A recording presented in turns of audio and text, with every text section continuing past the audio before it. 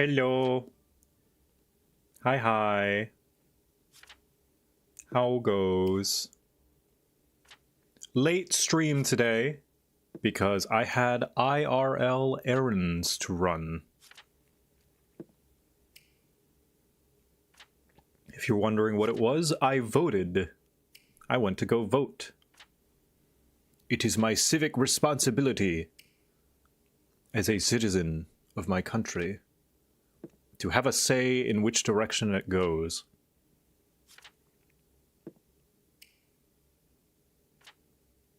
We'll be lurking because getting ready to go see Gundam Hathaway. Ooh. Hope you have fun.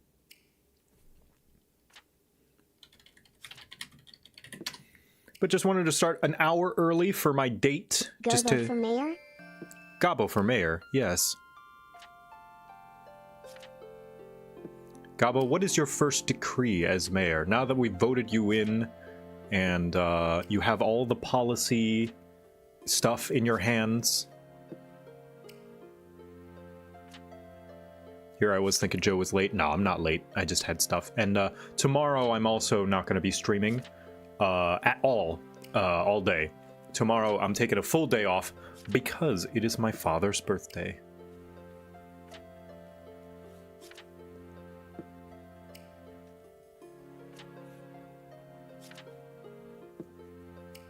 Half paying attention due to leveling Picto and also leveling Blue Mage. Have fun. Congrats to your father. Yeah.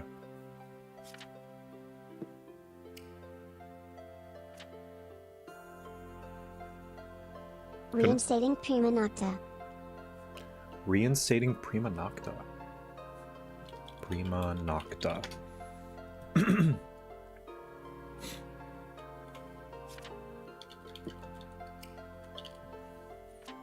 Legal right in medieval Europe to allow feudal lords to have sexual relations with any female subject, particularly on her wedding night.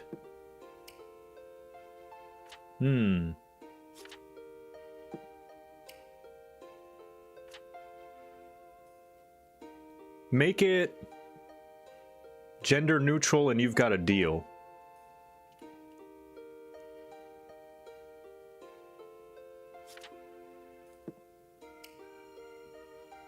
Sounds unconstitutional. Yes. Make it any man or woman, and you've got it. What about consent? Add consent. Which that just sounds like normal. I decree that all the cookies must be delivered to me. I think that's an easier policy to pass. That's just regular sex. That's true. Allow any lord to have sex with any consenting subject. So... normal. Reality. Yeah.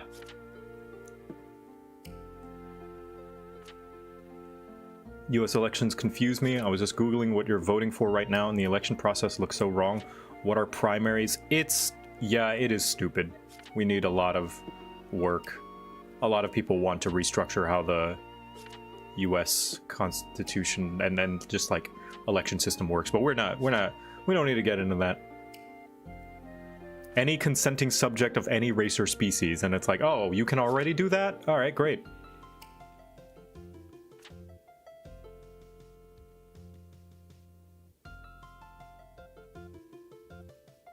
Any lord may have sex, but lord subject is a problematic power dynamic, so the Twitch chatters must vote on whether it's okay, king of the castle style.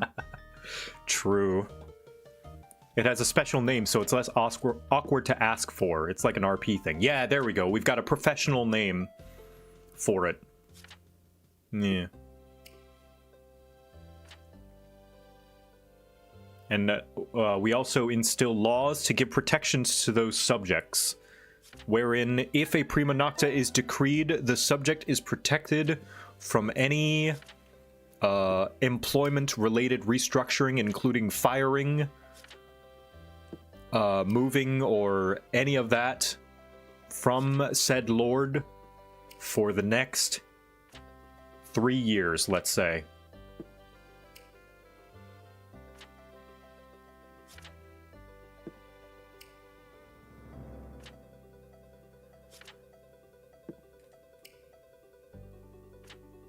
Something like that. The whole town gets to canonize their favorite lordship. Mm-hmm. As mayor, I decree that Shield be resurrected and not break the rules of a Nuzlocke. Sadly, no. No exceptions. That's what makes the Nuzlocke so potent. What if one is already a lord? I don't know. Actually, Hearthfield has no lordship. It has a true democracy. Everyone has a say at the table.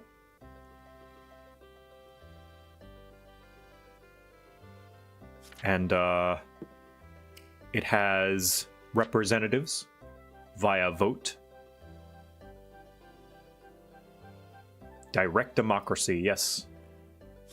In the town of Hearthfield, everyone has equal say. How do you organize meetings of that size? Representatives. People will vote for representatives that will bring concerns to the council and suggest potential laws and policies.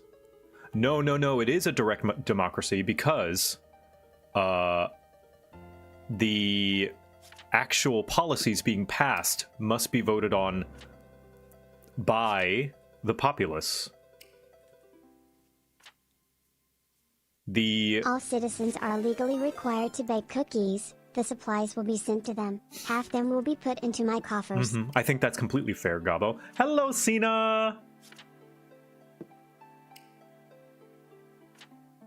Yes, we're deciding the the political system of Hearthfield, the fictional town in which my tavern takes place. We have representatives, but any policies and laws can only be passed by votes of the people. Representatives will bring their concerns to a council of representatives, but they have no more voting power than anybody else. Gobocracy. We shall call it a gobocracy. I like that.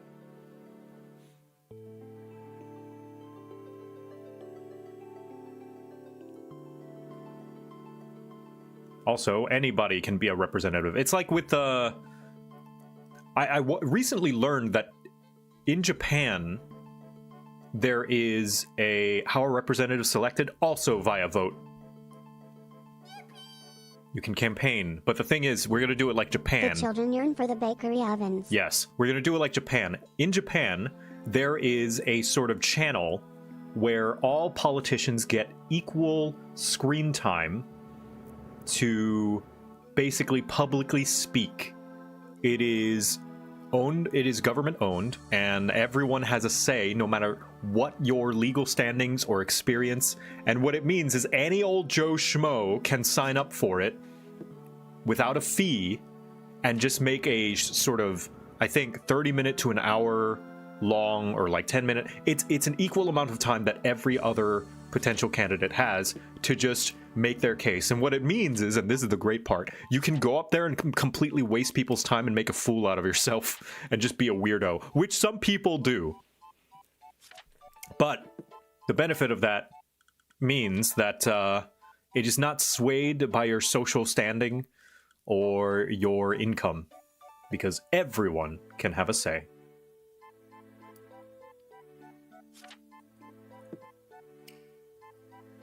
All representatives are paid in cookies, yes. Agreed. I like that. Cookies will be the direct currency.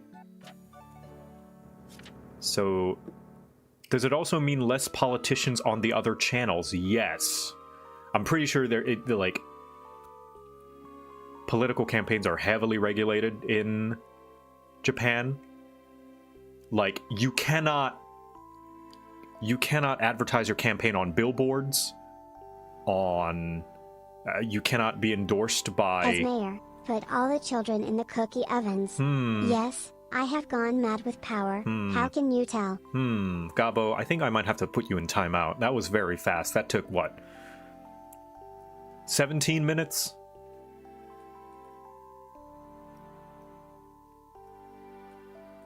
How long does voting take? I don't know. We don't need to get into the weeds. This is just broad stroke world building. Let's just say it works somehow. Unless we're making a story about the election of the Hearthfield laws. We don't need to worry about that. My god, Muffin, you are... She just ripped a fat one. Also, Cena, if you're still in here, I am currently installing the Play Online thing for Final Fantasy XI. Let me see. I believe it finished installing. So that Monday, I may begin my Final Fantasy XI journey. I've gotten the free trial. I didn't realize that recently in the last... Stinky pup. Gobo need fresh air. Yeah. Luckily the fan's on, so... Ooh! Certesian! That's 1 year! Congrats on your gold badge! Thank you for the long amount of support. Oh! Captain of the VOD Squad. Thank you for gifting a sub. Let's see. Program files. Square Enix. Nope, that's Final Fantasy XIV. Play Online. There we go. POL.exe. Let's see here. I might, since I've got about 30 minutes before my date, I might just do this. Like, while we're here. And... Whoa! Loud! Hold on! Whoa.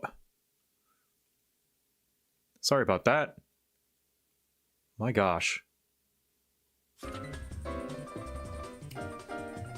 Let me show you guys what I'm dealing with. One sec.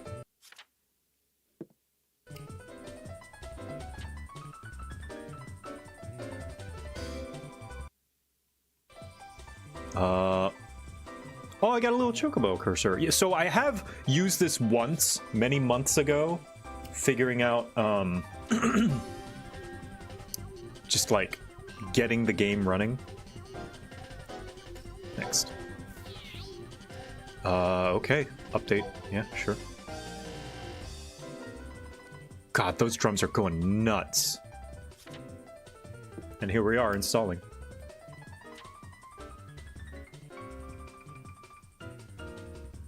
Final Fantasy XI, didn't know JoCat was going that far back in MMO history. That's not that far back. I think far and back. my father shall roll up the best and most dangerous creature in all of Vanadil. The Taru, yes. I think a far back MMO would be something like EverQuest, like 90s MMOs, which I'm not. I think this is probably the oldest one that I'm going to be playing during the Subathon. Which is going to, at some point, just like 14, have an expanded free trial with unlimited playtime, which is very exciting.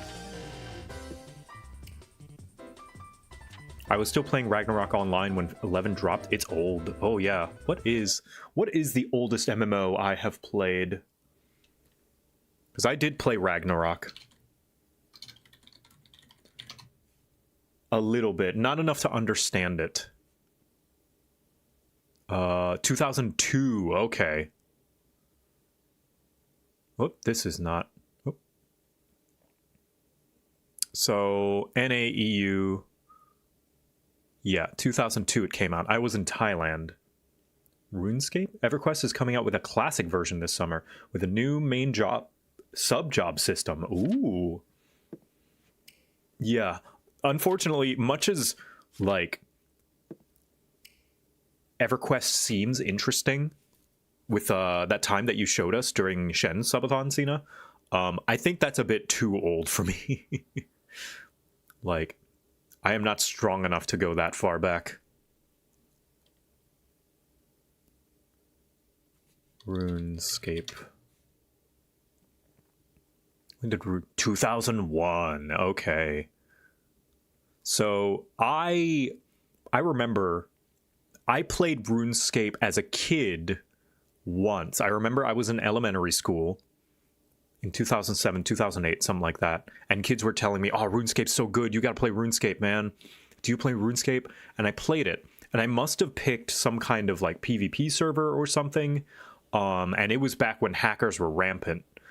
I didn't know that they were hackers, but I remember wandering out. I must have gone into some sort of PvP zone, wandering out, dying, losing all of my stuff.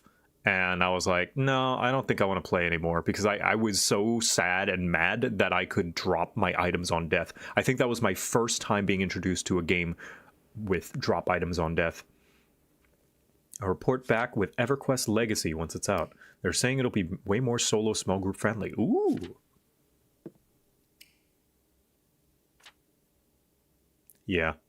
And that is the extent of RuneScape that I've played as a kid. I've recently played it a couple of times with Echo as an adult, but even then, I, just like Guild Wars, haven't sunk my teeth into it.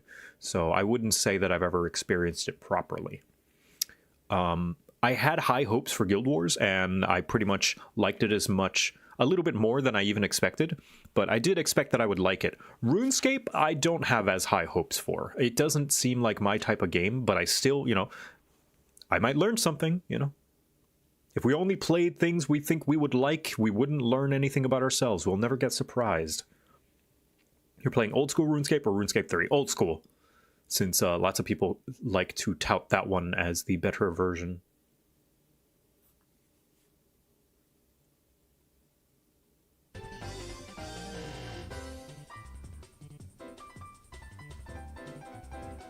The oldest MMO I've played was MapleStory, 2005. Now, MapleStory and Mabinogi, yeah. So MapleStory was my go-to game of choice. I think the highest I got when I was a kid was level 30 or 40. And then I just kind of either lost interest or got busy with school. Mabinogi I didn't get too far, but I do remember playing a little bit of it. Restart play online, all right. I do remember even back then thinking Mabinogi was kind of ugly, though. Fiesta Online was another one I played a lot of. For Play Online members, if you already have a Play On... I'm pretty sure this is just my Square Enix thing, right? Or do I need to also register for Play Online as a separate thing?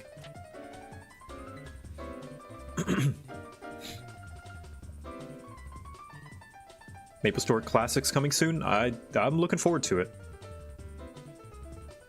You need to register. Okay.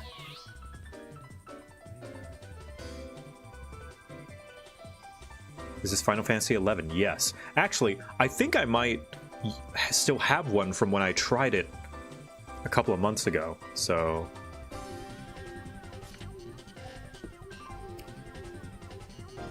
Even after they added Trickster, I couldn't get my parties. I played Archer in Fiesta. Are 11 servers still up? Square Enix still supporting that? Oh yeah. They're going to be expanding the free trial, in fact, as a matter of fact. Okay. Play Online members.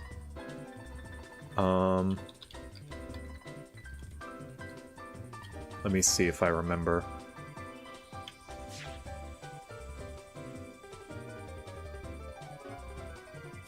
Okay.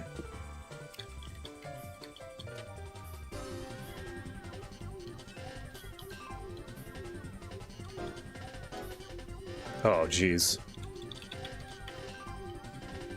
Okay. Register. Play Online ID entered contains invalid characters. Please use numbers in capital... Oh, capital letters only. Okay. JoCat, all caps.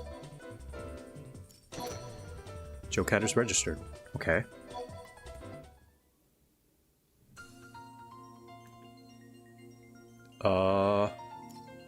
Join Play Online. Man, this is such an early 2000s ass menu and theme.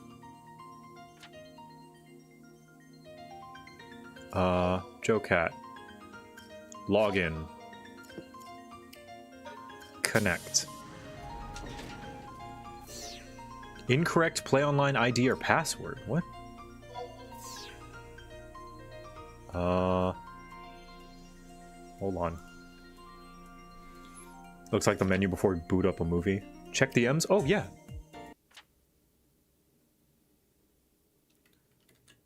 Yeah, if you would like to. If you would like to help me out, Cena. If you wouldn't mind. Sure.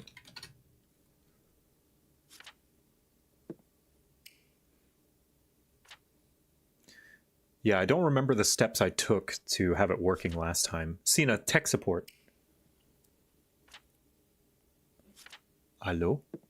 Oh, wait, hold on. Discord's being Discord. I need to change main speakers. Father, I wish for you to have a good day. Oh, thank you, Capo. Try now? Howdy. Howdy, okay. Are we good? Yes, we're good. Let me share my screen with you and hide my screen from chat. I was actually, this might be something we want to do off stream.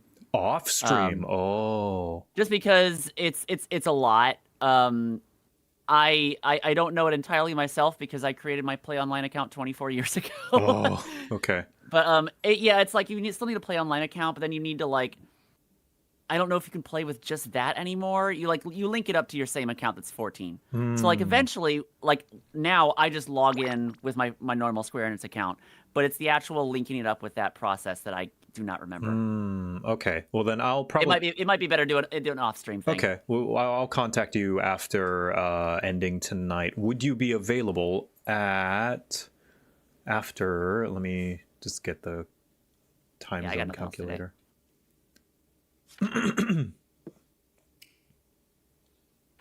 Would you be available after this time? Yeah. Awesome. Thank you, Sina. For sure. Yeah. All right. All right, bye. Bye. Mr. Happy has a guide. Yeah, but I suck at following guides. And I usually have questions sometimes that guides don't have answers to. Here's what happens. Here's chart time. Here's a chart time to give you an idea of what always happens to me when I look up a guide for something. I'm cursed. I swear I'm cursed. So, let's say I'm using like a program, like I'm learning Blender or something, right? And just any program, right? And I have these buttons. Let's say 6 buttons. And I'm trying to... This is a very abstract way of putting it.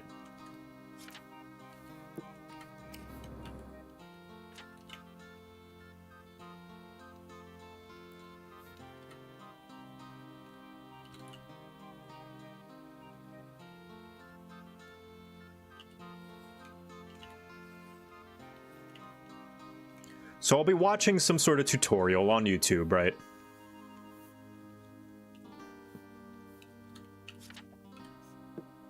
They'll have their tutorial. And then they'll be like, in order to do the thing that you want to do,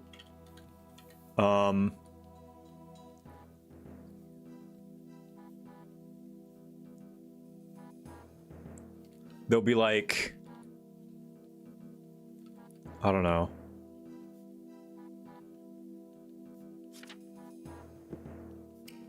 They'll be like, in order to progress and go to the next part, just hit the C button.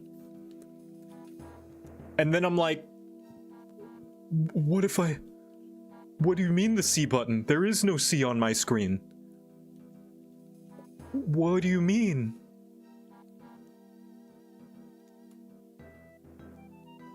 Huh? Every tutorial is like this. Whenever I look it up. I don't know why.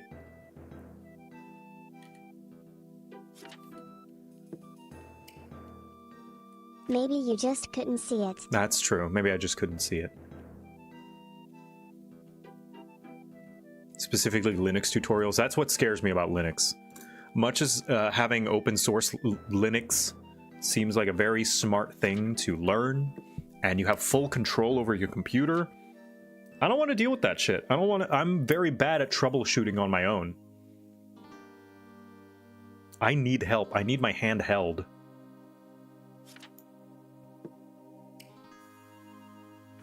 I need my hand held by a high-pitched voiced kid who's like 12, who made a tutorial with unregistered Hypercam 2. Or someone playing Linkin Park in the background and typing out the words in a Word document. That's what I need. Those always work. But those are a relic of the past now, sadly.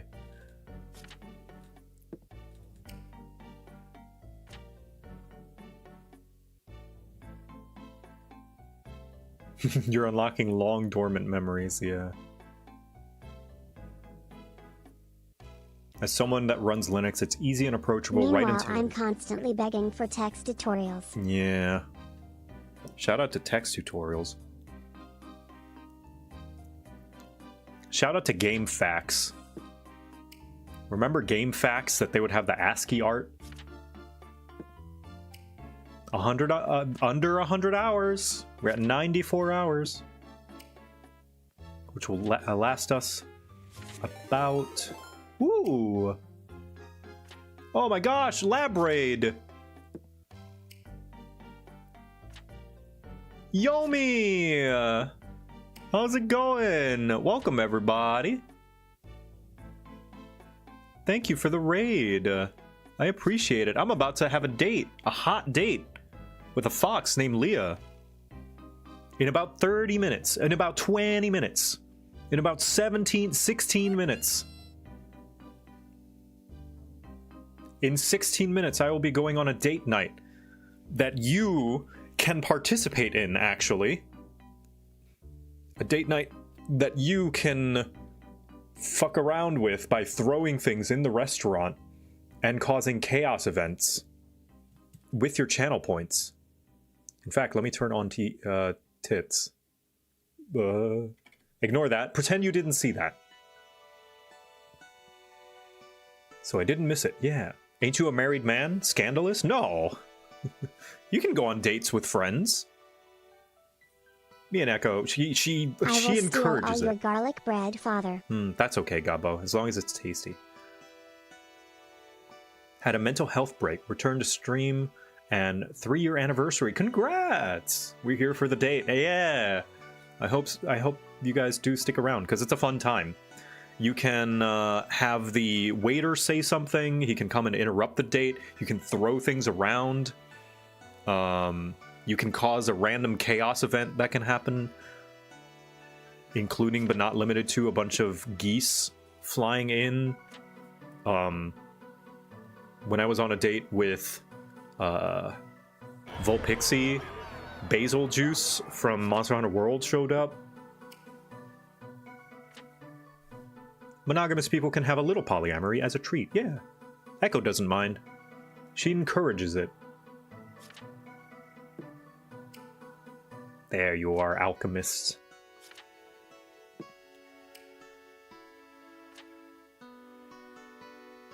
An anonymous person gifting a sub to Yomi. Thank you. Saw. Showtime you da. Okay, there's my Kamen Rider riff for the day. Henshin! Basil wood, not gonna lie, yeah. But yeah, you'll only know what is available if you stick around. We're just gonna be hanging out and chatting. I drew her, and I really do like the format because it's a lot of fun and it functions kind of like a podcast. And I'm thinking of continuing the format after the subathon's over, because I did it last subathon, and that was a lot of fun too. I had Frost Prime, I had Dan Floyd, I had just tons of cool people. Why I can't follow you? Because you're not strong enough. Skill issue. You're not strong enough to follow me, adventurer. My strongest streams are too strong for you.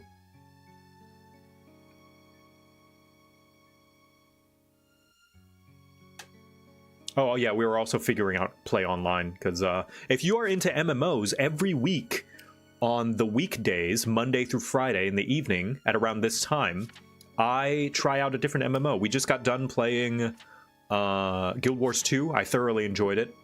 My main MMO of choice is Final Fantasy XIV, but I do have a lot of experience with other MMOs, just not playing them nearly as much as 14.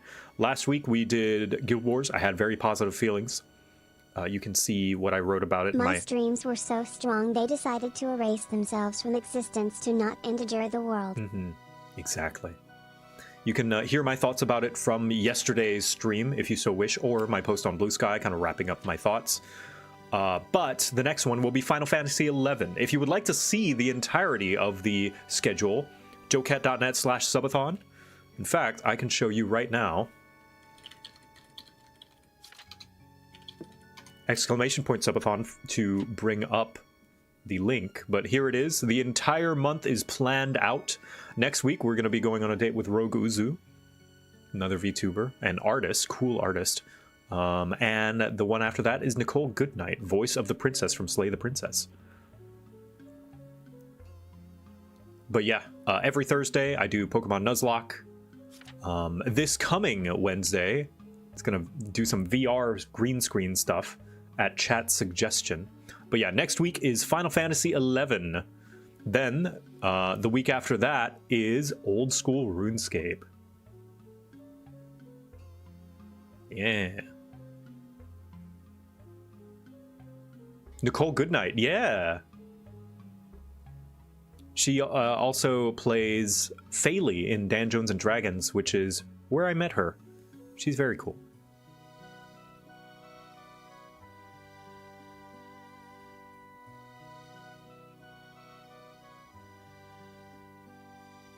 My MMOs of choice are 14. I'll probably sneak back into it when I get a new computer. I'll get back into Star Trek Online. Ooh.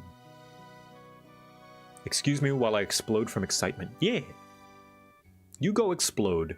But make sure to come back as well, so that you can be a part of the date night.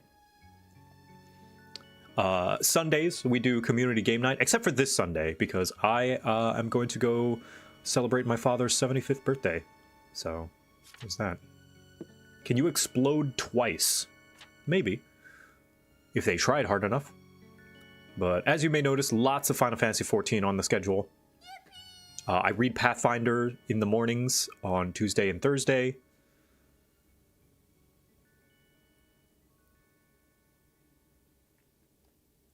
As I've been learning a lot of Pathfinder 2nd Edition as a D&D player. And it's very exciting, and I want to run and play. I want to play in more games, and I want to run a game.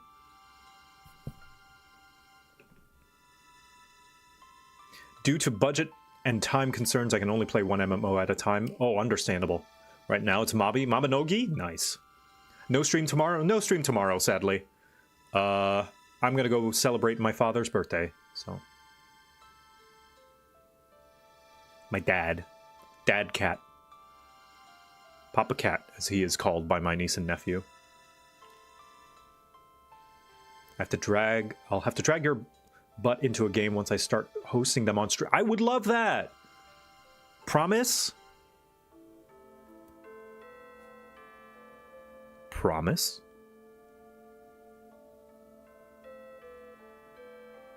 Once my VIP status in Mobby's expired, I'll play 14 again. Yeah, it's free! Free trial! Up to level 80. Forever DM here. Well, now I feel like I want to run you a game I wouldn't say I'm a forever DM. I would say I'm one of the rare 50-50s. I play just as many games as I run, I think. Which isn't necessarily many, but yeah.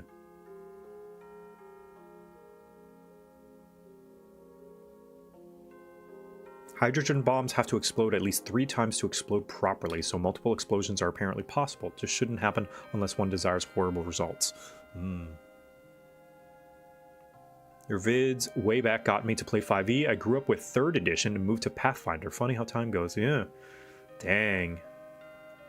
Yeah, 5e is nice. It's simple. It's casual. It has its problems, It but would I'm... seem Mr. Doc Watson has done more math about Gobo plushie orders. We have about 13 more streams worth of money inside of the newer pre-orders currently. Well, that's about pretty much the rest of the month.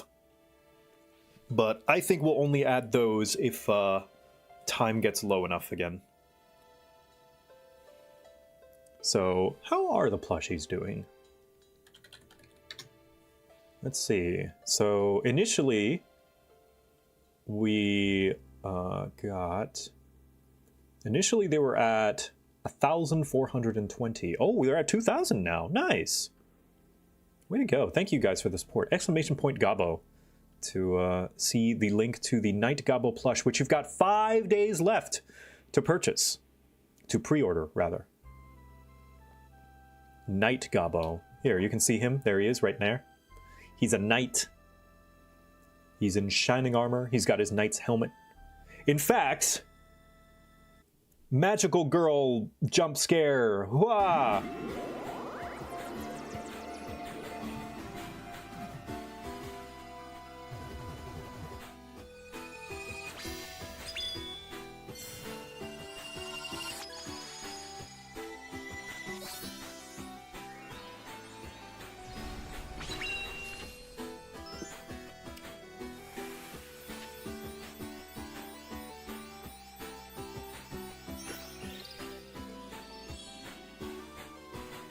Henshin.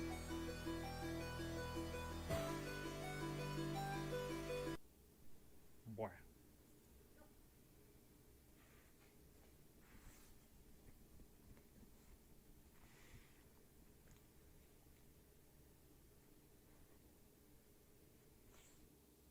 But yeah, that's the Night Gobbo plush. You've got 5 days. Well, kind of like 6 days, but five and some hours, days left to pre-order. And I do believe they are going to be doing a sort of, what's it called? Stretch goals, where if Gobbos reach a certain amount, you also get free stickers with it. So tell your friends, tell your family, tell your mom, tell your dog, tell your neighbor. What's the code to get that link? Exclamation point Gobbo.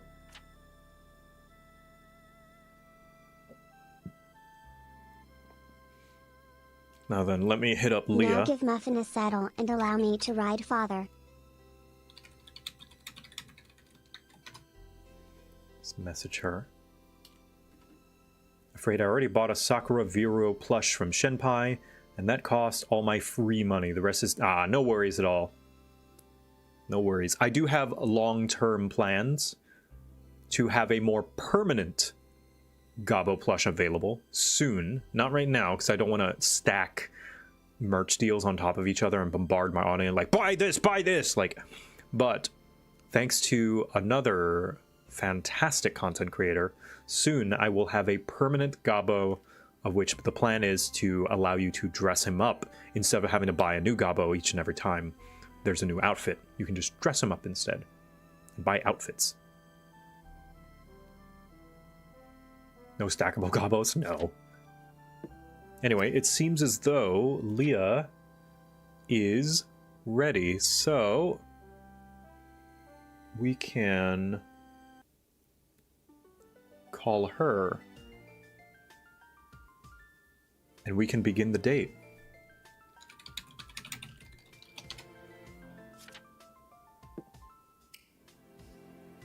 Would the outfits be compatible with the older plushies? Unfortunately not. No, this would be a new plushie. Okay, well, let us begin the date, shall we? Let me first get things ready. And viewer rewards, streamer tools. Gobbo's gonna go play around.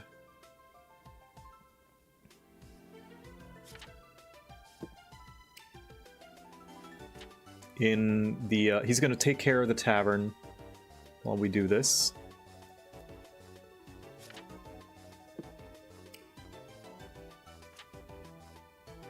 now I'm gonna call in Leah.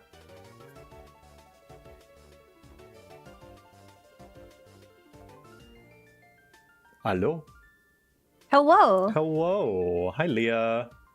Hi, how are you? I'm doing good. One sec. Let me just get the restaurant all set and ready for you. I'm sharing my Ooh. screen so you can also see Yes. what's going on. There we go. You can see, yeah? Yes, I can see. Okay, awesome. Just got here just in time for the date night. Yeah. Hell yeah. So, and here we open up. Ooh. The monster box on the... Oh, that's wonderful. Yeah, I would imagine that if you're people who like Monster really like Monster and go through so True. many that it's only... Oh, God. Okay. Ouch. Someone called Doc Watson said to say something Yorkshire bread something. Mm-hmm. Okay, it's Yorkshire pudding, not Yorkshire bread, but go off. Mm-hmm. Right. Yes, no, I do enjoy Monster. I have, I think, a 24 case downstairs, so yeah, it checks out. Amazing. How are you not, like, goop now? I feel like drinking that much Monster would destroy you and turn you into Well, like a ooze after a while. Okay, first of all, how do you know that I'm not? That's a fair point. Go on. All right. I am not, however. No, I okay. space it out a lot because drinking too much energy drink in such a short time is unhealthy for you, chat. Looking at you. But yes, those of you in the audience, or rather in the restaurant, who are unfamiliar with this format, this is a date night where I bring a date on and we just chat about bullshit for like 2 hours, and that there are other patrons in the tavern who certainly should not spend their channel points to throw things around at all or disrupt our wonderful, peaceful date. Nor should you spend them on the waiter coming to interrupt our date, nor the random chaos events that can happen. Chat would never. No. They're trustworthy. Definitely trustworthy. But yeah, how's your day been? Actually, pretty good. I woke up kind of late. I went to bed really late last night because I was up crafting in Final Fantasy, as you do. And yeah, my friends have been doing some raids as well. And yeah, nothing too special. I was also writing some scripts for like shorts and long forms and kind of just trying to finally get that done because I keep putting it off like I shouldn't. But yeah, what about your day? You mentioned that you went to go do some fun stuff. Yeah, I went to go vote, so that's fun. And Yeah, you know, there was politics. locals in the UK as well. Yeah. Yeah.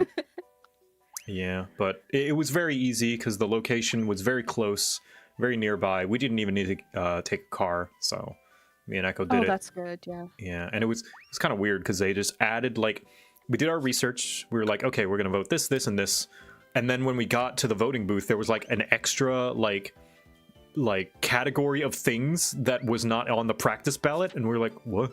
Who are these Oh my people? God. And I just kind of quickly looked them up and was like, okay, what's the rundown on their policies and stuff? Okay, sure. But yeah, it wasn't too stressful otherwise, and it's a nice day outside, nice and sunny. Yeah, that's good. Unfortunately, over here it was raining as per usual, and I don't think we've seen the sun for longer than maybe a couple of hours at a time. So Yeah, understandable. Oh, I did man. get some new garden furniture though, which is very nice. So once it eventually is sunny, then we'll be able to go out in it for a couple of minutes for as long as the sun may, survive. Yeah, man. I just finished playing. I will just immediately move to a completely different topic. You were Oh talking no, about, you're fine. Don't worry. Go You were ahead. talking about 14, and I didn't think that playing another MMO would make me miss 14 so much. I'm like, oh man, now I just want to log into 14. Not that I didn't enjoy my time with Guild Wars 2, but I just finished playing Guild Wars 2 for the Subathon anyway. I'm definitely going to play more after it's over.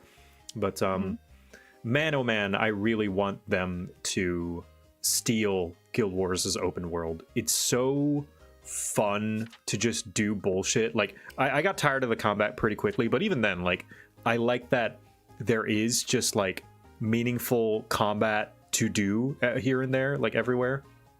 That That's so true. Yeah, a friend of mine got me into Guild Wars 2 a while ago. Like, I don't play now. It wasn't one of those things that I could get into. It was too, for me, it was too grindy. I like kind of like, I do Yeah. like my monotony, but it was just like I constantly needed to do things that I just didn't enjoy doing, and I couldn't.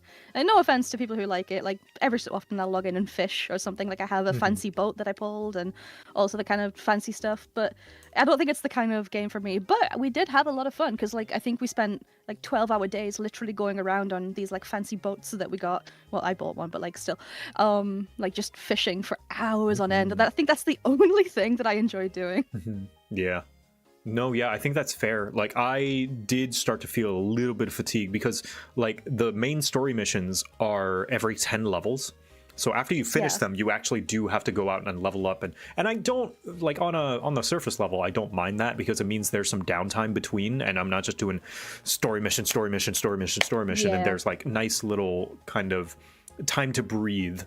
But that said, it did start to feel like a bit of a slog after a while because the combat, although fun, it's like, you know, you have about a dozen buttons, which is not many for an MMO, so it just kind of felt like it's just monotonous after a little while. Honestly, as someone that plays White Mage, I couldn't imagine only having to press one button during combat. Glad. Yeah. Maybe the odd cure too every now and then. And also something that I realized was like the heart quests are very very samey. It's like, okay, there's a bunch of different heart quests and you can just do them however you want, but it's all like either gather or pick up a tool and use it or kill enemies or talk to these guys. It's like it's all the same kind of 3 or 4 things that you can choose to do. And it's nice that it's that flexibility of like complete them however you want, but they're all, again, very samey. It's really hard, I think, with MMOs because they've got the overlap of different kind of player types, and it's really hard, I think, to make quests that are both engaging while not being too kind of mentally complicated for like your average player. Because most of us will, like me, you, probably some other people in chat, probably do enjoy quests that kind of need. Like we need to use our brains, or we need to kind of be relatively skilled with the game. But the majority of players, like I've done community management in MMOs, and the majority of people that I would interact with were you kind of, and I say this in the nicest possible way, the common denominator kind of thing, where they just want to log in and just press buttons and don't really want to think about kind of how they're doing things, why they're doing things. So I think it's really hard to make quests that are both engaging while being kind of simple enough that anyone can do them. Yeah. And of course, the ever common thing that people say is like an MMO does have to have mass appeal if it wants to survive. I have my own personal gripes with that notion, with that idea, but like, whatever. We live in a capitalism, and unfortunately, that is true. We do live in a capitalism. For some cases, I do think there is merit in making any game, MMO or not, that is just what the creator wanted to make and isn't made to mass appeal. You know, I think there's value in that. I think you talked a while ago about like remakes and stuff, about how it's so frustrating now that remakes are usually of games that already had succeeded, and it's just they're remaking it to get money again. But what we really should be having remakes of is things that just didn't reach their potential, whether it's due to like engine limitations, knowledge limitations, or skill limitations at the time. Like I think they're making a new Aragon movie, I think. I could be wrong about that. Like that tanked way back in the day. I remember that. Yeah. Oh god, I'm old. But I think they're making a new one, and that's really cool because because it tanked, it's good that nowadays maybe there's more technology that can make it look better, or just it might have more appeal. And then similarly for games that have tanked or just haven't done well, like it would be cool to see those remade instead of remaking freaking Final Fantasy, whichever one was the most popular one for like the 10th time. Yeah. And it is unfortunate. Like, it was actually Max that went on this big rant, and I just mostly agreed with her because she is correct. Like, it is sad. It would be nice if we lived in a world where artistry was king, and we wanted to elevate art. But of course, living in a capitalism, trying to elevate art doesn't always pay the bills. And it doesn't make money. It doesn't guarantee making money. It's a big risk. So you don't often get a sign off on that unless you are, I don't know, already rich and born into a rich family, a la the CEO of Leica being the heir to the Nike Corporation. Oh my god. Yeah. Yeah, if you already have like a safety net upon safety net upon safety net, then you can kind of just make whatever you want without fear of, if it doesn't do well, then I will no longer be able to eat kind of thing. Yeah. But yeah, unfortunately, we do live in a capitalism. Yeah. Man, I would love to see if that same, like, what a Leica style game studio could do. Well, actually, we do. It's Valve, and it's Deadlock. True. What's Leica? Leica are the stop-motion animation film studio that made the likes of Coraline, Kubo and the Two Strings, The Missing Link, Box Trolls, all those fantastic stop-motion films. That's Leica. Yeah. Man, we need to have, like, rich patrons of the arts again. You know what? I miss like back when it was kind of like rich people would open up like stages, operas, or like just general public buildings just because it would have their name on it, and now instead we have gestures broadly. Yes, waiter. What will the lady be having? We pride ourselves on our fine selection of specialty menus to fit any dietary restrictions our patrons might have. Would you care for a vegetarian soup? It has kidney beans, fish tacos for the refined pescatarian, roasted mushrooms lightly sprinkled with black volcano salt. It's locally sourced. We even offer weight. Well, he was going to say water, but I guess he just ran out of room. But they also I saw offer that, yeah. weight. We also offer weight. You know what? I think I'm fine on that one. I'll have a huge buttery steak and some fruit cider. Nice. Always like a woman who likes a good steak. I'm the meat eater in my house. Echo and Kate, they like it. I'll cook like some yakitori or like some stir fry, and they'll have it. But like, I'm the one mostly finishing up the meat dishes. That's very fair. No, I love making just like all kinds of like meat-based food. I used to be really picky when I was younger. Kind of like the typical like only eating beige food type thing. Yes.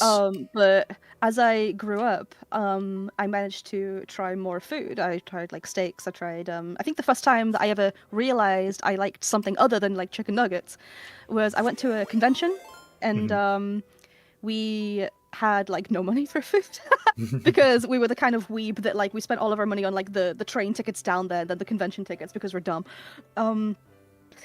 So the only thing we could afford was a Greg's steak bake. So I bought that, and I was like humming and hawing, be like, oh, I don't want to try this way. It's not my safe food. And then I ate it, and I was like, actually, you know what? This is incredible. Also, hello, So now hello, it's my Blue. favorite. Thank you for the raid. Welcome, everybody. Welcome in. Yeah, like Greg's mentioned. Yeah. sometimes you just need to find the right way of prepping the food that you thought you didn't like. Like for me, I think I saw a viral clip of a woman eating salad while sniffing chocolate, and I was like, is that how you do it? And everyone's like, no, just season it. I was like, oh, I never considered that, because I'm also very picky. Like as a kid, I would also only eat beige foods.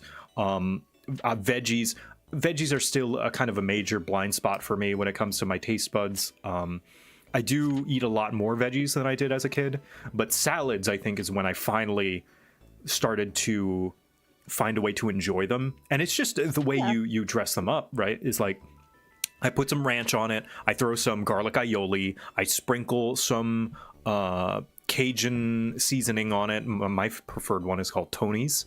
I throw in maybe some bacon bits, lots of bacon bits, and like, Oh God, yeah. it doesn't make it any less healthy. It just adds flavor, because like seasoning can't make you unhealthy. Seasoning can't make you fat. Seasoning can't, but it adds flavor, and that's all you really need. It can maybe give you a little bit more extra cholesterol, but you know. I didn't use any kind of flavorings in any of the food. Like I didn't really make a whole lot of food to begin with, but like my main thing was like salt, and that was kind of it. I was like your typical like not eating a whole lot of seasoned stuff, like British person, you know. And then I think one day I don't know what I was watching. I was watching some kind of some anime, and they had these like chicken skewers that looked really nice. I don't remember what anime it was, but and I was like, you know what, that looks really nice. I'm gonna try and make it. So I made some chicken, and I was like, so they use a bunch of seasoning. I have no idea what any of these are, but these look similar to it. So I put a bunch of, I think it was like paprika, and like cumin and that kind of thing, and I tasted it and I was like, oh my god, I've been missing out my entire life. What? Oh my god. Who's been hiding these from me? No, The first time that I actually tried any food that wasn't your typical, apart from the Greg's thing, was actually another convention-related one. I was volunteering at Insomnia Gaming Festival, which is like a LAN festival in Birmingham. And we stayed at this hotel, and unfortunately the stay was fucking awful. And to make up for the awful time that we had, the owners offered to bring us like complimentary food and that kind of thing. And I didn't realize at the time that the owners, the people that owned the restaurant, were Indian, and they brought us up like all this kind of Indian food. And I, being, you know, the typical like only ever eating chicken nuggets kind of person, I was like, oh god, I'm probably not going to eat any of this. My friend who was with me at the time, he like pushed this little plate of lamb Rogan Josh towards me, and he's like, look, just one teeny tiny piece, I'm begging you, just teeny. I'm like, okay, fine, one teeny tiny piece, and then you never get to do this to me ever again. So I take a teeny tiny piece, and then suddenly the entire plate was empty. Nice. It was so nice. What's it called again? Lamb Rogan Josh. Oh god. And everyone in the restaurant's dead. Great, maybe we'll get some peace and quiet now. Yeah, exactly. Oh my god, this looks timing was incredible. delicious. Right? Oh, It's so good. look at that sauce. Wow. Yeah. It has such like a flavor that it's not too strong either. It's like it's very nice for like your typical only ever tried beige food kind of person. So so good. Yeah. I guess maybe I misunderstood. I wasn't so far as I would only eat beige food, but like anything that was brown and meaty, I was like, yep, that's for me. But anything like green, pretty much. I think the only greens I used to eat were cilantro, funnily enough, also in lamb Rogan Josh. But nothing else. But now I like green onion, I like spinach, I like lettuce, I like celery, and it's all thanks to just, I think, college. Just growing up alone in college and having to feed myself, I couldn't be as picky, and That's so true. Yeah. And also realizing that I could dress up my veggies. I didn't have to eat them dry and raw and just by themselves. I could throw some sauce on them, like Zaxby's. I fucking love Zaxby's. It's my favorite chicken place. Yeah. And just dipping celery in wimpy sauce is fucking delicious. I think one of the great ways that like people that are picky eaters as children kind of get over that, for lack of a better phrase, is the kind of the liberation that comes with living on your own. Because you're no longer like, my mum was like a huge kind of, there's children starving, so you have to eat all of your food kind of person.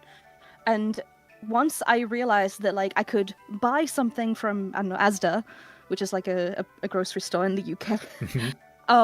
Once I could buy something that looked interesting from Asda, try it, and I'd be like, you know what, I don't like this, and I could throw it away and make something else, and there was no one over my shoulder telling me how of a terrible person I am. And that's what really made me want to, or made me feel more comfortable in trying things, because then it's like, I make my own decision. I am the, I'm the master of my own decisions, and now I can try all of this stuff. Exactly, it was so nice, and now I try all kinds of things, and if I don't like it, I give it to my roommate. Yeah, exactly. Yes. Yeah. I have definitely put on a few more pounds now, which is good for me because I was underweight, and but now I have a different kind of body dysmorphia. Wee! But oh god, I just need to get out more and like exercise. I need to start putting together an exercise routine. Yeah, I've been lifting a lot more as well, because like similar, Nice. I also need to, I want to lose a little bit of weight, but I have a problem with my feet that makes it hard for me to walk around a lot. So sometimes my mum breaks out the wheelchair, sometimes not. But I've been like doing kind of walking with my treadmill a lot more. I've been lifting a lot more and taking my husky out for the times that he walks me, because he's a husky. So it's been way better, and I've got like some nice insoles that help my feet not hurt too much. So. Yeah, I should get some of those like gel Yes. fill-ins for like shoes and stuff. Yeah. Really should. They're very helpful. I need to get some different ones though. The ones I've got, they have like arch support, but they're too far forward, so it just hurts. Oh no. It's really annoying. And my feet are teeny, so. Do y'all have those things where like you can put your feet on like a scale and it'll like scan your feet and give you the perfect shape, like inserts? Yeah, we have those. We go to like I don't know if they're still open, but there's a shoe store called like Clark's in the UK. I don't know if it's in but yeah, they have like this whole like bunch of machines in the corner where you can they'll do the scan, or they'll make the insoles there and then and things like that too. It's so good. Nice. Wow. Shoes are one of those things. Like, growing up is so weird. I'm getting excited. Like, I get excited for weird things that I never would get excited for as a kid. Like, Right? One day I want to go to a proper, like, what are they called? Are they called cobblers? Like, just a person I think so. who makes shoes. I want like properly fitted shoes for myself. Like, someday. Just Right? like I want that to be like my a birthday gift to myself. Just go to someone, a shoemaker, and just get fitted shoes. So I don't think my feet are gonna change size much more for the next maybe decade. So Yeah. yeah. I'm like that, where like the things that you would get excited about when you're a kid are just so different to now. Like I got a new ladle. Oh Because, hell like, yeah! you kept using like a small spoon thing to like scoop our food up into a plate, Mhm. and now that we got a ladle, we're like, oh my god, this is a game changer. Mhm. We're so excited about a freaking ladle. Yeah. Sorry about the delay, some skeletons killed our chefs. Oh shit! We are currently trying to get some new ones. I thought they only killed the restaurant goers. I didn't know they killed the chefs too. Dang. Oh man, that explains so much. That's why our food's taking forever to get here. Conversations only had over the age of 30. I've been having this God! conversation since I was 25. Like, once I reached 25, I think, again, because I was living alone, I kind of learned the things that you need as an adult that come Yeah. with, like, excitement, like new underwear. New God, underwear is yeah. like, oh, nice, this one doesn't have holes in it, and it's not a weird color from, like, years of sweat Wearing stains. it, and yeah. Incidentally, Salel the Bot is the friend I told you about that does Neverwinter roleplay stuff. Very Ooh. interesting to watch whenever I get a chance. Hmm. But yeah, no, I love like even getting new clothes and stuff. I love just kind of either going to various like clothes shops and like finding cool T-shirts. Like I got a Kakigurui T-shirt a while ago, and it was just like the best thing since sliced bread. Mhm. It's so weird the things I get excited about now. Like, I still get excited about some childish things too, like games coming out and Yeah. or like receiving Pokemon cards and things like that. But yeah, it's mostly adult related stuff. Oh, for like I sure. got some garden furniture and I was like, oh my god, this is incredible. Yes. Yeah, new furniture is always nice. I'm excited to once the subathon's over, spending some of the subathon money on getting a new shelf. You guys are helping me fund my office. Thank you. Let's go! Because those who have seen me showing off Muffin and my office may see that there's a lot of things on the floor. I can still walk around, but at the edges of it, it's quite a mess, and that's because I've run out of shelf space to put things. So another shelf would be nice. Yeah, it's like I need to get some shelves in my room. Like I've got these like standing cabinets that I've got like all my plushies and everything on, but like yeah, I need to get some shelves as well. I have way too much stuff. Yeah. Yeah, growing up's weird because you do, like, as a kid, you appreciate the small things, and then as a teenager and young adult, you kind of grow a little bit jaded, and then you circle back around to liking the small things again, and it's like, oh, little small joys in life, because life is a Absolutely, struggle, yeah, life like- is hard. It is, yeah. Like I spent a lot of like my kind of early moving out life. I didn't really have like a lot of stuff. Unfortunately, cost of living. I had to, whenever I got like fancy things for my birthday, like I got like 3DS or Game Boys and games and fancy things, I usually had to sell it like a couple of weeks later to kind of pay for rent and food and that kind of thing, because that's how life be sometimes. But now that I'm earning a wage and I'm able to like buy all this fancy stuff, then like I just like I go all out. I've got like all these plushies. I have all these physical collector's editions and like statues from the anime that I like and also the kind of stuff, and I'm just Yeah. so many things now. Yeah. I'm glad that thanks again to my audience, I am pretty well off. All my needs are met. All my needs are taken care of, which means that like I don't really want for much. Like Echo can tell you all about how like I rarely ever buy myself things, but that's just because I don't want many things. Like I'll buy a game here and there, but even then, like if I wanted to, I could purchase all the games on my wish list on Steam. I just don't want them. I'm just like, they're just kind of there. Like the wish list is more like my backlog than an actual wish list.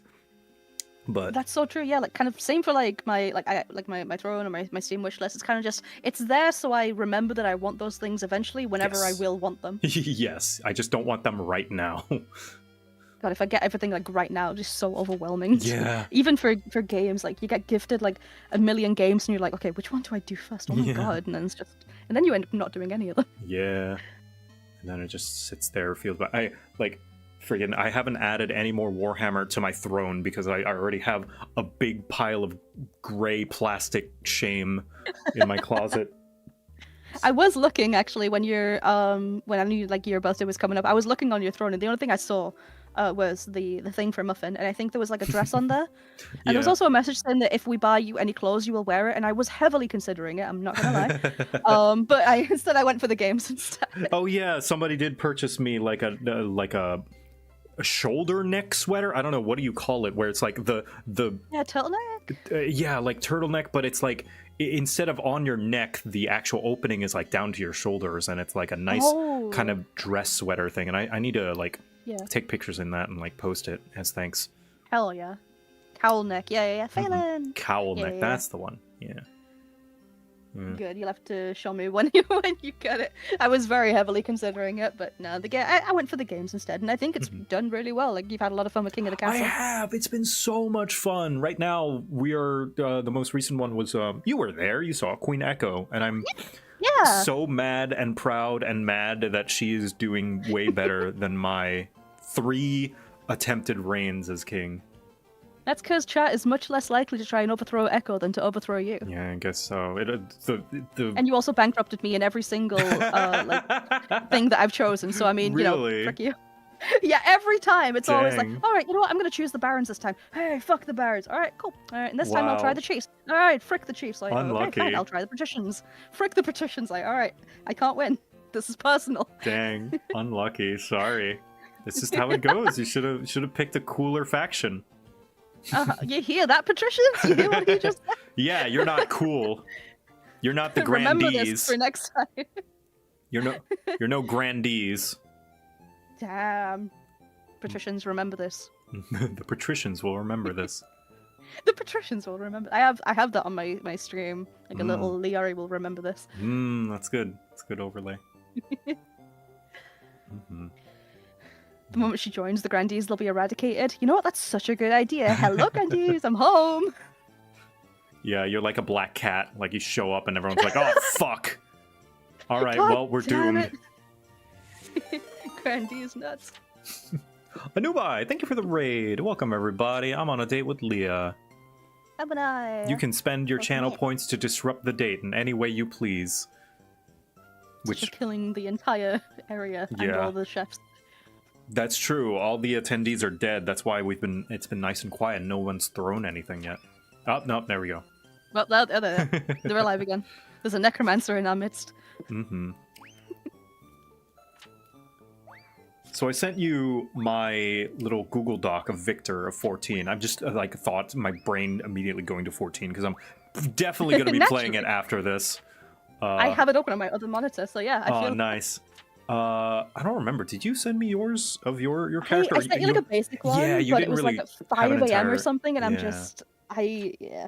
I really want to redo it, I think, because like my girl, I love the idea of her being like kind of, she has thrown away the place that she came from, because I think the initial idea that I had was that she was like one of many like children, and because she was one of many, they couldn't really pay enough attention to her, and she was just like, you know what, if I just left, they wouldn't even notice, and notice they did not. Oh yeah. So she didn't really have anywhere else to go, so she hung around in kind of the woods of the woods of Gridania, that I definitely know the name of. The Shroud, that was it. And she likes being depended on. Yeah, exactly. She likes being depended on. She likes kind of being the savior, but is also like, she doesn't enjoy kind of being called the savior. It's more like she kind of enjoys the saving people and then just disappearing. And because like having attention is such a foreign concept to her that she has no idea how to handle it. So she just chooses not to, quite simply. Understandable. And the idea that I had is that because she's been living in the Shroud for so long, she like hunted beasts for clothing, which is why she wears the little wolf head, like the wolf, what do you call it, thingy. Yeah. I like and yeah, and then that's roughly as far as I've gotten. No, that's fine. Yeah, that's. I'm still figuring it out. No, for sure. That's all fine. Like, sometimes it takes you a little while to figure out. I do like that it's kind of funny that all the people so far who have shared, like, their character info and stuff with me are all cat girls. And I like the idea that Victor is now just collecting, like, sure, he has Polly as his sister, but he's just collecting a bunch of other sisters from the Shroud. Because, like, there's you, there's Akobi's character, who is also a cat girl, who's a bit more shy, and there's also Vol's character, who's also from the Shroud, and I might, you know, seeing as they're both from the Shroud, they may have known each other before they went out and did adventuring. So I need to figure that out. Yeah, I've got 4. I have exchanged my backstory with 4 cat girls in the past week. So My God, look at you. you'll be hearing the Google Doc on me soon. Yep. We're all getting together and writing it, but unfortunately, because we're all from the Shroud and we were all like feral, we don't know how to write. So it's like we're trying our best here. Yeah. It's just a picture of, it's a crudely drawn picture of JoCat, kind of in some like crayon-looking sap kind of thing, and it's just like an Angie face because that's all we know how to do. Yeah. Oh man, I don't understand. Not to be like high horse and stuff. Oh, Cyberfroggo, thank you for the raid. Welcome everybody. I'm having a date. I mean, hello waiter. Cough, cough, I'm okay. Shoulder notwithstanding, I'm okay. Though I apologize, your steak is up. Now Swiss cheese and covered in lead. Okay, well, at least we can suck the cheese off of the lead, I guess. Also, somebody just accepted a quest. I hope you have a best of luck on that quest. Good luck with your quest. A catboy with more Also, riz. I feel like it meant that... Oh, go ahead. No. I was just reading what chat was saying. Oh, I was going to say, I'm pretty sure that the steak has now got just millions of holes in it, as opposed to having cheese on it. But... Hey, maybe that'll tenderize it. Maybe that'll make it easier to chew. You're so right. Yeah. So right. True. Somebody said a catboy with more riz than the Noons. Yeah, but it's all like platonic. They're like, it's like a bunch of, well, firstly, like one of them is his twin sister. The other ones, I don't know. That depends on them, on how they want to write that. But I have written Victor as, it's always funny to write, as he is like attractive in universe, but he doesn't know it, and he's super dumb and stupid. Why are all these women throwing themselves at me? Yeah, no, he doesn't. Not even that far. It's like, oh, these people are nice, huh? Everyone's so nice to me. Oh no. Yeah. He's dumb. I wrote like a little at the bottom of my Google Doc that I've shared with some people, and I might share publicly soon at some point once I'm feeling comfortable about the outline of it. I have it where when he was in Fano in Shadowbringers, the Vieira, or the first call them Vis village, everyone they were very flirty with him and trying to kind of innuendo and like just flirt with him. Basically, he was like, wow, everyone's really nice, huh? And then he leaves having no clue that any of them were like coming on to him. And his sister is very frustrated and annoyed at that. She's, to quote Kate, quoting Pollyanna, "You didn't just fumble the bag, you fumbled the whole grocery store." So The Vieira like kind of going back to their friends, like, hey, so did you manage to mate with him? Like, and they're just pinching the bridge of their nose, like, no, he's stupid.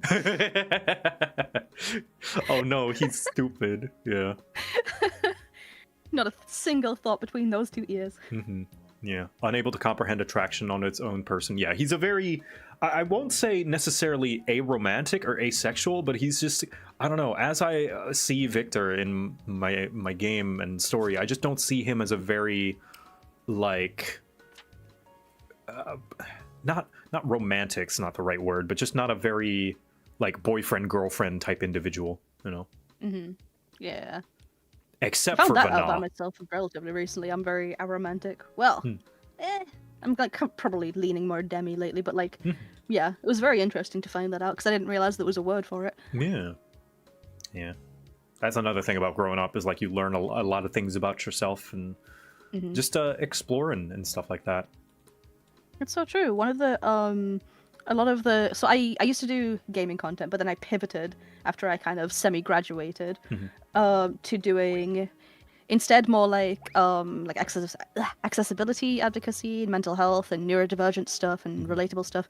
And one of the things that, like, one of the more common comments that I used to get on a lot of my shorts was because I do a lot of ADHD related videos, and I talked about things like executive dysfunction and what that means and what that feels like and what that looks like. Yeah. And a lot of the comments that I would get were about people who felt these kinds of things, who had experienced these kind of things, but they had no idea what it was called, and they were like, "Oh my god, thank you, there's a word for it." Yeah. And I'm just like, "Oh, that's so sad that there's like these things that people go through, or these feelings that people have, but they don't know that there's like words for it." And yeah, education is very important. Yeah, like my family especially, you know, they're boomers, so like quite literally boomers. And like they are, I feel as though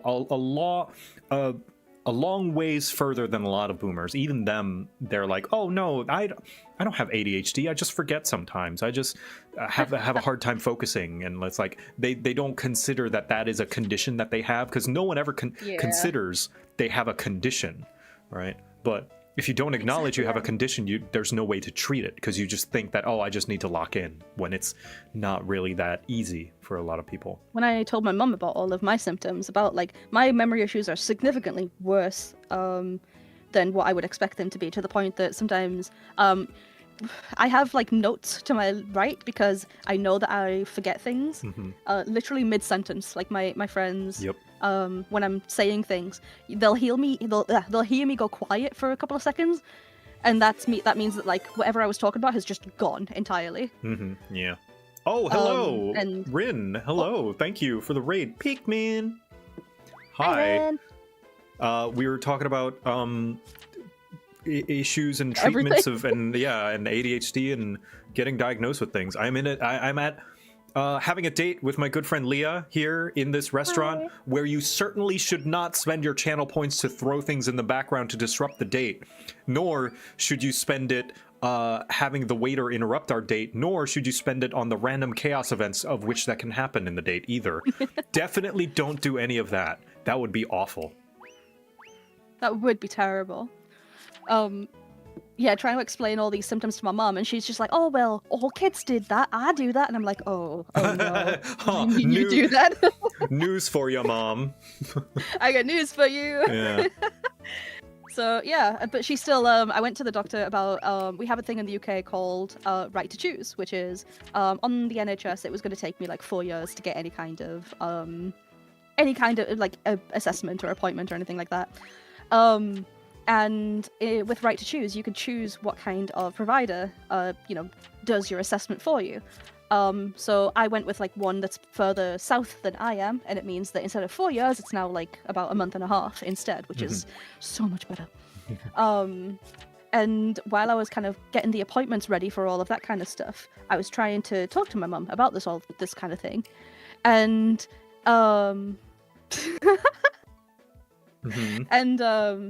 she said, like, "Well, are you sure you need to have all of this medication? It's bad for you." Like, yeah, so is forgetting what I'm saying mid-sentence, mother. Yeah. So is not being able to pick up that sock on my floor that, if anyone who does watch my content, you guys know that sock has been there since about, like, two months worth of shorts ago, and it's still there. Like, that's a lot of problems that, Yeah, Yeah, like, I can kind of understand the older generation's apprehension to try new things, because how do you know if it's going to work? But like medicine goes through a lot of heavy scrutiny before it's allowed on the shelves. Like I never understand. My mom does the same thing with like machinery, like appliances, like getting washing machines. She's like, "Oh, make sure you get the older one because the newer ones are worse." I'm like, if the newer ones were worse, why would they sell them? Like, I don't tell her that, but like, I just like, how do you like? I want to present her with that logic. It's like, Mom, why would they put them here? Like, listen, I also am the anti-new shiny thing being sold, hyper-consumerism, buy, as much as the next guy, but come on, Mom, the new one is not worse. That makes no sense. Exactly. Like, yeah, there's definitely things where if they release them, I'm definitely going to be like a little bit more kind of scrutinizing about like, okay, so what makes this better than what I already have? But I'm also not going to kind of be all like suspicious of literally everything, because if you're suspicious of literally everything, that's such a terrible life to lead. Yeah, no, that's true. Metro, like some things are designed to fail, like that planned obsolescence thing, but like no, she just like blanket like, oh, like, I don't think she thinks that far. I don't think she knows about planned obsolescence. Like, she just thinks newer things are worse, generally. Yeah. Yeah. Yeah, your washer and dryer don't need Wi-Fi. I don't want Yeah. my fridge like posting to Twitter whenever I do No, it's- something or like. But my mom's not even that showing you deep. the weather. She's like, she thinks the washers and dryers that have an open like thing, see-through thing, are worse for some reason. I don't know why. Because she thinks they're newer. Like, Oh god. I don't know. She's like, don't get the one with the opening. And I'm like, I've never interrogated her on that. I'm just like, okay, whatever you say, Mom, and I just buy what I want. My mum is so different in that regard because she is the kind of person that is just very tech unsavvy. And you know how, I guess, boomers way back in the day, they would tell us to never click on weird links, never share your information on the internet and that kind of thing. And then these same people are then like, I found her sometimes talking about how she ordered some shoes from some Facebook ad that, 3 months ago and she hasn't gotten them. And I'm like, okay, please show me where you bought these. And the Yeah. website had been taken down a month ago. And it's like, Yeah. okay. And you put all of your details in here, you say. And your credit card details. Cool. Go call them right now. Mm-hmm. So Yeah. it's so hard to like not be frustrated with that kind of thing as well because we know better. We do. We've kind of grew up with all this technology and they haven't. So it's so hard to be accepting that they might not know better, but at the same time, buy your credit card details and like buyshoes.com. Yeah, and it's more frustrating. Yes, waiter. Update, we have now hired the skeletons as chefs. Ah, They are now going to up your calcium gains by 500%. that's quite a bit. Good luck. Well, That is a lot. at least I don't have to worry about hair being in my soup, so True. they don't need to wear hair nets. So their special's going to be like what, a bone broth soup? That sounds delicious, actually. I wouldn't mind that. I have health and hygiene concerns as to putting their own bones in the broth, but as long as they wash their hands, I guess I don't mind. That's so true. As long as they wash their bones, I think Yeah. it'll be fine. Wash their bones. Yeah. You need calcium for strong bones. Yeah, no, I drink my milk. I still enjoy drinking milk. Like that's my breakfast drink of choice. I'm not a coffee guy. Like if I have coffee, it's more like I put coffee in my milk rather than milk in my coffee.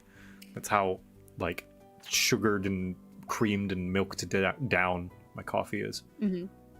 Very fair. I like my milkshakes. I've been having like flaxseed and strawberries and milk and then blending it all up into a nice little milkshake in the morning.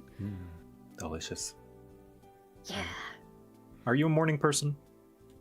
No. Absolutely.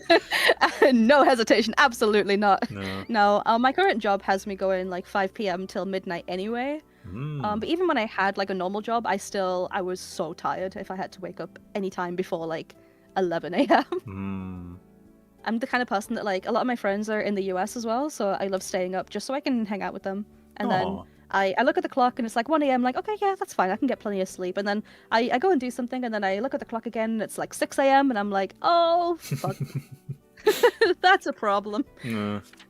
That's a problem for whenever later me wakes up. Yeah. I've had that similar issue, not for any actual issue. I get to keep my own hours, but unfortunately, everything's happening during the day. So if I have like a doctor's appointment or I need to go to the dentist, oh god, here he comes. A test of your reflex. There he goes. I was wondering what that was. Yeah, somebody will clean that up. Maybe the new staff, the skeletons can go and take care of that. But me when there's a test of my reflexes, yeah. Something smells like it's burning. I'll be right back. This is not a bit, genuinely. I wonder if Kate's I did toasting figure. something. Okay. Yeah, I'll be right back. Oh god, what was that? In the meantime, while Joe is gone then, on the topic of Xenos and other Final Fantasy XIV characters, I know most of you here probably play it. What's your favorite character? And why should I also make them my favorite character? Because for me... Oh, actually, you know what? Meteon is my favorite character, and you're allowed to hate me for it. Hi, Fact! Or hi, Cat, even. All right. You like Graha because so true. I was asking chat what their favorite character is. Oh, nice. Yeah, Graha. Oh, somebody asked earlier about like who Victor's romance character is and who I ship him. I almost did with Graha just because they're so similar and I feel like they would get along very strongly. But I think that is more like a strong platonic bond, you know. And that is because like I was considering like Wallach's Graha until I met Vana, and I was like, wait. This is better.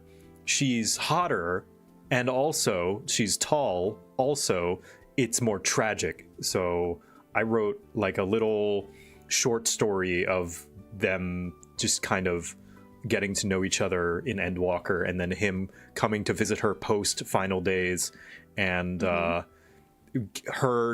watching him grow older and older with every visit. And eventually not visiting, and then the thousands and thousands of years she waits in the ethereal sea, and then sees him again just as young as when they first met, right before her end. And I'm like, that sounds nice and tragic. I'm gonna write that instead. I do love my tragic characters. Me and one of my best friends is we're currently in the process of writing the story for a game that we want to make. And we have all these like tragic backstories, and we're currently figuring out the backstory for one of the characters that your character would interact a lot with, and it's just it's so tragic. And it got to a point where we're like, hey, we need to have some like actual good side quests, because all of these are depressing as fuck so far. We got to a point where we're like, is there anything happy in this world yet? So yeah, it's always fun writing stories and like wanting to kind of have the complexity of like trauma and kind of sad stories and things like that. And then, but you've also got to have the happy stuff too. It was really interesting reading your or I guess listening to you talk about your RP stuff though for Victor. It definitely gave me a lot of ideas, at least for my character. Hell yeah, yeah. I might want to carve out one of the subathon days just to write it, because I enjoy writing, and I do have some insecurities as to writing openly while people watch me, but I don't know. For this one, I don't think I mind, because everyone, I feel like, are on the same similar page, and like in terms of like write your cringe, king, and like also that there's going to be a lot of overlap because we all experience the same story in 14. So yeah. That's so true. You want to write, but can't everyone can. Everyone you can can be as write. cringe as you want. You want your character to be like eventually evolve into the god of all things, and you know what? Have Do it it. that way. That's your character. If your concern is I can't write well, that shouldn't stop you. Who's testing you? Are you gonna be graded? No. No one's gonna come in and be like, this Write isn't as good enough. terribly as you like. Yeah. And if anyone does come in and says that, then they're stupid. They're stupid. They shouldn't. Yeah. You shouldn't listen to them. Yeah. It's just my depression. Well, fight it. Punch it in the face. Tell your depression, fuck you. I get to indulge in the thing I want to do. Yoshi. I listen to music all the time when I daydream about like all my characters and writing and stuff. So go ahead, Joe. Sorry. Oh no, I was gonna say, if Yoshi P can write that his Lalafell lost her family and is an orphan, and every time she goes into astral fire mode, her eyes glow bright red like a warrior. There are no rules. That's super edgy, and that's great, and that's the director of the fucking game. Exactly. If he can write cringe stories, anyone can. Yeah. Isn't that literally the plot of Endwalker? Wait, what? What's the plot of Endwalker? I guess like kicking depression in the balls. Oh yeah, basically, yeah. Kick depression in the balls. technically. Tell the depression, I don't care what you say, I'm gonna have fun. That's Endwalker's plot, yeah. Yeah. Oh god, I love Meteon so much. She's so cute. I really want to do a cosplay of her at some point. Yeah. I'm short enough at least, so I guess that would work. So you're quite a bit of a role player. You play tabletop RPGs and stuff. Yeah. What would you say is your favorite character that you've done RP or like written stories for? Oh god. Okay, so probably I have a Circle of Stars druid called Lithia. And she's also written into the Liari lore as well now, because I never got to finish my story with her, so I decided to write her into my lore. But at the time, she was the mentor of one of my friend's characters, who was an Echo Knight, and she taught this this kid how to use their magic and that kind of thing, until eventually the kid unfortunately went on to follow evil and that kind of thing. And she kind of had to deal with knowing that she is the one that made this, or like helped this kid unlock her power and become so powerful, while simultaneously remembering that this is also the same kid that would trip over her own feet while she was teaching her and that kind of thing. And it's just like, I need to stop you, I just wish I didn't. And she I believe she was an Avariel elf as well, the ones with wings. Although I can't remember if those are homebrew or not, but yeah, she was Circle of Stars, Avariel druid. And yeah, I don't think I have a picture of her, unfortunately, but yeah, she was part of a campaign that unfortunately I had to stop early. I think it was the first ever campaign that I actually DM'd as well. I had a co-DM who was a long-time DM help me out. So this was an NPC. Yeah, it was an NPC, or I think it was like she was part of this guy's previous campaign who was then brought into the campaign that I was DMing as an NPC. But unfortunately had to stop because me and the co-DM fell out and just it was a whole thing. He was not very I wanted to have like all kinds of monsters. I wanted to have like a corrupted deer because the idea was that the bad guy was sapping energy from the land, and because the energy was gone, it meant that the animals were becoming corrupted. And I told it to this guy. I was like, hey, here's all the story, here's all my documents, here's like 200 pages of all the stuff that I've come up with. And the guy was like, okay, well, there's no such thing as a corrupted deer in the stat blocks. So we're gonna, we can't do that. So we're gonna make them bullets instead or something. And I'm like, no. What? Why can't I just, say that this is a corrupted deer? We'll just like change this punch into a kick or something like that. But yeah, so now my friends and I have like this little inside joke of whenever we do see a corrupted deer in any kind of media, it's a bullet. We say it's a bullet. And then similarly, when we played Baldur's Gate, whenever we came across the bullets, we were like, oh my god, it's some corrupted deer. So well, at least something funny came out of it. That sucks though. Oh, man. Absolutely, yeah. It was definitely a shame. There's a Bluey episode that basically is that. When I forget her name, Coco, I think. Coco wants to play a game called Octopus, where she was playing with Bluey and her dad, Bingo. Sorry, not Bingo, Bandit. And basically, like, they have these rules, and Coco tries to play it with her dad, and he plays it completely differently because he's like, octopuses don't do that. And ultimately, they come to the conclusion of like, well, maybe octopuses don't do that, but this octopus does. And like, I think that's such a great lesson about not only just like roleplay, but also having different rules, like house rules, basically. It's a episode about house rules, and okay, maybe those don't do that, but this one does. I love the rule of cool. It's like the guy that I played with was such a rules lawyer, and that like if the book doesn't specifically say you can do this, then you cannot do it. And it was just, oh god, it's got so annoying. Like I didn't even get to any of the cool parts of my story. And it was such a shame. Like, I still have all the maps that I made from back then, and just, I really do want to do stuff again, but like, when experiences like that make you nervous about kind of either DMing or even participating in campaigns again. Like, I played the one with you with the cat people. Oh, yeah. With Makiba and Would any of you two like more Monster Energy boxes? Or would you like a different kind of energy drink? I don't know, Leo, would you like something different? You know what? I think I'll take more boxes. Okay, more boxes. Some for the road, All right, cool. More boxes it is. More boxes for the road. Like I really enjoyed playing that, but I was so nervous, not because of like the people that I was with, but because it's like did you copy and paste? No, the waiter just brought more. Yes, of course. But because I was just so nervous about just role playing again and doing like TTRPG stuff again. So yeah. But a friend of mine is doing a Pokemon mystery. I think I talked about this before. A friend of mine is doing a Pokemon mystery dungeon themed one, and I have my little Helioptile with the heart wrenching backstory. So I'm very excited to do that because I'm among friends. It's not streamed as far as I'm aware. And I'm like, I'm gonna feel a lot better about doing that, and hopefully that'll get me back into the swing of things. Yeah, for rules lawyers, you would think that if they cared so much about what's written in the book, they would understand that what's also written in the book is that the rules can be bent and adjusted as well. Yeah. Like, and like even the original 5e 2014 rules, like they straight up say, hey, the DM has final say, they can make adjustments. Like, it's like they Exactly. didn't. It's like performative rules lawyering, where they only want to rules lawyer. Maybe not performative, but pick and choose rules lawyering. They'll cherry pick what they want to have as like, no, the rules are sacred, and what they can be like, this can be changed. Like, no, Exactly. all of it There can was be a- changed. Oh, go ahead. No, Yeah. There was a whole monologue that I did. I could probably find it. Where one of the characters that I played alongside, so like a friend of mine played them, but like I think one of my characters was their lover.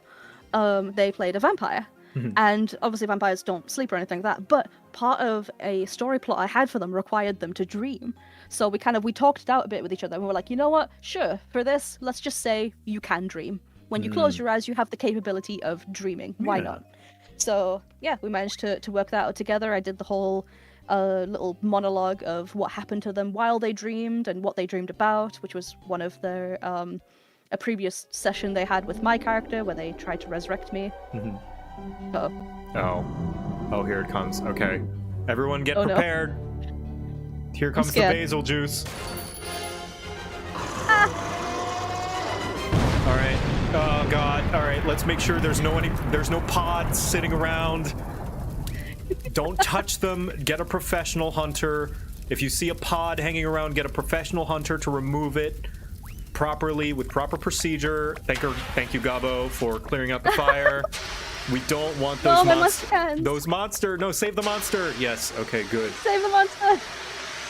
Yes. The only Thank you, monster we Gabo. want in the tavern is this monster, not that monster.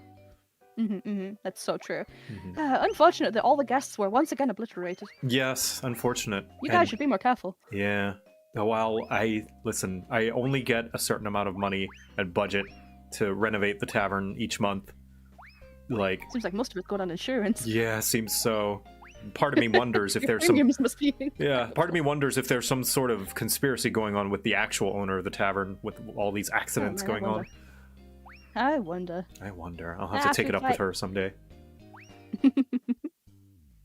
But yeah, so we had this whole like agreement that, eventually this person could dream, and they did the stuff, and it was like there was no, the other players were like, yeah, that makes sense in the context. There was no problems. Yeah. So it was just really weird that this guy had such a, I don't know, like a hate bone for literally anything I wanted to do. So eventually, after a couple more sessions, I realized that I wasn't having fun because I couldn't tell the story I wanted to tell, because he kept making all these like small changes that like would affect things later on. And eventually we were like, you know what? Let's just not do this. So, Dang, unfortunately, had to stop. But that's a shame. it was an interesting thing while it lasted. It was very like eye-opening and things like that.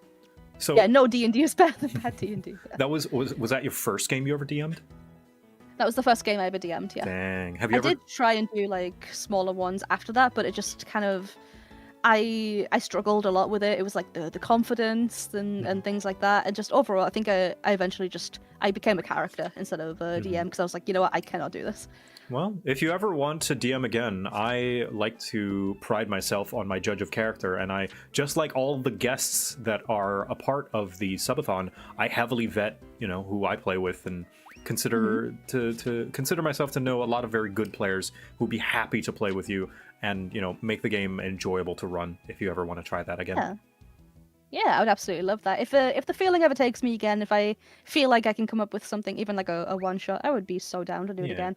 And if you do wish to run it with another co-DM, I am also very happy to help you along to achieve your vision, not impose my own on you.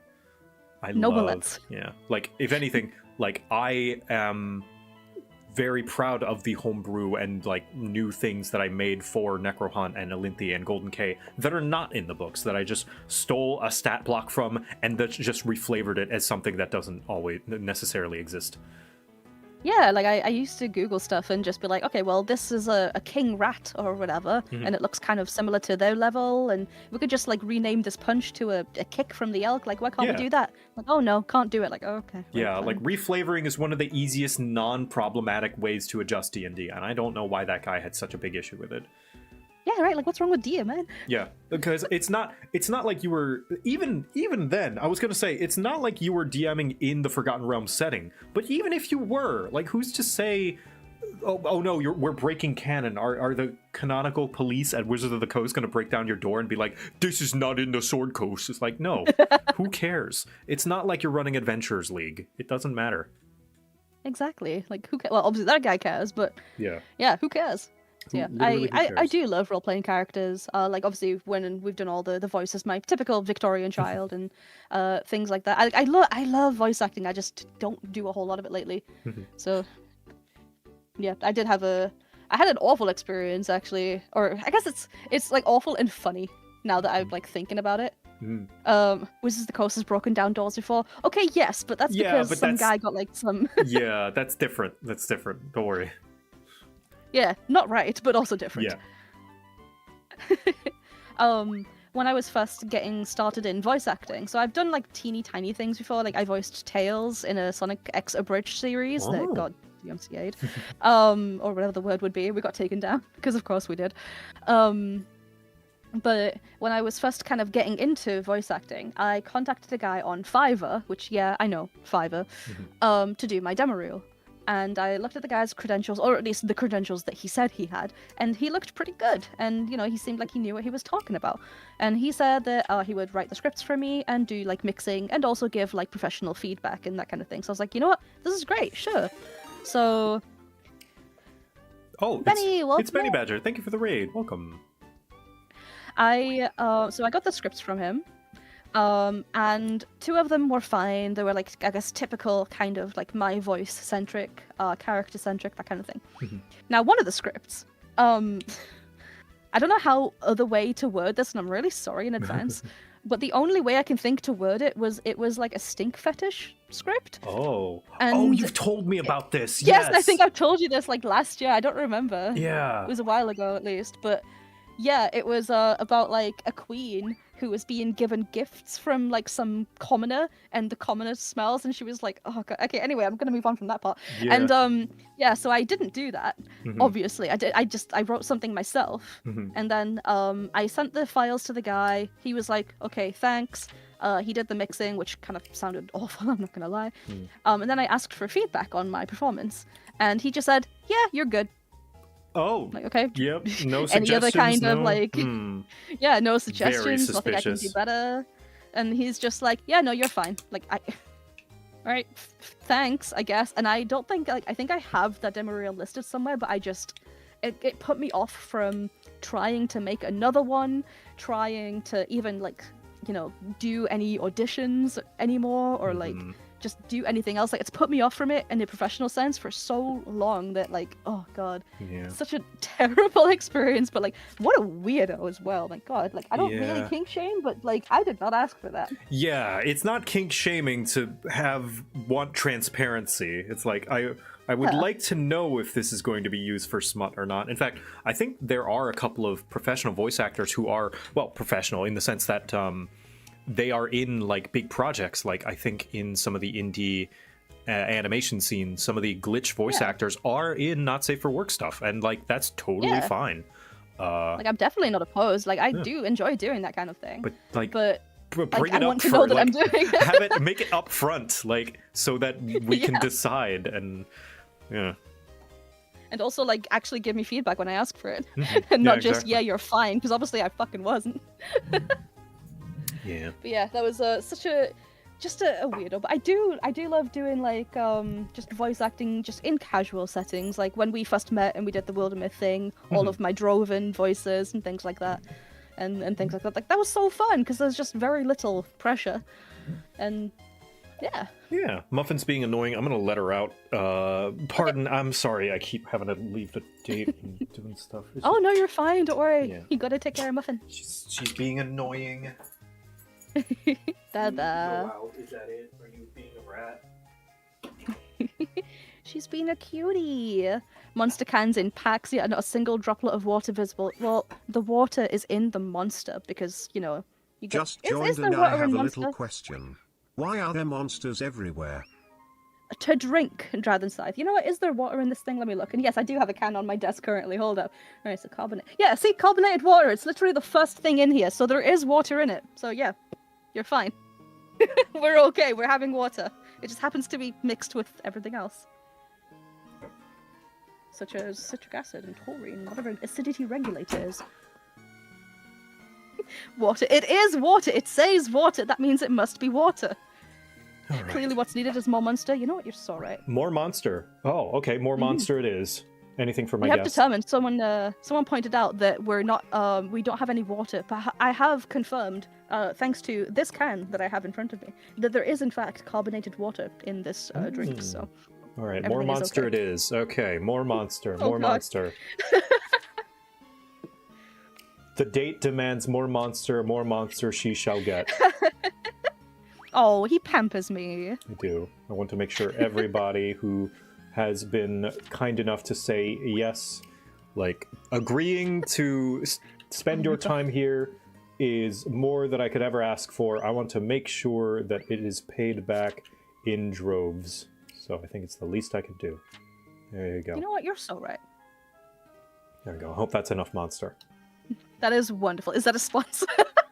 No, It is not. not sponsored. I just very much like it. If Monster would like to sponsor one of us, that would be cool. Probably him, but yeah. You were the one who suggested putting Monster here. I was just like, I just obliged and brought it. True, true. I do love a man that knows how to do what he's told. Yeah, what an idea. When your date says, I would like this, and then you do this. What an Right? idea. It's insane. Imagine being courteous to someone that you're on a date with, right? Yeah. So wild. Get a cup of water, please. No. I do have a I cup have of water. water. It's in the can. Yeah. Yeah, it's in the can, yeah. I think some people, like, I think there was one... I love when people prank and, like, take a vodka bottle, but it's just water inside, and they just chug it all. Yeah, and they take a swing. Mhm. Yeah. It's just... I would love to do that. That sounds so funny, but I'm also... I think there's like... I think similar in America, there's loads of laws against like public drinking, and I'm just not in the mood to be arrested. No, yeah, yeah. Because unfortunately, I don't think the police would find it quite as funny. I love a woman. I love a man who does what he's told. I love a woman who tells me what to do. Me too, D100, 1100. Like earlier, 19,000. Echo was asking, like, she's being courteous, of course, but she was asking, like, do you think we should go at this time or this time? And I'm like, I don't know, you decide. I don't want to decide. And she's like, well, I just want to make sure that it works out for you. I'm like, I'm open. Aww. Yeah. I'm so... there are times where like I will just say exactly what I want to do. Like, I want to do this like right now. But there's definitely times where like I get so indecisive and I just prefer for someone else to just say we're doing Yeah. this. And I'm like, okay. Yeah. It's Fellas. like, it depends on how I'm feeling. Fellas, it's time we no longer in charge. Let the women and the feminine folk in charge. We've done our time. It's time for us to relax. You deserve to relax. The burden Exactly. of decision making and responsibility has been on our shoulders for far too long. We deserve to be the pillow princess. We deserve to be the Yes, you as well, Majima. You should be the pillow princess. We deserve to be the passenger princess. We deserve, as fellow masculines, to sit on the sidelines and be guided. I'm sick of making decisions. No more. Oh, true. Don't have to think anymore. You do not. You can just lay back and I will tell you everything you need to do. Mm-hmm. I like wait for 10 minutes and the restaurant's flooded with monster. Yeah. Well, it's not flooded because we haven't opened the cans. So. Yeah. Yeah. If we'll have it to go if we can't finish them all. Exactly. We'll all carry them out in our arms. Like, see, I'm getting my lifts in because I'm carrying all these crates, Yeah. boxes, whatever you want to call them. Yeah. So you lift just for exercise, or do you actually like try to push yourself? Like, is there a number Mostly that you for can flex about? mostly for exercise. Okay. I'm not in the mood for I'm not in the mood. God, I'm not in the business of bodybuilding or anything like that. So but I you think it don't- would be fun at some point to try and like push myself. But maybe once I've got Yeah. the kind of the body that I want, I guess, and then I can start like trying more difficult stuff. But for now, it's just whatever. I think I do like I've got these like teeny little 3 kilo like mini dumbbells at the minute that I do. Okay. So no big numbers to brag about yet. Not yet, but soon. Who knows? Mm-hmm. Maybe I can lift you up. I think I bet I probably could. Maybe. I'm not that heavy, honestly. If Girl DM was able to do it. Yeah, I'm betting so. So if you ever come to England, then you're getting lifted up Hell yeah. Nice. above my head. Hell yeah. I'll find a way. What about you? Like, what do you do for, like, do you have any kind of, other than, like, gaming and things like that, do you do anything, like, otherwise? Yeah, like I'll still try to physically draw. I like crafting things, like working with my hands. I love putting furniture together. Like, I mean, when I get furniture, of course, but Well, I didn't think you did it casually, yeah. I mean, I've been meaning to, like, my plastic gray pile of shame over there. I do want to continue to paint that.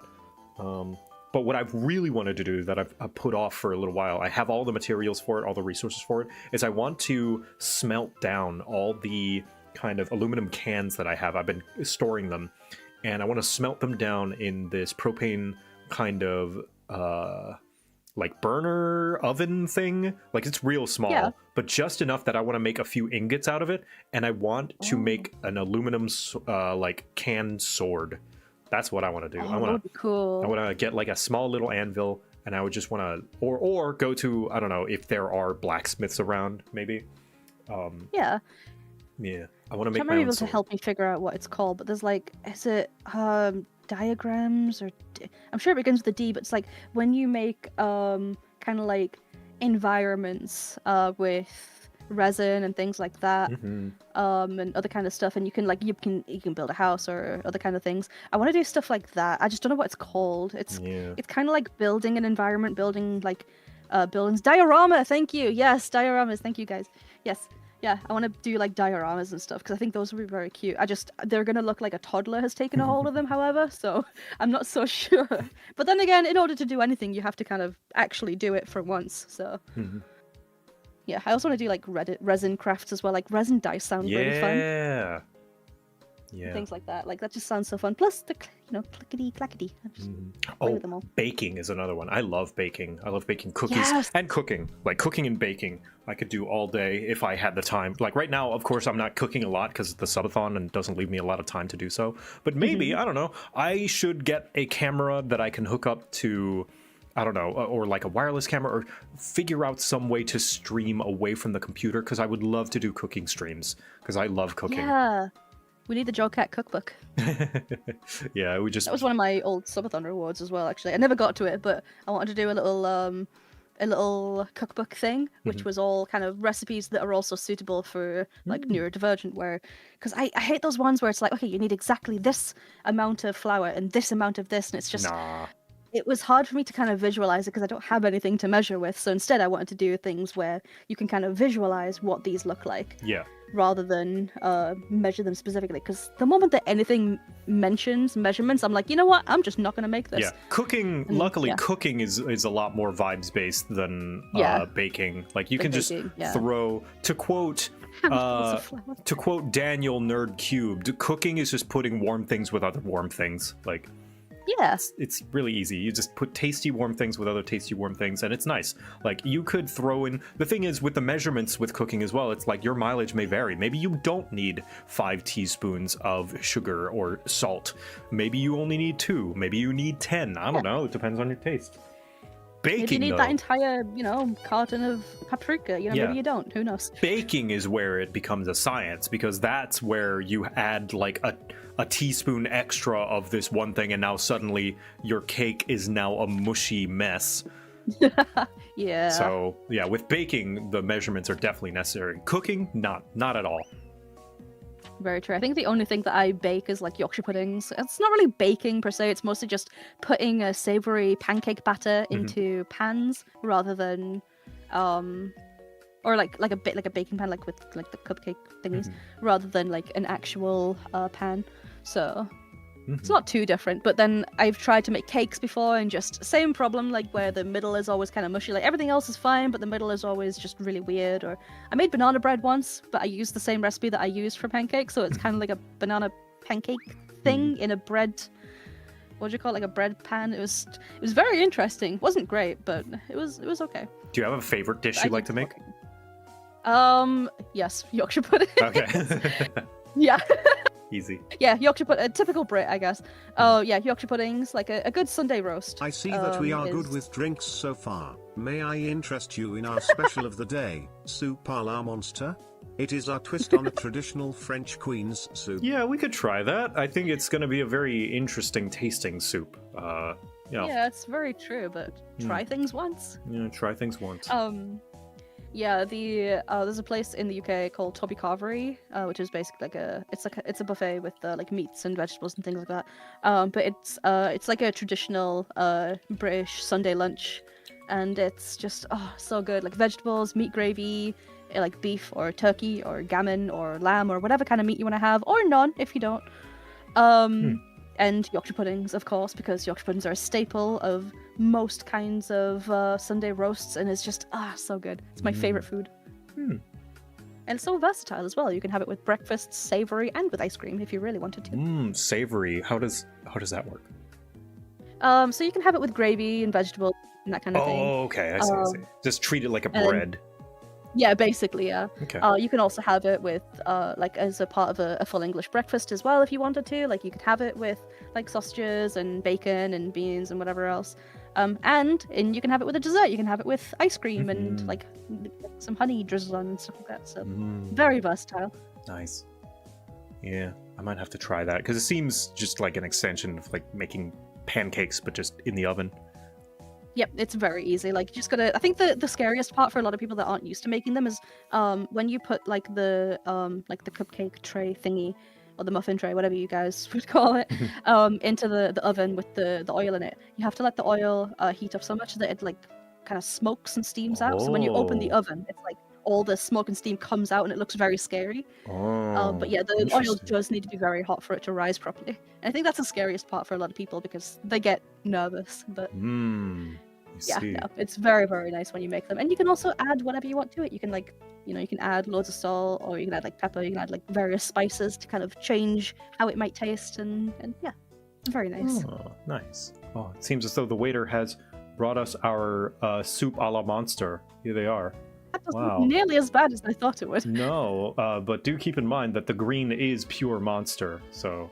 Oh, so true. It's like a monster slush, Why not? Yeah, I don't want to... monster slush. That does not sound appetizing at all. But I don't know. I'll have you helping them. Yeah, like you said, try anything once. Yeah.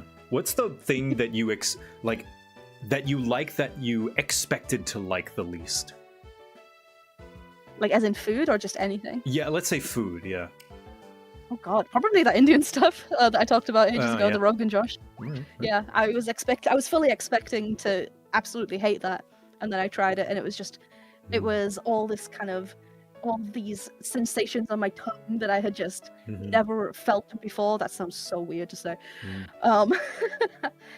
But yeah, no, I expected to absolutely hate that. I didn't expect to like it at all. And then it just became one of my favorite dishes to make, to either make or to order from places. Nice. So, very nice.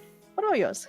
Oh man, I think I never expected to like salad, yeah, like we said earlier. But I think I also especially didn't expect to like combining many flavors. Like I don't do it often, but one of my favorite like joyous food things to do is to have 3 or 4 separate kind of dishes or food stuffs, and like just kind of alternate eating them on my plate.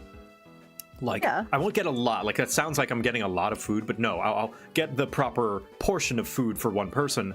But like, I'll have rice here, maybe like some stir-fried chicken here, a salad here, some garlic bread here, some curry here, and maybe a miso soup there as well. And it's like 5 or 6 different things that I eat together. And I don't turn them into a big mash of food or anything, but I'll just like, it's like I've got like a big platter that I'm like, sort of, what's the word? Sampling different things from the platter. And I don't know, it's just, my mouth's watering now because of this. I just want to make myself like 5 different meals and just put a little bit of each one on my plate. Yeah, there was a buffet place that used to be around where I lived. I think it closed down now, but it used to be like a World Foods kind of thing, so that you could go around and you could go to one place and get like what they called American food, which was basically burgers. So you could get a burger, and then like from another like little island thing, you could get you could pick up some sushi pieces. They had like Chinese like duck and pancakes, and various kind of various ribs and things like that. Then another place you could get some Indian food. So whenever I would go back, they gave us trays that we could put multiple plates on, and I would always go back with like one plate full of like little sushi, another plate that had like little bits of like kind of ice cream and cakes and stuff like that, and another plate with some Rogan Josh and naan bread, and another plate with a bunch of Yorkshire puddings and like the meat and vegetables that would come with that, and so on, so on, so on, so on. And it was all just like kind of one or two like little portions of, as opposed to. Oh, somebody completed their quest. The quest that they picked up Yay! earlier. Congrats. They did it. Just like little things like that, and I just, because there's times when I'm eating, I don't know if anyone else experiences this kind of thing. There's times when you're eating one thing, and for some reason you'll suddenly start craving something else. Oh yes, And I think I know what you mean. Yeah. So that's what I was usually happening when I would be having the cakes, and I'd be like, you know what, I feel like having some naan bread. So then I would have some of the naan bread, and then you know what, maybe some soup, and just like a bit of everything. Yeah. Oh man, I could go for some Indian food right now. Now that you mentioned naan and like curry. Dude, I love lamb keema as well. Lamb keema is very, very Lamb nice. keema. It's like a minced lamb with lots of spices, tomato, with peas usually. Very, very nice. Oh man, I love ground meat. I know, it's so good. I made myself a stew earlier as well, but what time is it? Oh, I'm so tempted. I think they're still open, but I don't know. Chat, tell me not to. This is a terrible waste of my money if I do it. That lamb dish reminds me of one of my favorite Thai dishes. If you ever get an opportunity to eat it, it's called pat krapao. And it's basically a bunch of ground up chicken served with a bay leaves, a little bit. It's a bit on the spicier side, but it's served with white rice and just one soft, kind of over easy egg. So you cut the yolk and let it kind of just let it flow bleed all over the chicken. I don't know why I chose bleed for that word, but oh man, I could go for some Thai food right now. I could cook some Thai food, but I don't have the time. Oh, that sounds so nice. Yeah. It's gonna be so fun if you do actually manage to come to Inga, because like there's so many like loads of cultural, like different cultural restaurants and things like that we can all just go one to the other Yeah. and things like that. Like I'm like a lot more open, like I mentioned, to trying new foods, so I'm definitely down for it. Yeah. What about trying new games? I want to go back to like talking about MMO stuff, because Yeah, I know. Yeah, I was looking at my notes thing, because I like I said before, my memory I struggle a lot with my memory stuff, so I write notes so I know that things I kind of want to talk about if the topic comes up. And yeah, MMO. So like, what was your first ever MMO? Oh man, that's hard. I think my first one was Ragnarok Online, despite not playing that much of it. Like I remember when I was a kid. Here's a little bit of JoCat lore.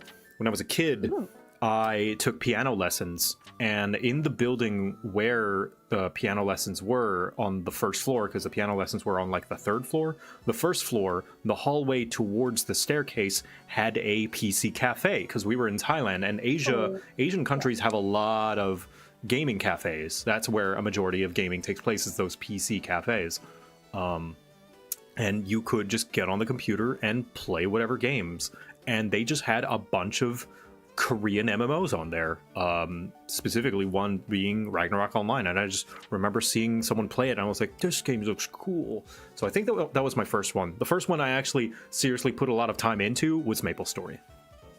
Oh, I loved MapleStory. I think my first ever one, though, because I did grow up with like a computer, I did grow up with games, but I wasn't like, I was the kind of person that would go onto like the like Pokemon forums and talk about that kind of shit, rather than I didn't really realize that you could play games on the computer. I just thought it was the ones that you could buy a CD for at the time in various stores. And I didn't realize there was actual like online MMOs apart from maybe Gaia Online. Oh yeah. I liked Gaia a lot. It was very fun. Yeah. But I think my first ever one was actually Terra. Terra. Okay, that's not a bad one to start with. I played an Ellen Archer, if I remember correctly. Ah, the children. Well, okay, look. None of the other races seemed cool, and I enjoyed the idea of being like a teeny little gremlin killing people. Yeah. No, to be fair to you though, Ellen also are the developer's favorite class. Like whenever there's a new, or rather favorite race, because they get like 2 or 3 race-specific classes that no other races get, and that's stupid, but I can understand why someone would That play was them. my quest earlier. I did double of my quota of people I waited. So give me a raise, Joe. You'll have to take it up with the tavern's owner, the person that I leased this from. So go talk to her. She's a mind flayer. Best of luck. Good luck. Bye. No, I played on the NA server as well because apparently the EU publisher was like awful at the time. Mm-hmm. But I really do miss it. Like I think I can't remember when I stopped playing, but I think it's when things started to slow down. I just don't remember from why. Mm-hmm. But yeah, eventually I just stopped playing, and then I think that's when I picked up like Gaia Online. I played games like Arcade. And yeah, then eventually my friends got me into Final Fantasy 14. Nice. But I haven't really played a whole lot of your typical ones. Like, I feel like I did at some point play EverQuest. I just don't remember that it was called EverQuest, perhaps. So I don't really have like that big of a repertoire of MMOs that I've played. But No, I think I'm similar. Like, despite having played a lot of MMOs, there are a lot of the more niche and, of course, Eastern ones. Like, I didn't play WoW. I didn't play EverQuest. I didn't play RuneScape until I moved to the US, and even then, I touched it once and never touched it again. Yeah, like, I didn't play it at all. Like, I think that's why I kind of have a fondness for anime art styles, or like, and also that's another thing, right? Like, I just find, maybe this is like not the case anymore, but growing up, I found Eastern MMOs were just a lot more colorful than Western MMOs. Yeah. And I think that appealed to me as a kid. And, you know, my brother would mock me for it. He's like, oh, I play big games like Counter-Strike and Soldier Front and all that stuff. And you're younger, so you like those cartoony games. And I'm like, yeah, maybe. But now growing up, I'm like, no, I still like those cartoony games. Yeah, they just felt so much prettier in general. Like I used to enjoy playing what was it, like Eternal Sonata, like kind of just the old like Eastern RPGs. Blue Dragon was a great one for like the Xbox, or was it 360? It's one of the two. And things like that. I could never get into, I guess, like your typical like even like Metal Gear. I couldn't get into any like the Metal Gear Solid games. I couldn't get into like the COD games. I did briefly play Halo for a while, but that was because my boyfriend at the time was into it, and I played it just to appease him mostly. Like he enjoyed it, so whatever. But then like yeah, I didn't enjoy playing it after that. It was mostly Eternal Sonata, Jesse. And just what was that other one? I can't remember. He had like the main character was called Yuri, and he had a dog. I just don't remember what it's called. Ooh. But yeah, more anime style games, I guess. Yeah. So Final Fantasy kind of really appealed to me because of that. Yeah. Tales of something. Tales of is an entire franchise. Like, it's kind of like Final Fantasy, where one Tales of game will not connect to another Tales of game. Yeah. It's Tales of V something. It was like began with a V, I'm pretty sure. Vesperia! Tales of Vesperia. Tales of Vesperia. Yeah, we got there eventually, I think.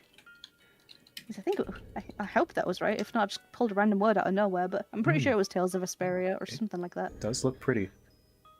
Yeah. So yeah, I enjoyed that.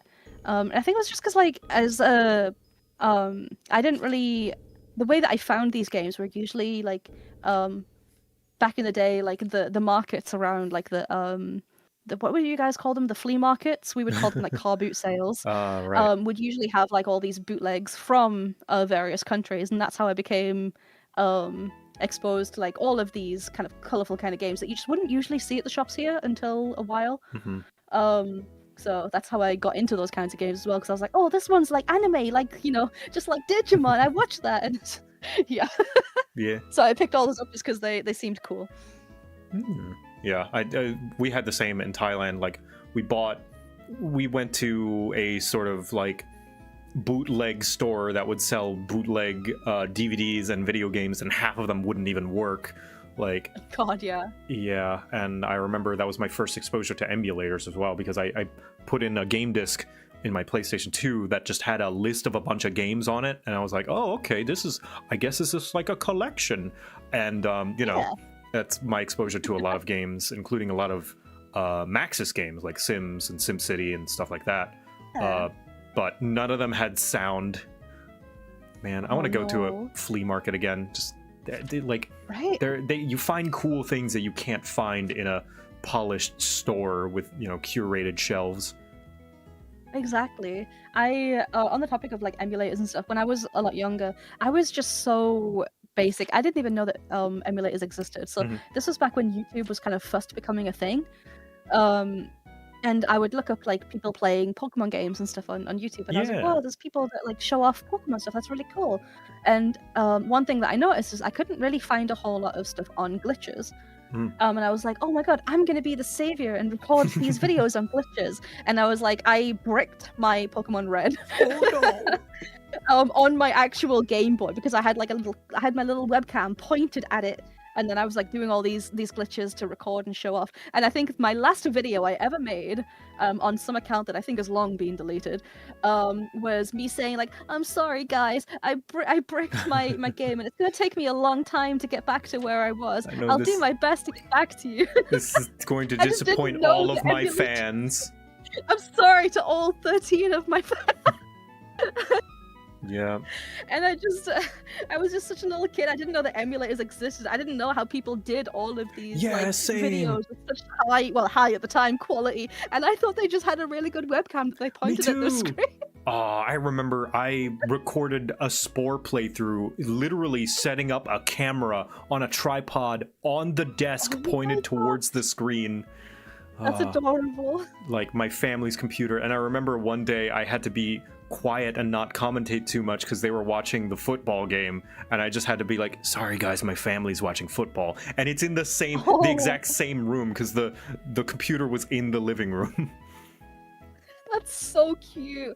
I love the image of like I think about VTubing. I think I was talking about this with the person that made my model, actually, my roommate. And I was talking about how like imagine all the way back then, like VTubing and VTube models would be like black magic or something. That would be witchcraft way back then. Like imagine like an anime avatar that interacts with you and things like that. Oh yeah. Like I was astounded at the fact that emulators exist, that I can play Pokemon Red on my computer. Like that's insane. I couldn't imagine seeing the amount of like technologies and interactions and just everything that we have now way back then. Oh, Spazure, thank you for gifting 5 subs. I appreciate that. It's very generous. Thank you for Oh, supporting yeah. the subathon. Let's go. Yeah, man. So yeah, I loved all those like Oh gosh, here comes the geese. Somebody didn't close the window! Well, hopefully they avoid the monster. I don't think geese like monster very much, thankfully. We'll just let them pass through. Is that it? Wait. Yeah, that was Groose. Yeah. Don't worry about him. He shows up Mhm, sometimes. Yeah. He's just flying through. Mhm. Geese are monsters. Hey, whoa. That's so mean to geese. It's I used to live true. near a place that had lots of like swans and geese that would not like loads, but like a couple of swans and geese that hung around on a lake. It was very, very nice. Some of them And can be it's- nice, but man, aquatic birds are like the most capable of being just the biggest dicks. Just the biggest True. assholes. It's always aquatic birds. We have loads of seagulls. Oh. Or like a place that I used to live, sorry, had loads of seagulls. And my husky is very, very curious about just everything. And there was a seagull that was perched on like a little wall when I was walking him, and Fable goes up to it, and the seagull starts like doing the whole like make yourself look bigger, the wings are out, Right. you know, aggressive stance or whatever. And I'm like, I could pull Fable away, but I think this is going to be a very important lesson for him. So I let him sniff, and then he just gets bonk on the nose, and he just Oh. the seagull just like bites his like kind of bites his Aw. nose and then flies off, and Fable's like, what the heck?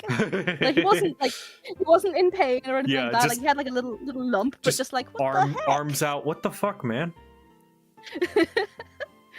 So he just like looked at me like, why did you let that happen? Like, well, why did you go and do it?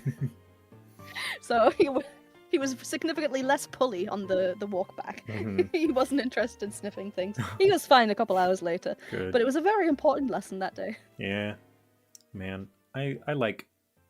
I wish Muffin was more receptive to other animals. She loves people, loves humans. As soon as there's like a bird or a squirrel or another dog, she is full on attack mode. I don't know why. Oh. Yeah. Fable was like that with not like Attack on Hedgehogs, but more Attack on Hedgehogs.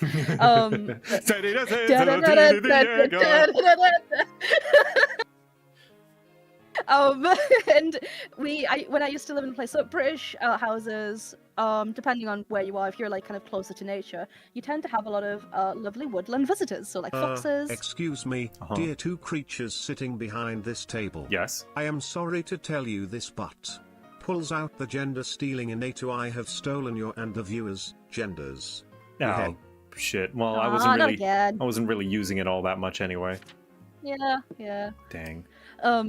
And we used to get we get foxes, we get hedgehogs, we get squirrels, and that kind of thing.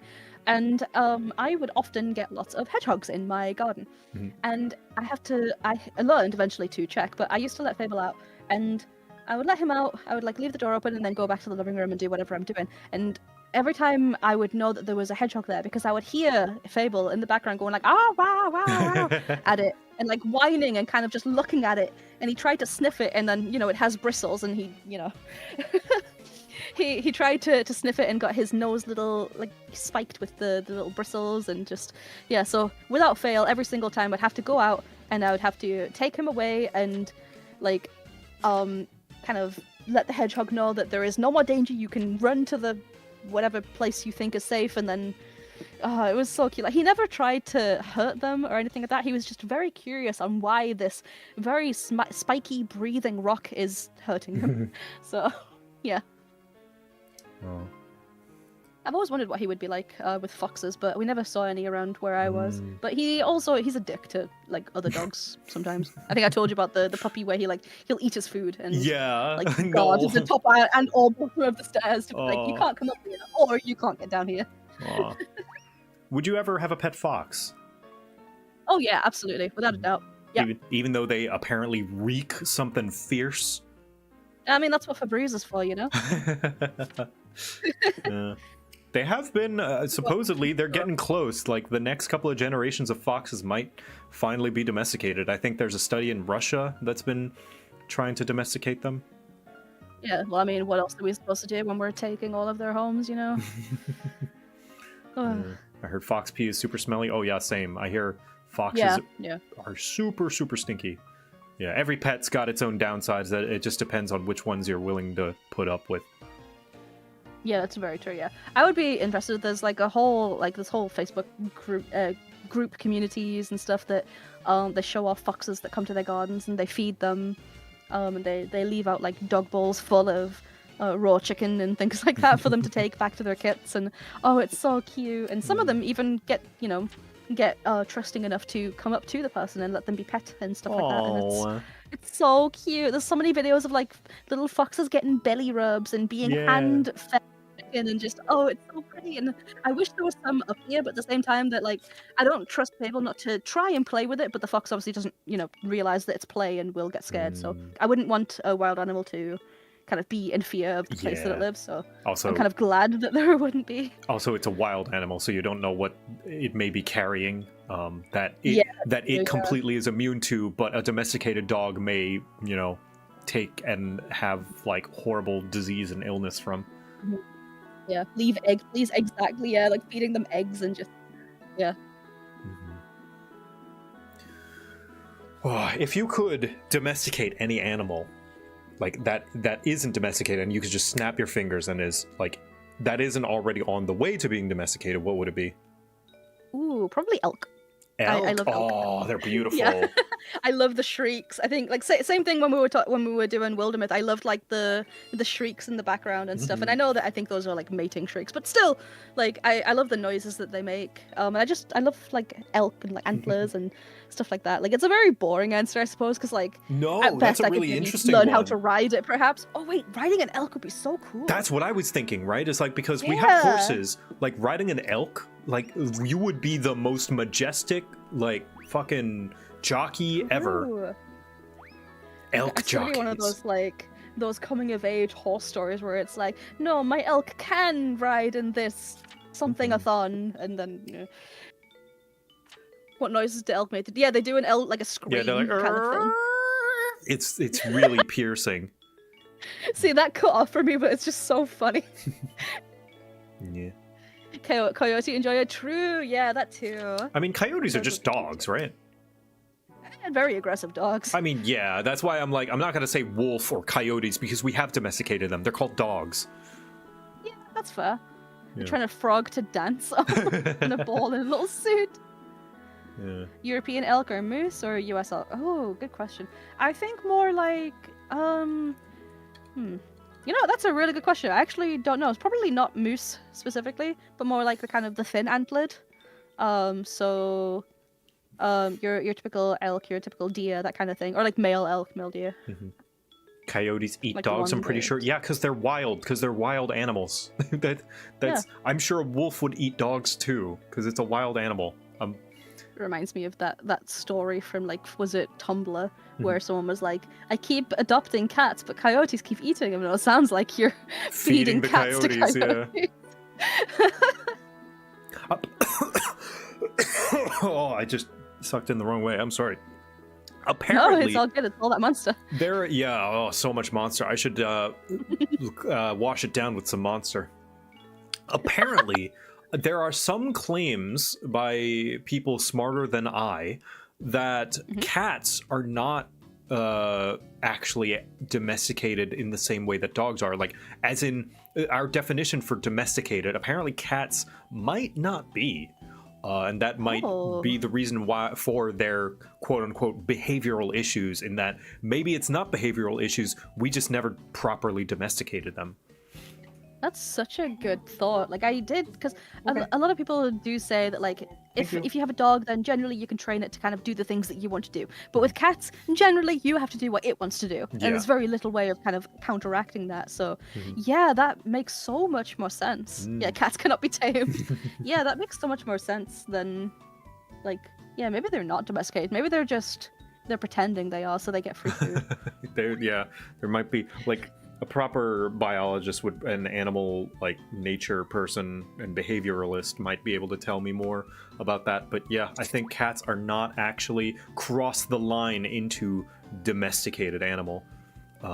True. Which really goes to show how domesticated dogs are. Like, apparently dogs, Echo told me this earlier, they have muscles in their foreheads that wolves do not, that allow them to kind of express their quote-unquote eyebrows in the same way that we do. Oh. Yeah. Oh, that's so cute. Yeah. I think I've seen that where whenever I watched, like, was it Alveus Sanctuary, I think? I have that on in the background sometimes. And some of their wolves, like, you can see the kind of the body expressions that they make are just similar to dogs, like the play bowing and other things like that. But yeah, I noticed a lot with Fable, like, he'll make a lot of kind of facial expressions that you don't really see wolves make, and it's so interesting. I didn't really think about it that deeply. But you look at a wolf when it's angry or when it's sad, its eyebrows don't move because they haven't developed those muscles. That's so cool. Oh, I don't want to look at wolves when they're angry too much because then I'm in danger. But generally, but yeah, no, that's really cool to think about. I did not know that. I'm pretty sure my Also, I like what Phelan said, which is like dogs were domesticated and then cats saw an opportunity and moved in with us. Yes. Somebody earlier also mentioned that raccoons are in the process of domesticating themselves. Yeah, it makes sense. Like, we increase their chances of survival, and I wouldn't be surprised if the past couple of 100 years they've just slowly been evolved to be more dependent and just kind of evolve alongside, like, human civilization. We see this a lot in a lot of animals, even ones that you wouldn't be considered domesticated, where if they are around human civilizations a lot, like, it seems that the behavior of like, if you are in dire need of help, go to a human and they, there's a high chance that they will help you. Yeah. Seems to be a learned behavior, which is so interesting. Elephants do that now. Yeah. I think that might be the one I was thinking. I think there's ones where dogs have taken themselves to the vets because they know that, like, maybe they smelled a lot of, like, dogs there. Yeah, and like thought, pheromones. okay, well, there's lots of dogs here, then then maybe there is help here. And then similarly, I think I saw a video with, like, an elephant where, like, something was wrong with, like, I think their baby was, like, stuck somewhere and they were like, okay, humans will help. Yes, I think I have, the elephants. They found a human and then, like, just kind of led them along to their baby that was in a hole. Because they were smart enough to know. That's the exact same one, yeah. Oh god, who summoned the portal? Who took the Necronomicon from the storeroom? Hi, Gabo. Hi, Gabo. I swear I thought I put a lock on that thing. God damn it. It keeps happening. Every single time. You ever Well, summon you know any what? They're demons? out in the world now. Would you summon demons? Yeah, probably. Yeah. Anyone? Yeah. Gotta fix the world somehow. One specifically in particular that you're interested in summoning? I'm not gonna lie, I'm not too well read up on the demons that exist, but whatever could get rid of the billionaires, honestly. Abyssal chickens everywhere. Abyssal chickens. Have you ever seen an abyssal chicken? Yes. I have not, but I would like to. Okay. What is an abyssal chicken? So abyssal chickens are Apologies, those are the new hires. the new hires. Well, as long as they do good work and we can pay them a proper wage, I guess. Abyssal chickens are a D&D thing. I don't know if they're actually copyright trademarked by Wizards of the Coast, but I don't know why they're called abyssal chickens, but I guess their legs a little bit. Here's how they look. Here's a poster, a very accurate diagram. What the fuck? Yeah, and I could see the So legs handsome.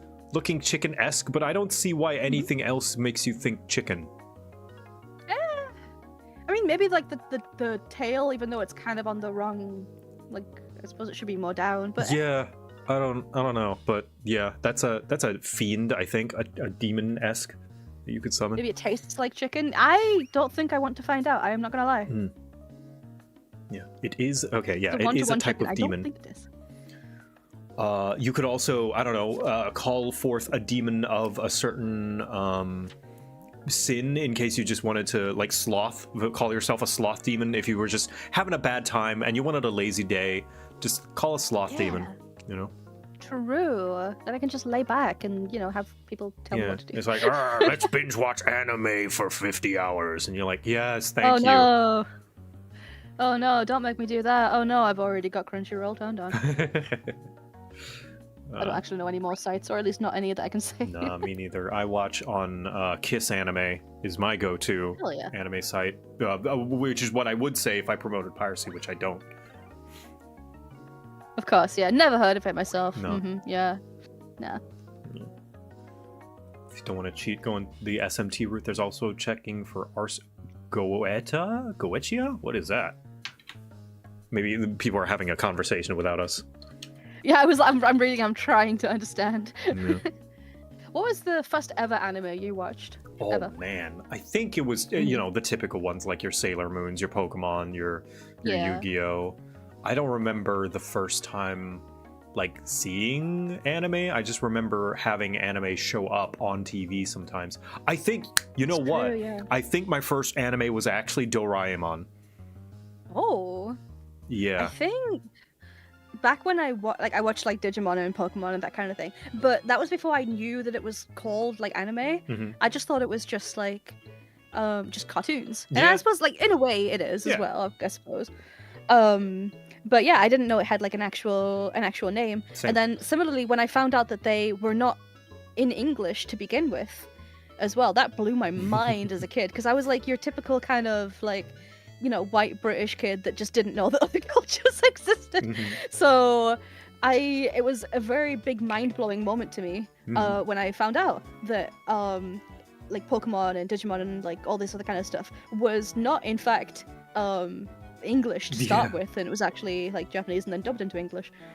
So I genuinely, for a very long time, did believe that a jelly donut did in fact look like that. Yeah.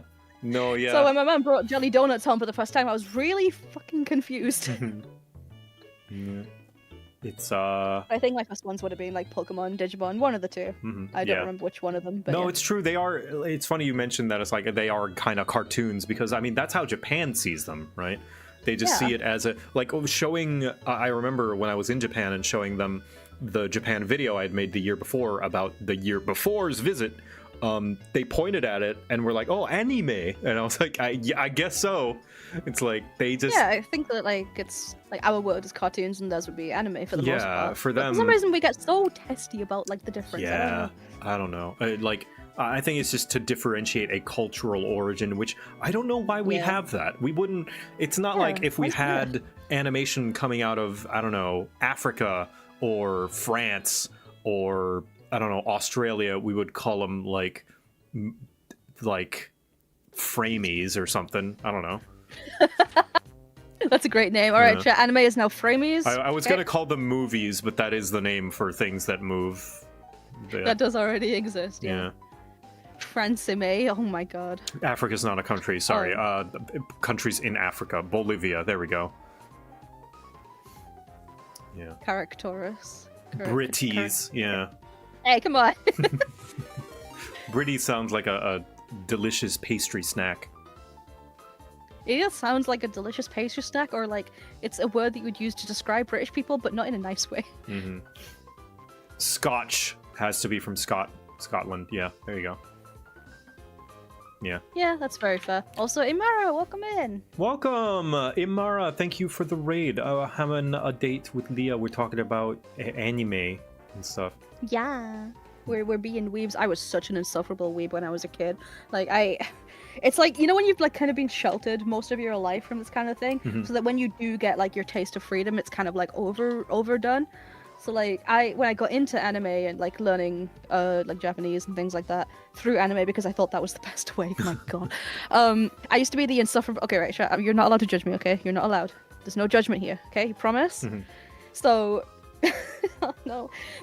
When I first started, quotation marks, learning Japanese, I was the insufferable weeb kid that would thank the bus driver in Japanese Oh, and then no. be all on my high horse when they didn't understand me. Like, oh, you don't know what it means? Huh, wow. Like, oh god. Yep, kids I was do such silly, a cringy things like insufferable that. kid. Oh my god. And like, I was the kind of person that would like, I would answer like either yes or no, in Japanese for some things, and then I would get mad when, so if someone in my class asked for something, and I would say like yeah or something, or like no, and then they would bring me the thing because it sounds like I'm saying yeah, and I would be like, you didn't understand me. And you're like, well, yes, of course they didn't. Oh, I was such a little shit. oh, So anyway, yeah, we're never gonna bring this up ever again. man, can't believe I brought an actual full, like that is textbook weeb behavior. Like I jokingly say, I'm oh, I'm such a recovered. weeb. No, that's actual weeb behavior. What did you think I meant when I said I was an insufferable weeb? No, I don't know. Yeah, usually people exaggerate. I have a lot of people here are, we're the nerds and kind of more self-conscious people of our generation. Not like they don't use it. They hyperbolize the phrases they use. No, you're being literal, quite literal. You were a weeb. Were you bullied in school? Yes, I was. What's your point? Did you also I was make bullied rainbow? because I was a little Did you also make rainbow filter AMVs when you were a kid too? Like of like Naruto and Sasuke kissing?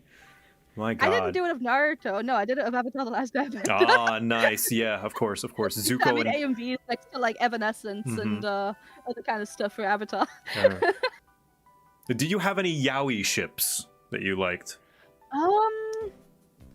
Honestly, That's what girls like, no. right? Yaoi? I don't know. I like women more. I gotta say. Oh, dang. Nice. Yeah. I'm very pan, but like I don't know.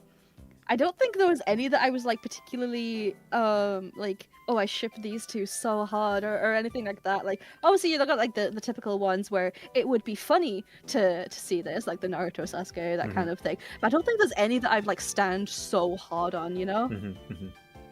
What about you though? What's your deepest, darkest, most yaoiest? Well, I don't really have anything like that because I don't think I was into. I didn't have that idea of like little blorbos that I want to make them kiss. But watching anime, seeing these more realistically proportioned characters, definitely I think was the beginning of my like realization of like my attraction and sexuality for sure. Like a lot of kids, of course, you see like anime proportions are a lot more realistic, and sometimes some animes are not for kids and maybe have depictions of things because it's a medium. It's not just it's not just animation. It's an entire like animation itself is a medium. It's not a genre. So of course there is adult animation sometimes, and I think the first one that of course made me think those things like oh, what is this I'm feeling was of course Sailor Moon. Like most people, the transformation sequence, I was like, whoa, what? Why do I want her to go back to the transformation?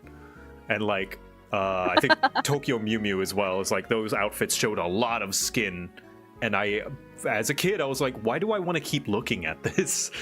Right? Yeah. I think it was very similar when I watched these things and I realized I liked girls. And like my mom was not particularly like homophobic or anything like that, but she was very the straight and narrow kind of path. So when I told her that I liked women, or that I thought I liked women, immediately she was like, well, why? What happened to you? Well, What's wrong with men? that's- It's like this other kind of like other stupid Honestly, shit. that's better than most. Like, It's definitely better than most, yeah. Like I say that it was like a bad thing because like Your roast she fox even is now. ready, sir. Hey, oh, Sorry for the mix-up. oh, dang. Oh, those are my people. oh, man. What's wrong with you? You were saying about anime and liking women and your mom. Yeah, let's go back to that. Let's not worry about that. Fucking waiters. I can't believe this. Can you believe this shit, chat?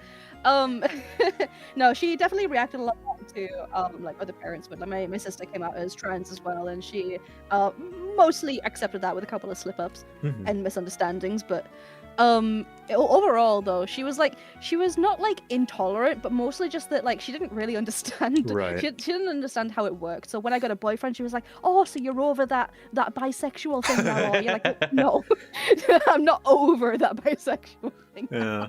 And she didn't understand how it works. She would like point at random women and be like, "Oh, so you like her then?" Like, what? No, that's not how this works. It's just, it's the same as liking guys. It's just, I like women too. And yeah, even now she still doesn't quite understand it. But yeah, but that was definitely like the kind of anime and cartoons was definitely like the moment, I think, for most of us as kids where we realized like what kind of like people or personalities and otherwise that we liked. Oh, hi, Melissa. Thank you for eating at the tavern. Please make sure to use the big door on the way out. Thank you. It's Tiefling Melissa, everybody. She's just making her way out. Seems she also nabbed another very nice muscular monster person. Good on you. Those are our customers. Bring him back. Yeah, but it does. It's nice that she's at least making the effort instead of just dismissing it. Absolutely. Like, even if it is, it can be a little frustrating and annoying. It's like, no, Mom, that's not how that works. Yeah. There's definitely like loads of like I do my best to educate, and that's all I can do really. So good. and like it's not like she can stop me now. I'm 31. What's she gonna do? Ground me? So like. Yeah. I remember I joked at my mom about it. Like, I think I'm still I still feel like I'm straight, or at least very like attracted to feminine presenting persons, whatever you may call that. Regardless, because like that's the thing, right? Sexuality doesn't take into account identity. It's like there could be a trans man who has not gone through any sort of physical transition at all that I may find attractive, but it's just like, you know, it doesn't. But like all this to say is like I am still trying to find what term works best for me, so I just stick with straight for now. But I do remember joking with my mom like after me and Echo got married, I was like, well, what if I had a second wife? And then she was like, she just kind of like, she seemed very exacerbated. Like it wasn't the first time I had told it to her, so of course I was teasing her and joking about it, and she's like, she just shook her head, didn't look at me, was just like, I would support it. And I was like, okay, well, what about a second wife and a husband? And she's like, don't push it. Yeah. Oh my god, my mum is very upset that like I think I mentioned before, I'm very aromantic, or at least like demi. I'm not sure what kind of word it would be. So like I don't really enjoy the ideas of relationships. They're very like I've had like a lot. I was engaged and that didn't work out. And I just like I realized that I just don't like the concept of romance or like relationships in that regard, or at least like with very, very like you'd have to be someone special to kind of make me consider it. Yeah. And just like my mom is so she was the kind of person where unfortunately she's the kind of person where like she had kids so that she could be a grandma kind of thing. She adopted us because like she wanted to have like grandkids and things like that and whatever else. So she's very upset to find out that my sister was trans and will not be having children, and I just don't want to have children because that's going to take away from my gaming time. So Yeah, hell yeah, me too. Yeah. I I to could the have point. children, or I could do more crafts on Final Fantasy, and I feel like I know which one I want to do. Yeah. Like, can my child do like PFOS? I think not. Yeah. So, you know. Yeah, like I went ahead and got snipped, so I'm good. I'm like, if I want Nice. kids, I can adopt. You know, there are plenty of kids out Exactly. there, I am an adopted child, so and there will be adoption is plenty. good. Yeah, there will be plenty of kids out there looking for parents, and if I ever change my mind, I can just adopt. So Exactly. It's a and- good mindset to have. Like, having the choice is the most important thing. Yeah. And also, I don't want to worry, you know, about suddenly me and Echo, like, of course, like, we would make sure to be safe and everything like that when we're having business. And, but, like, I don't want to wake up one day and be like, fuck, I need to make a very important decision now as Yeah, to what happens with my wife's body or another human being that I have to take care of. Yeah. That's very true. That is, unfortunately, it's one that I had to make a while ago, or semi had to make. It was like anyway, but yeah, it's like it's something that you never really want to have to deal with because it's also like you have the thought of like, you know, am I even ready for this kind of thing? Yeah. Because most of the time you feel like you're not either. Yeah. And especially with like me being as I am, like I enjoy my time. I enjoy like my gaming. I enjoy, you know, being able to. I work late hours. I enjoy all kinds of this stuff, and I don't want to have my life revolve around someone else, and that's what, you know, having a kid is going to end up being. And unfortunately, I'm very, I guess I wouldn't really call it selfish, but I suppose that might be the word.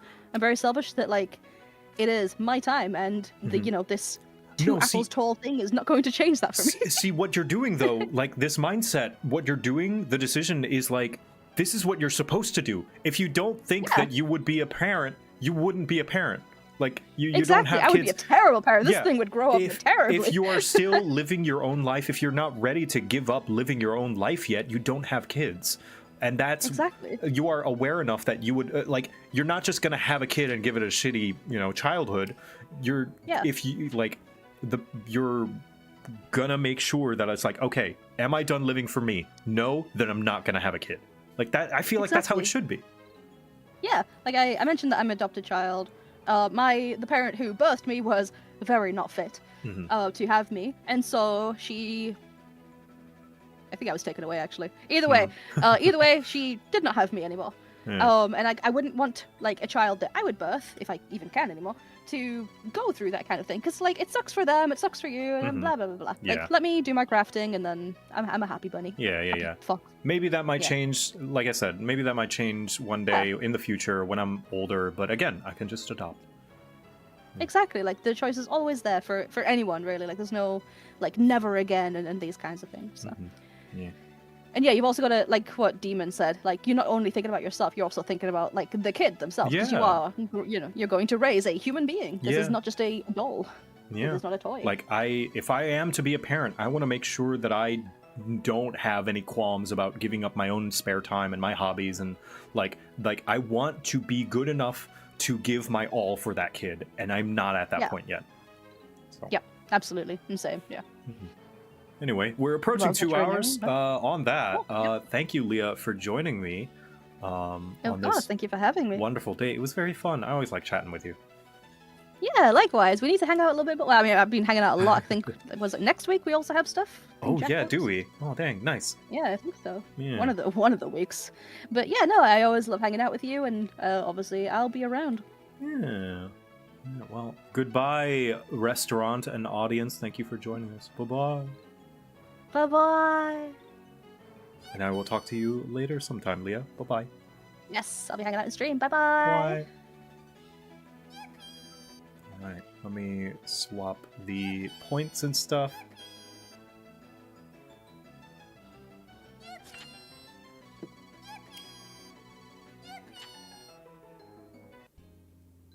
Doop-a-doop-a-doo, random chaos event. There we are. Now then, let's come back to the tavern. That was fun. Leah's cool. Whoop, that's not it. Come on. Turn that off. There we go. Hi guys, how's it going? That was fun. Thank you for coming, Leah. That was fun. Now, in the last 3 or so hours of stream, I was just gonna chat, but I was thinking maybe I take the next few minutes figuring out and just making like all the announcements I needed to make involving the rest of the subathon and stuff. Let's see, because I do need to make a few posts and administration things, as Pao would put it, involving tagging people and I letting heard them we know. got new skeleton chefs. We did. I want to try some cooking. Yeah, they're very cool. They're very friendly. They're part of the Bone Mafia, I think they mentioned. Let's see, guess heads up. What is on the docket for next week?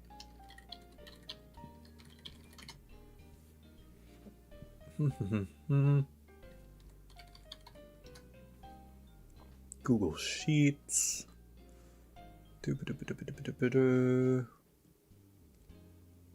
Subathon schedule. Drawn Pokemon from verbal descriptions. Have I tagged people? Yep, drawn Pokemon. I have. Next week's Glamour contest. That's right. I need to make a post about that.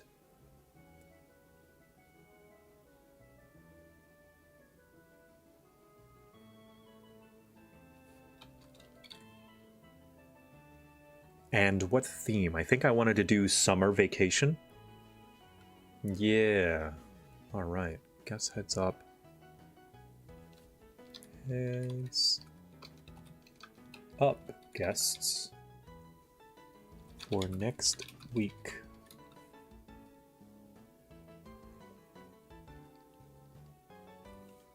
Will be the 22nd.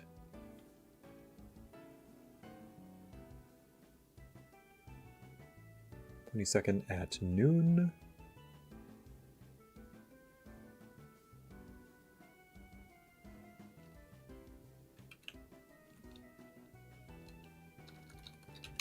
The idea of having a kid is nice, but I don't I'd have for a very long time. Not because I don't want a mini-me, but I don't think what's going on in the world is safe for a kid nowadays. I've got time. Yeah, that's another thing. Is like, I want a better world for a kid to live in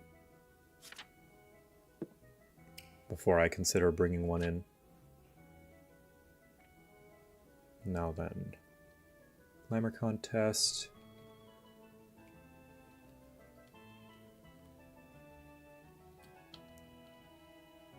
Will be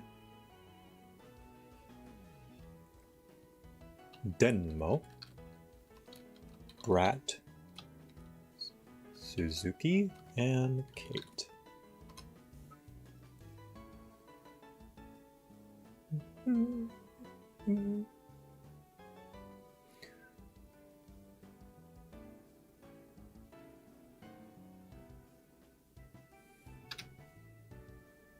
Now, let me go use the bathroom real quick. I'll be right back, chat.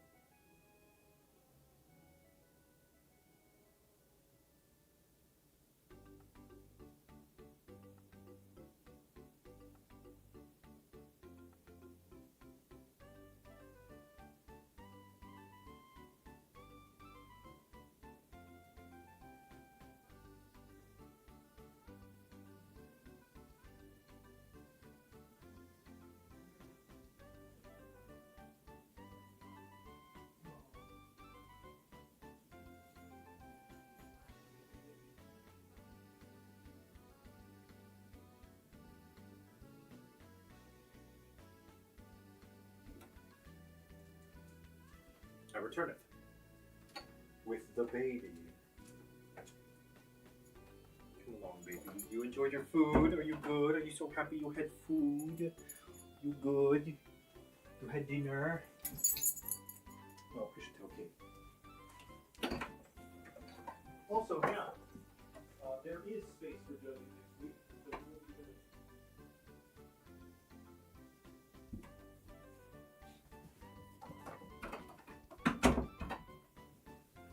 good. All right. Now then. Dog. Now, to make the announcement post for next week's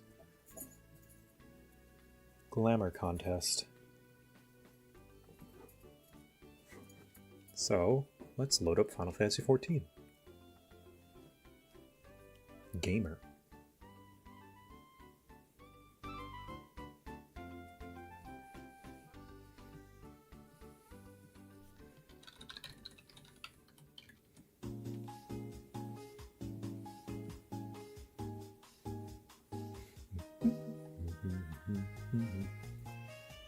Do you know when we will return to Queen Echo's rule? You know what? How about after I finish... Oh, I want her to be here. She's at work right now. So, perhaps Monday? Because, well, there's 14 community play Monday. I'll let people vote on whether... Monday we want to do King of the Castle during the afternoon, or if you want to do more Eureka. But if Echo comes home today, before stream is over, we can play some King of the Castle. How about that?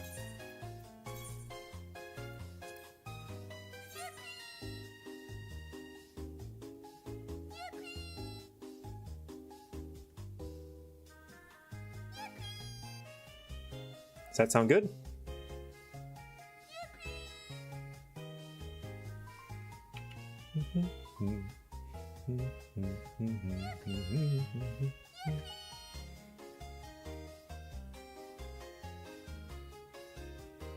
Climate contest. There we go.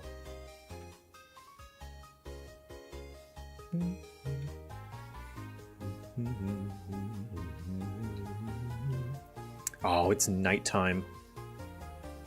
Dang it. Well, I mean, I might as well change the category to Final Fantasy XIV. I think I'll play a little bit.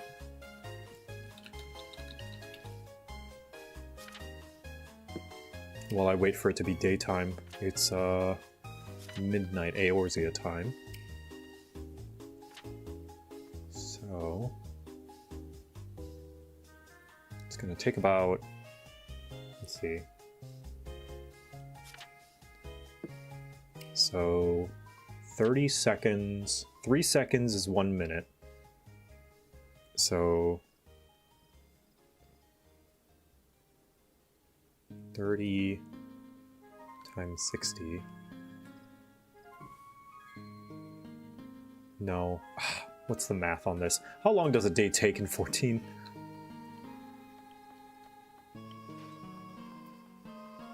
So 3 seconds is a minute. An hour.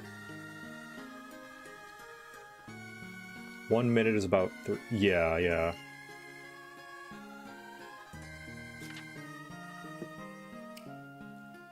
60 would be 180 seconds, so 3 minutes? Yeah, 1 hour is 3 minutes. That's not too long. Let's see.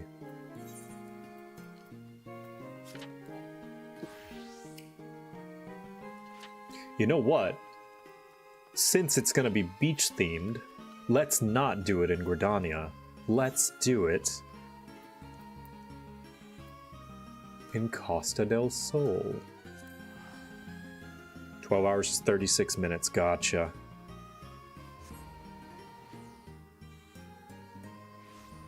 Well, I might as well take the time to return to my home server then.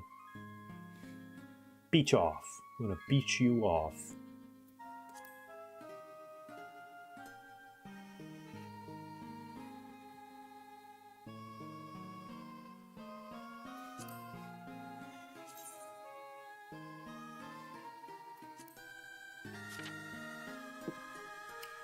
Did we lock in on the beach theme? Yes, we did. Well, I did.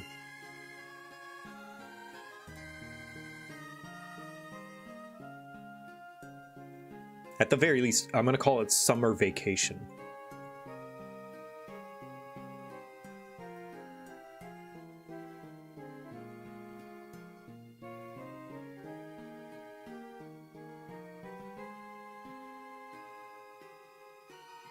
Well, this is going. I'm gonna grab a snack.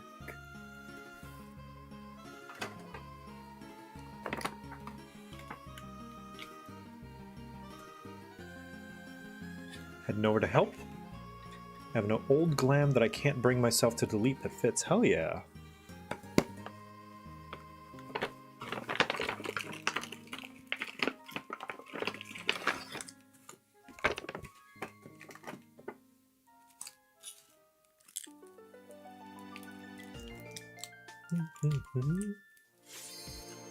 Nice.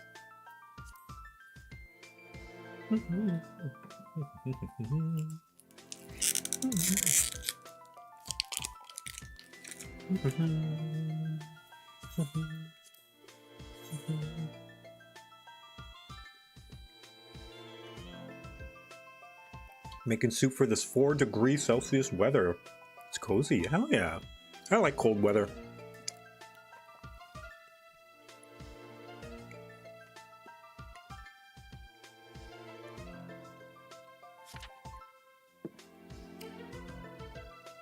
Yeah, the beach outfit.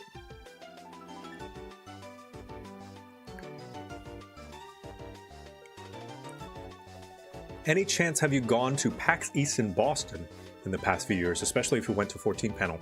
No, I don't believe so. It's been a while. I went to PAX West recently in Seattle. I think last year or the year before. Can we enter the contest in pairs?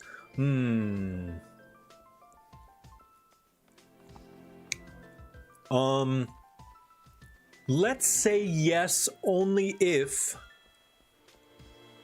one of you, I don't know.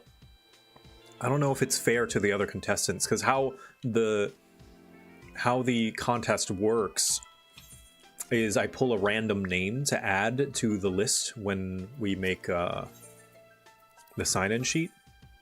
Split the rewards, maybe, but I would have to draw you both, and you're essentially getting double the art from me. Because the winner, the prize, the grand prize is getting me to draw your Warrior of Light in their glamour.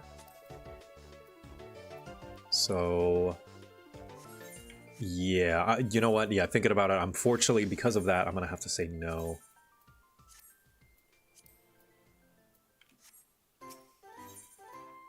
I'm sure it would have been great. Let me swap over and make sure. Yeah, okay. Let's make sure everything is up to date.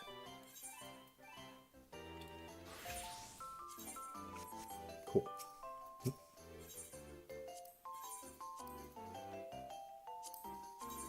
Do I want to store this? Maybe. Yeah, let's store it. Please don't judge what my team looks like. Don't judge me, don't judge me, don't judge me, don't judge me, don't judge me, don't judge me.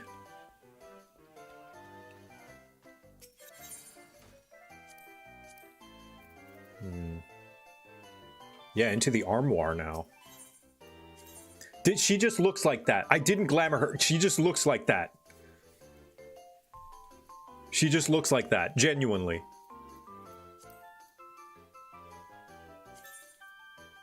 She does. She does. Look at her portrait. Her portrait has the bunny outfit on. She just comes like that.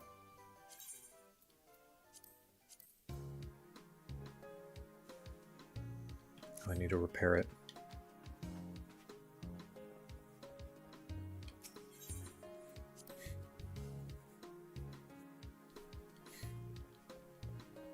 I bet she did. Oh, the Father, phrasing. may I become a bunny too? Yes, Gabo, if you would like.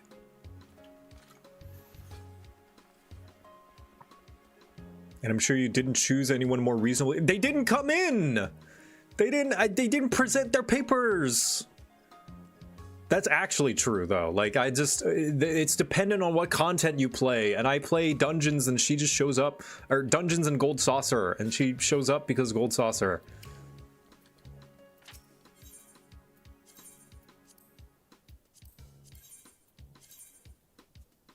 Sure, Jan. Listen, it's called Final Fantasy, not Final what is reasonably available to me in real life.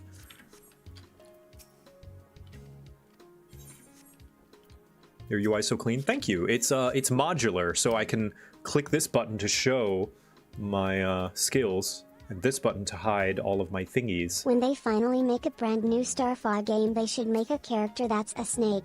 His name will be Solid Man. Solid Man. I get it.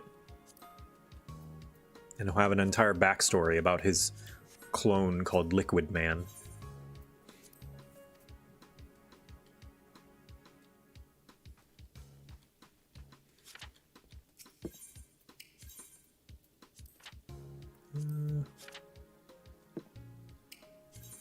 Yes.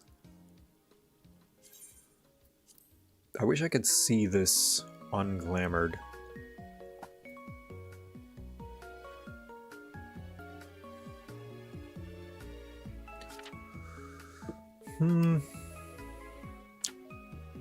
It's kind of cool that you can put dungeon gear in the armoire now.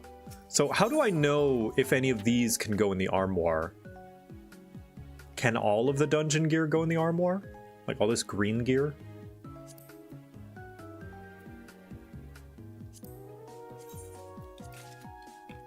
Like, I do this. Nothing from 3.0 and back. Okay. Only Dawntrail stuff so far. Does that mean the Glamour Dresser's gonna be on its way out? Ooh. Only Dawntrail dungeon. Gotcha. Armoire icon. It's the armoire icon.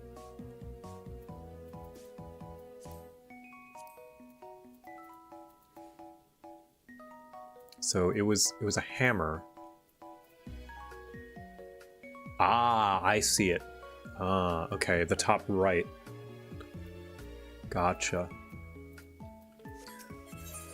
But it's not visible here, sadly. I can't see the armoire icon on this. I wish I could.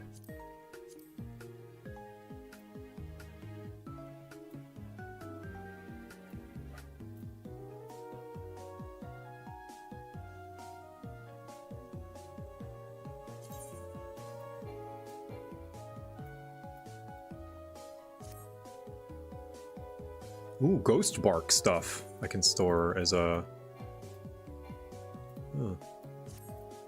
I wish...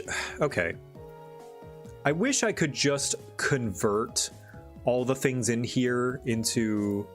Because I'm sure there is, like, ghost bark / eye stuff. Eye search to get item links. Chat, you can use that to check. Potentially. I wish I could just, like... Can I just convert it? View outfit glamour item ready.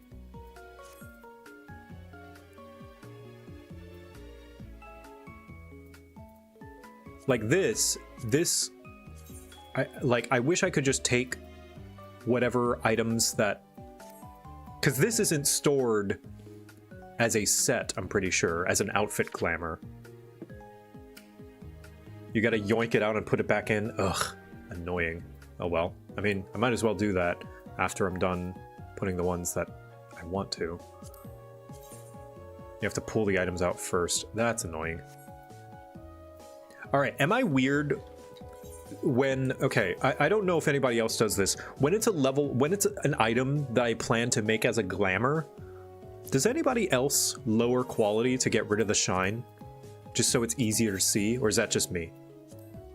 I've made sure to lower the quality just so the shine is gone, so it's easier to see the item icon. I keep high quality because I'm a prideful creature. I never thought about that. Yeah, I just considered it's easier to see.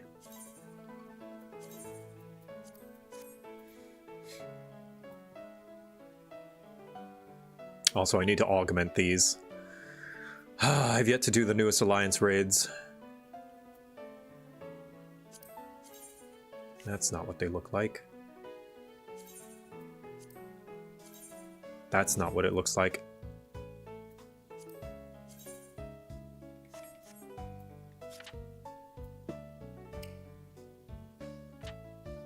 I don't think I want these.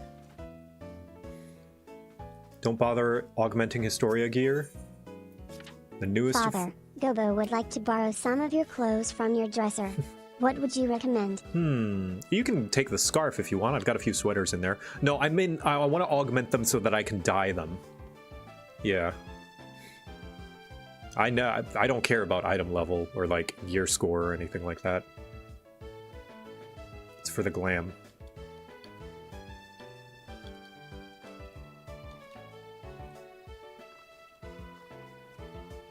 Which is also why I went with the maiming top instead of the... Notice it's where is it? Yeah, notice it's the maiming one. Specifically because of how it dies compared to the fending one. Alright, time to turn these in.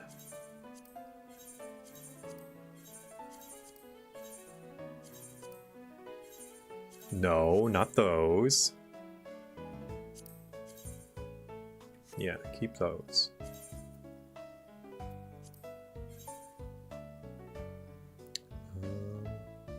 Yes.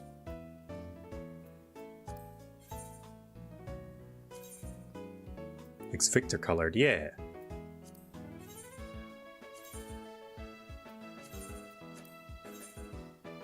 Sword of Ascension. This was... Yeah, I want to keep these. I need to store these ones in the Glamour Dresser.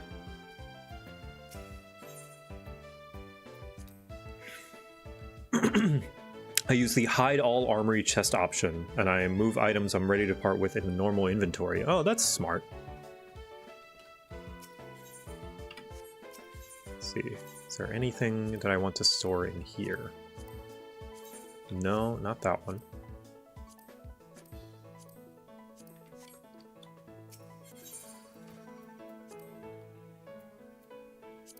Sword of Ascension, yeah. Asphodelis sword, yeah. Monstorum sword, eh.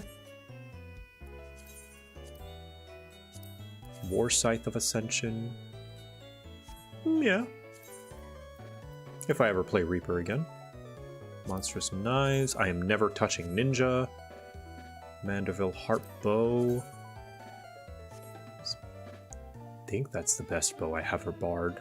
Well, apparently, well, obviously not, since I have it. I'm not equipped.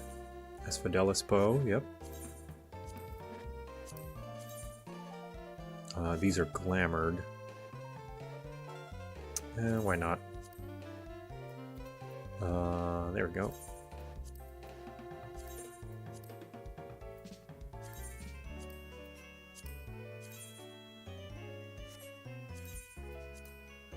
Ghost Bark. Don't look bad.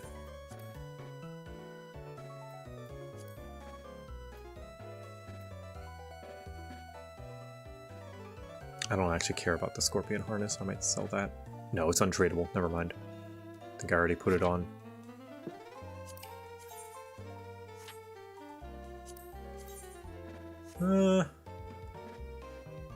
Vermilion Coat of Healing. JoCat, have you heard of our Lord and Savior, Axigo, Lord of Monstrosities? I have not. Vermilion Cloak is Eureka gear. Gotcha. Will do.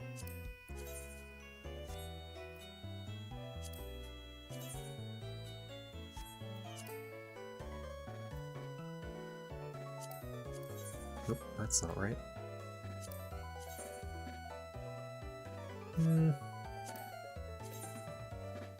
Evelician Greaves.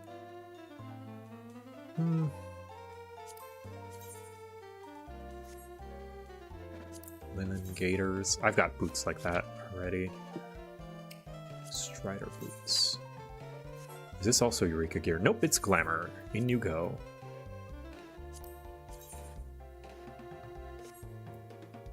I think somebody gave me those, yeah? Yeah, Naya, you gave me these. I hope you don't mind me throwing in the... I'm sad that when you throw it in the glamour dresser, the signature's gone. I hope you don't mind me lowering the quality of these.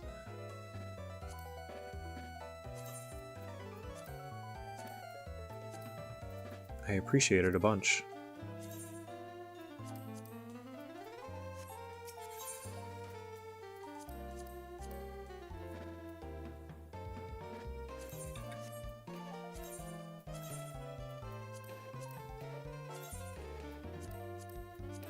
Yep, there we go.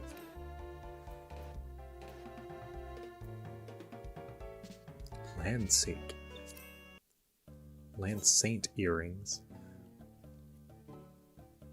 They do look neat. It's for gathering, though. I might keep it. Oh. Red cornfield wristlet. Oh, that's cute. Huh.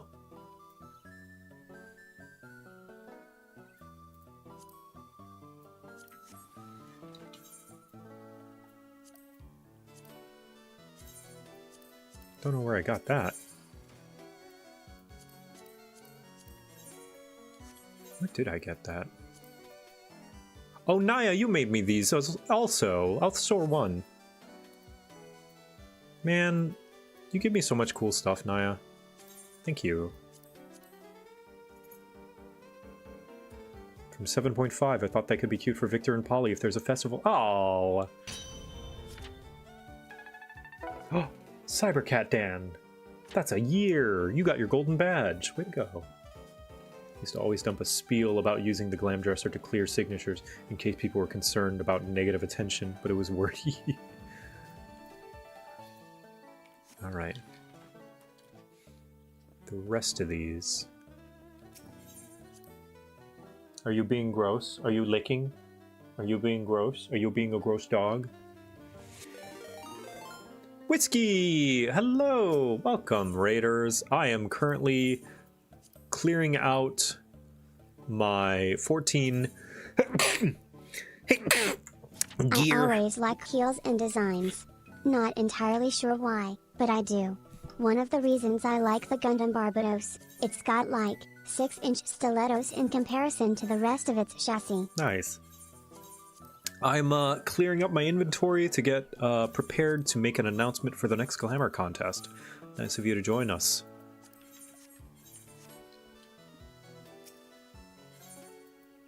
I mean, I don't need more Glamour prisms. And I don't need dark matter because I'm not a of-level Omnicrafter anymore. I guess I'll get Ventures. I could get things for the Heavensward Relic if I ever want to get more of those.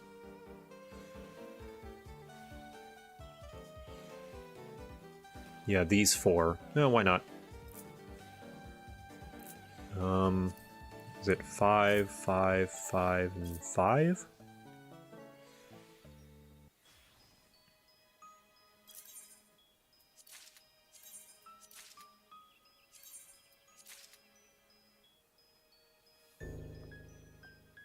No, I can't afford 5, but if I just get a few more.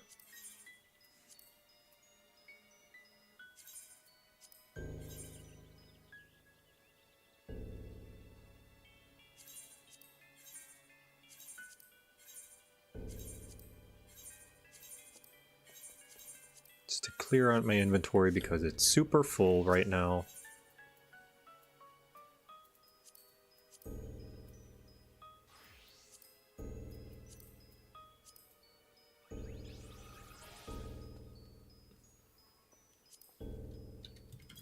I can afford 3.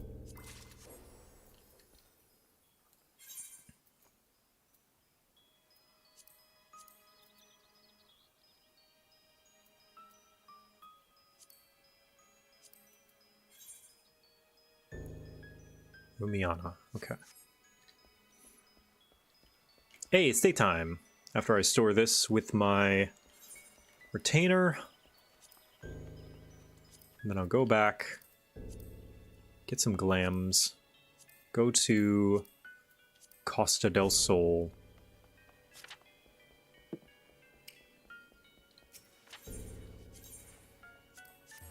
And then we can take some pictures. Still raining in Lenosha. It's always raining whenever I'm going somewhere for a picture. Why? Why is it always raining?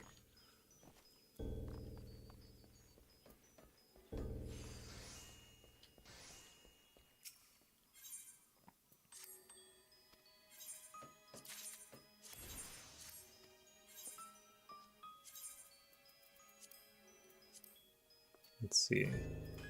This.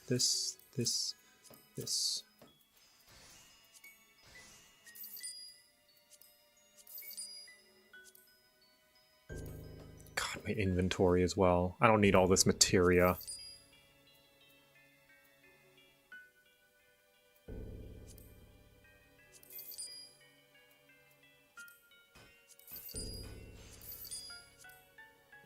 Do we just put it on the market board?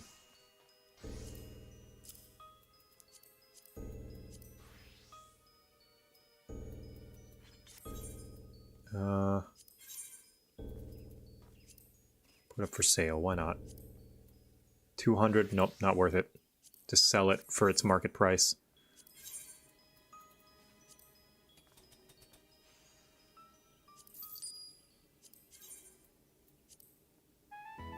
$400, why not?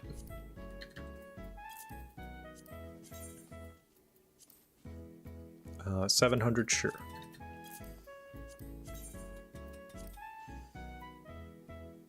$600, sure. Yeah, these are not the... These are only 10s, not 12s. I'm not really high-end rating, so... Shen was doing some inventory management a while ago, which begs the question, what's the oldest thing, bauble, trinket in your inventory? Not in my inventory, but what I use for... The oldest thing I can remember... Oh, I have Coke. There you go.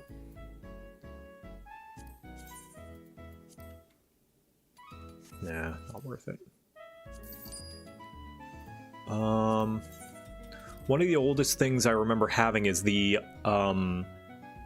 Grand Company Tabard, I believe. I'm not going to sell that, actually. Mountain Chondrite? To sell it normally.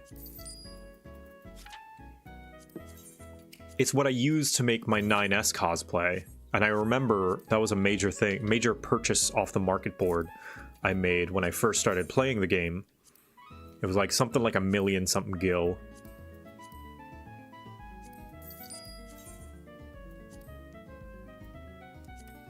$600.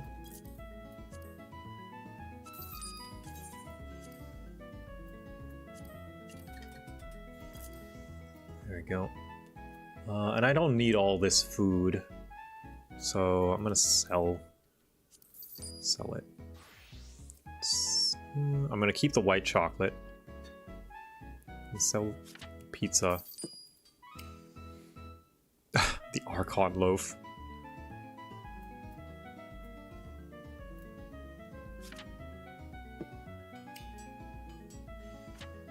Don't think I need this.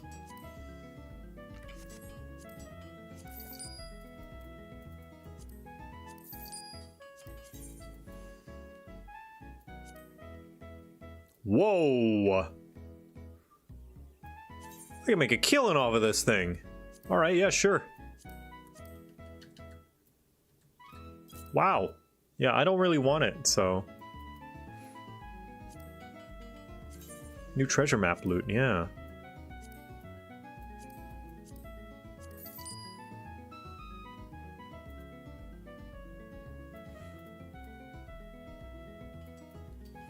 Okay, and I can get rid of all these totems too. Wait, do I want to buy back anything? I don't think so. Yeah, not the crafting materia. The Lenocha is now rain-free. Awesome. Let's get all these.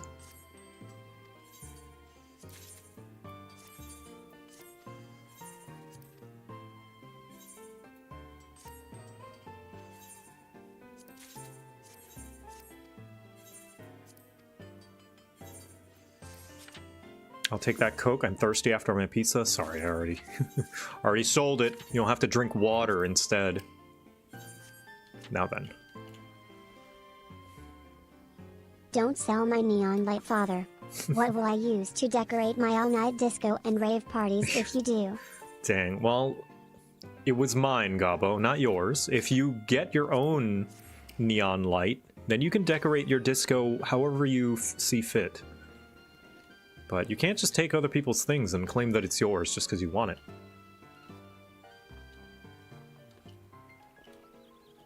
The yen signs have dropped that much? I gotta pick up a few. I bought one for $1 mil the other day. Dang.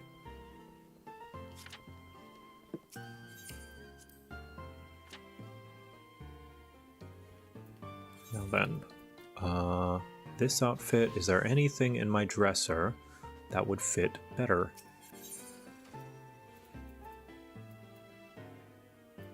Pants. Let's see. Yeah, here. The oldest thing I remember having is...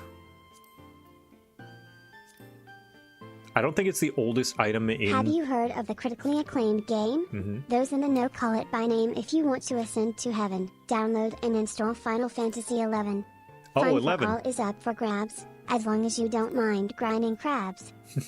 Here we go. The company tabard. This, and I remember it used to have, what's it called? Not soot black, but jet black dye. I bought jet black dye because it fit the other black better than the soot black dye. Because soot black still retains the subtle different shade of black.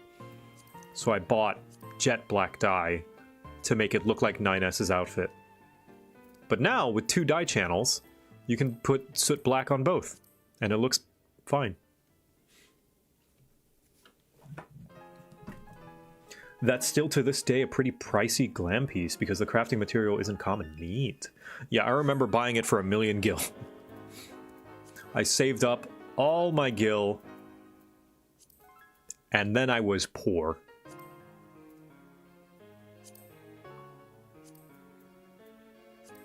Let's see, do I like that better?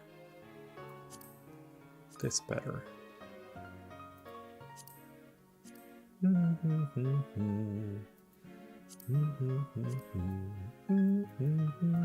Father, what are my dye channels? What are your dye channels? You've got 2 dyes, Gabo. Your, here, let me move this. You've got one on your tabard, and your tabard's kind of, or your tunic, whatever it's called. And your tunic's stitches are the second channel. The stitches can be a different color as well.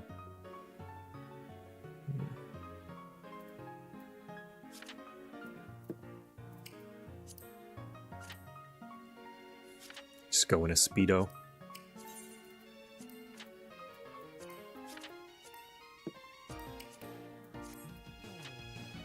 Since the shirt covers the dress.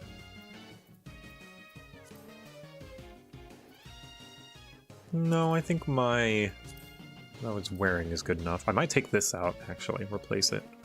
Nah, I like the red. To Costa del Sol.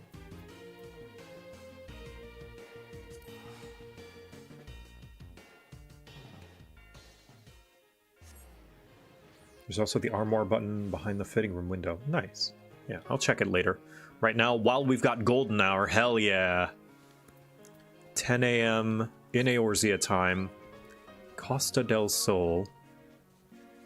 Where's a good place? Probably on the beach.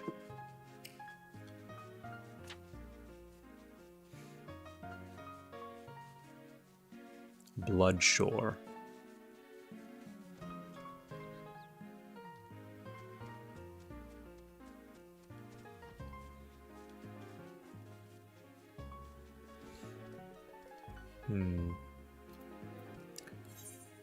Yeah, let's do somewhere like...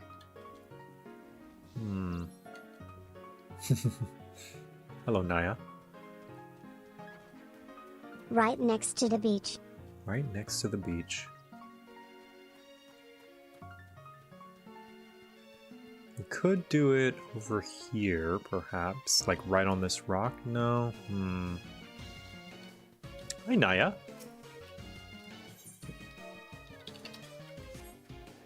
Outfit looks great. Let's see.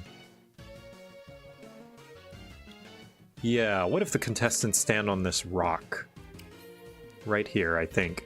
Being framed by the ship and the lighthouse.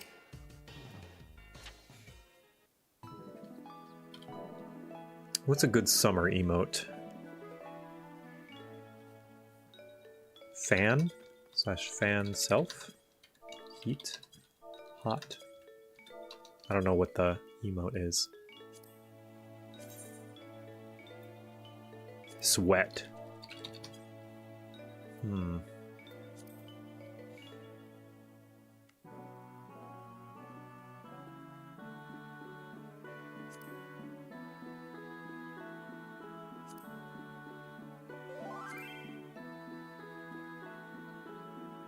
Have fear. Delivery Bert is here. Oh no.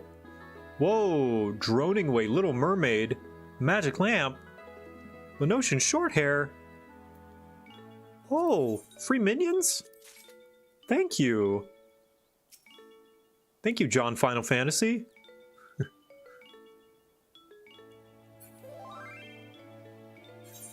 There's this weird cat outside. Oh, gimme kitten. Ill-mannered winged feline friend that wants everything. Ah, I see. It's my sister.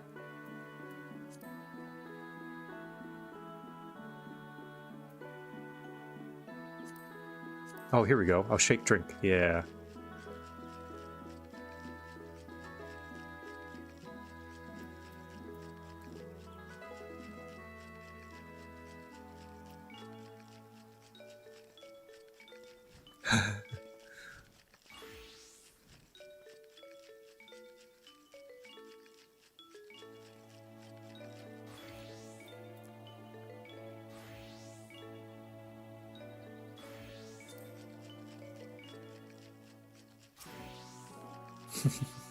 Trying to find your summer glam.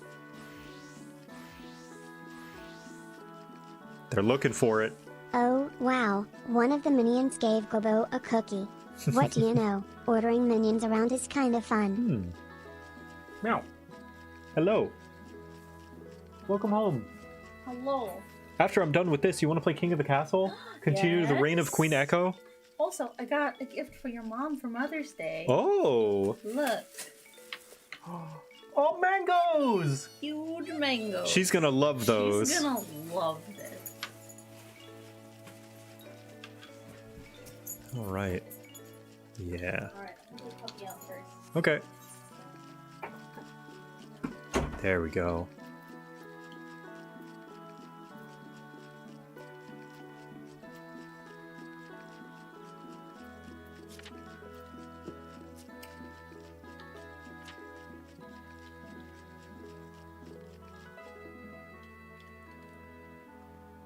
Let's see. It's a good...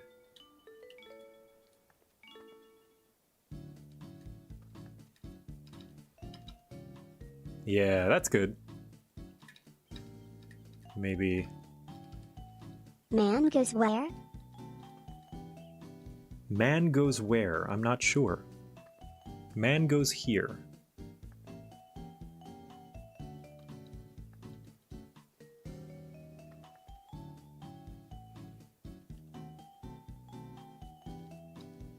No, Joe, stop. Actually, I might get a little closer. Ah, there we go. Alright, Ruby, do your thing. Do an emote. You want to be a part of it? Come on. Suddenly I want to be... uh-huh. Aw. Perfect. There we go. Riding's free extreme. Oh baby, can you see? I think that's perfect. Stay right there.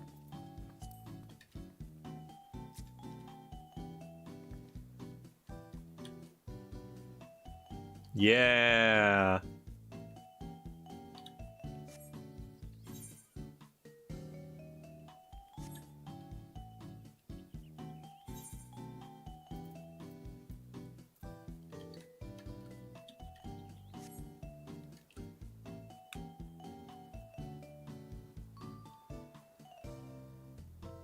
There we go. We just put it here. Oh, you need to be in frame. There we go. Gotta put you in frame. Maybe I'll extend it out this way.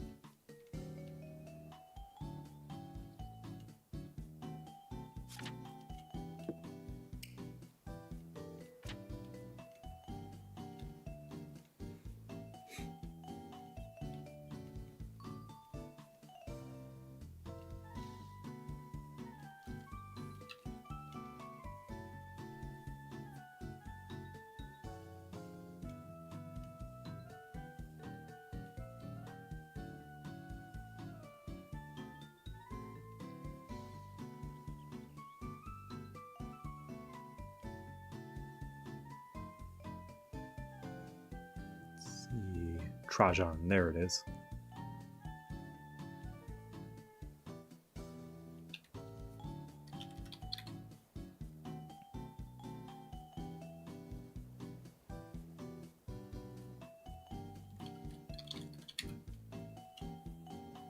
Is this 60?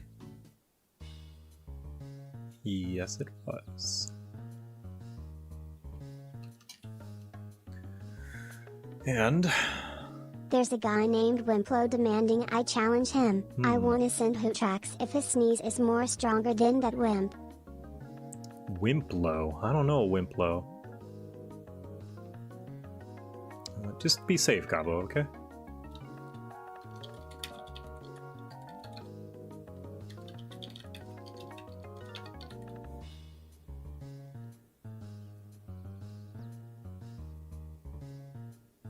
If you're wondering what I'm doing, I am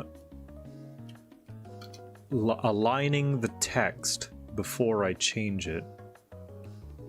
So I'm in paint.net. I probably should do this in a proper image editing program where I can just edit the text instead of having to rewrite it and realign it. That would be better. But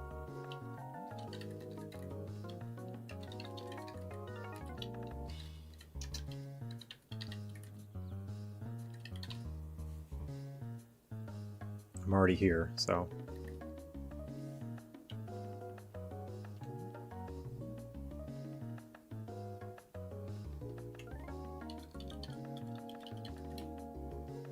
May 22nd.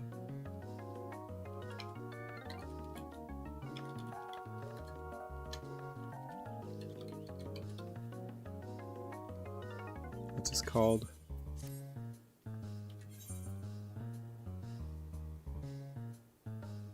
It's like blood. What was it? Blood shore?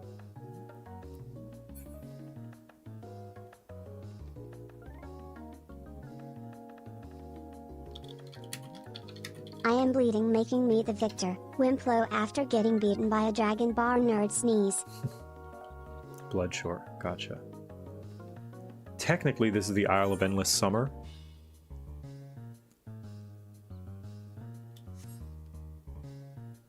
No, that's a specific location. Okay. Blood Shore, Costa del Sol.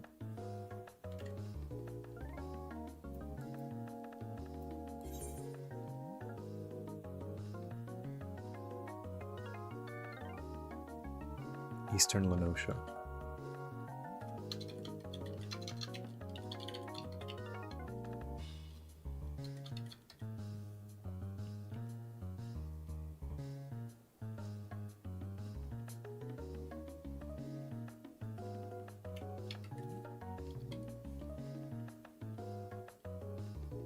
Such a fancy venue? Yeah. Summer vacation.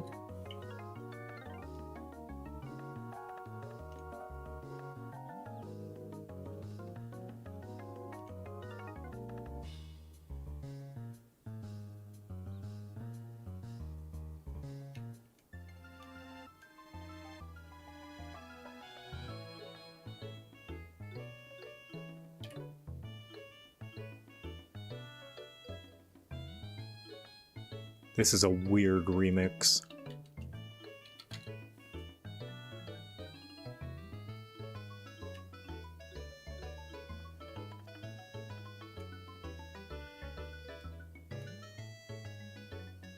There we go.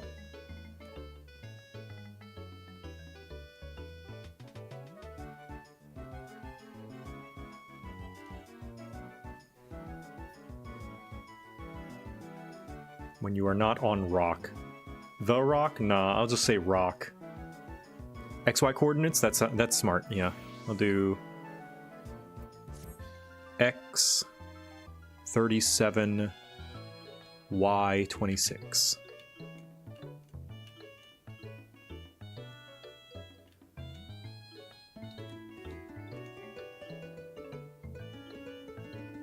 Sad note, being playing FFV's old defunct advanced port. I wanna be a cannoneer. So I can dress up as a pirate. Ferris can teach me to pirate. So X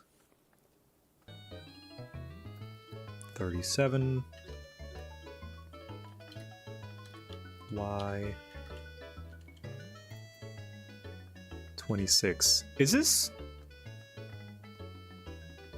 The Jungle Sleeps Tonight? Is this in the jungle?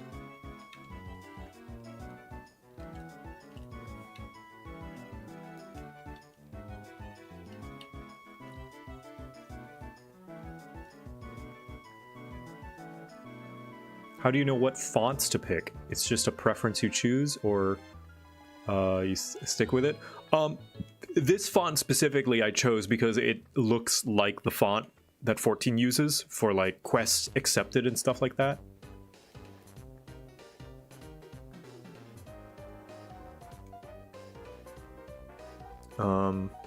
This one I choose Hypatia because it's one of my favorite fonts and it's just more legible.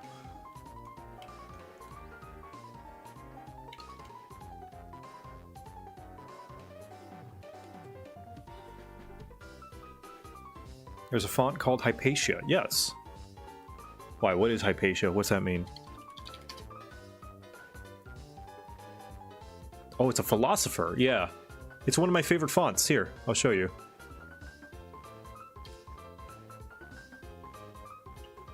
It's like just the right amount of fanciness.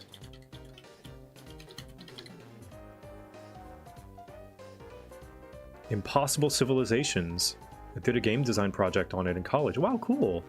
Yeah, I really like this one. It's like, it's a sans serif, but it has a little bit of serifs on it. It's kind of neat.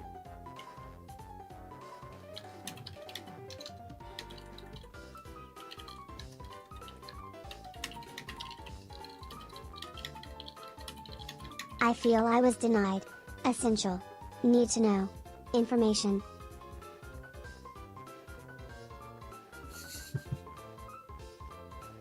That would have been so meta if I used it in my design doc. Maybe. I don't know if this font existed back then.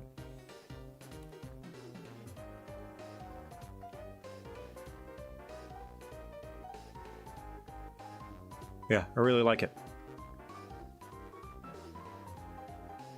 Segoya script is one of my favorites, and I'm one of those savages that loves papyrus.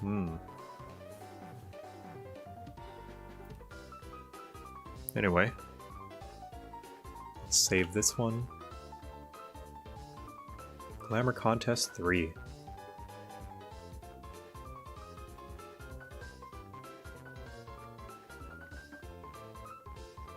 And let me just grab and copy paste other ones.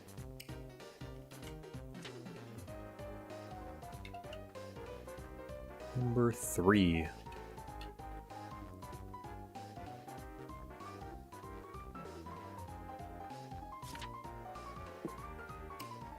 May 22nd.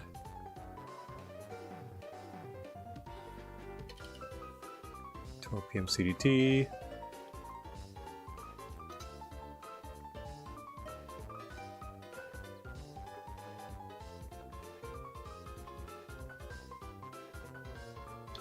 Blood Shore, Costa del Sol.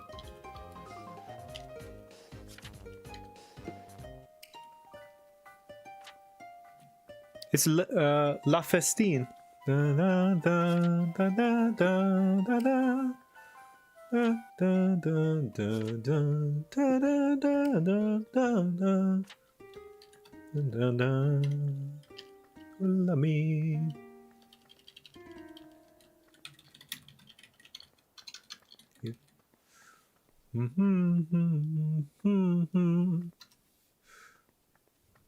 Original taste. You copy the alt text from this one.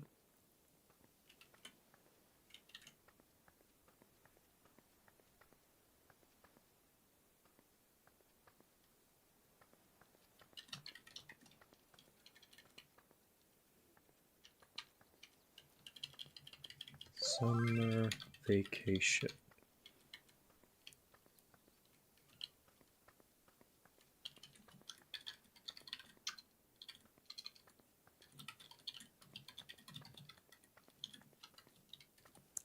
$37, Y 26, 22, judges,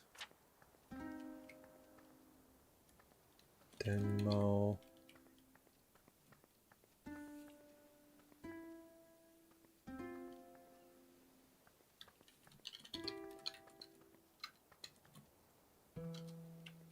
Suki and Kate.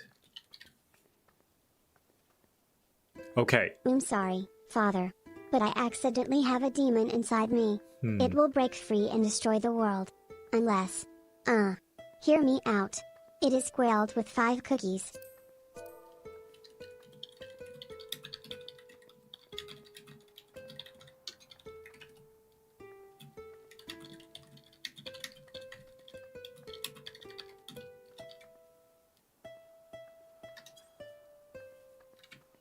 All right. Now I've got a bunch of eyes. Can we proofread? Just double check. Does anything look wrong here? Now, I'm not making any additions or removals, but just are all the dates and times correct? 22nd. Gotcha. All right. Make sure the alt text is also 22nd. Thank you. I would have missed that.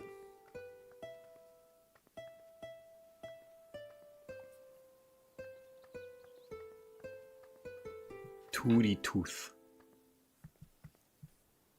DirectX error? Oh no! Oh no! Rip.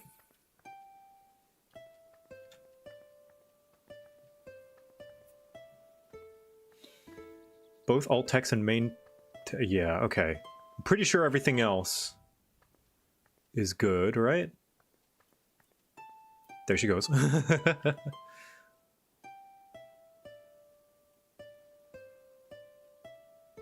Think it looks okay? Okay.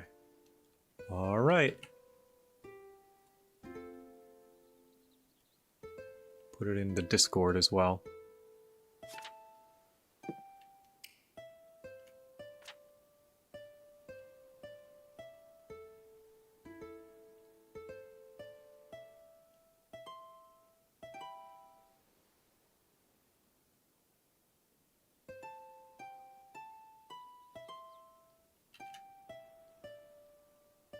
Copy the alt text here.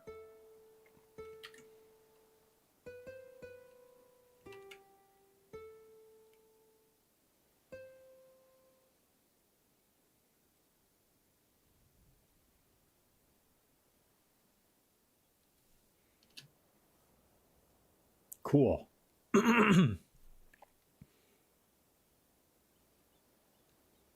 Okay. That is done.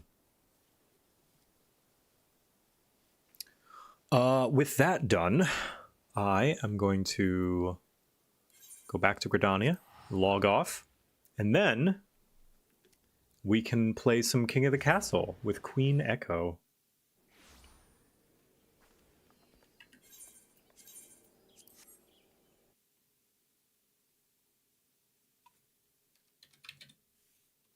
King of the Castle.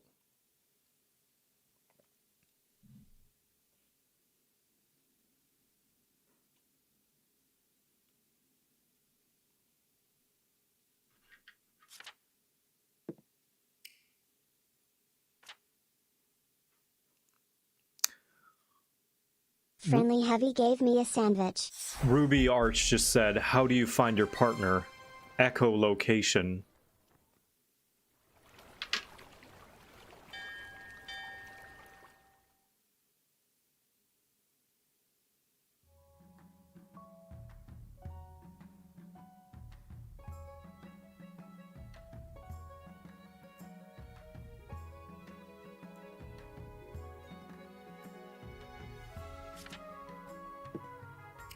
Chat.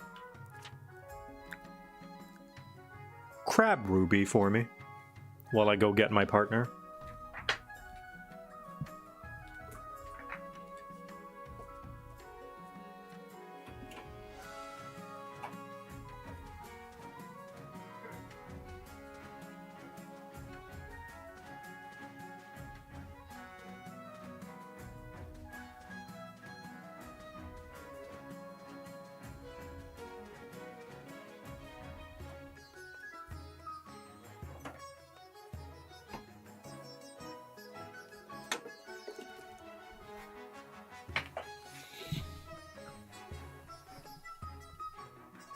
Release the crabs.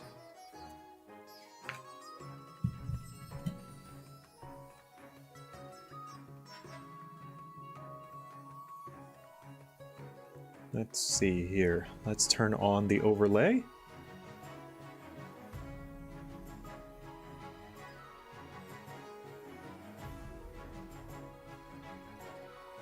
Extensions. Yeah, get drowned in crabs, Ruby. That's what you get for making a pun that's smarter than me.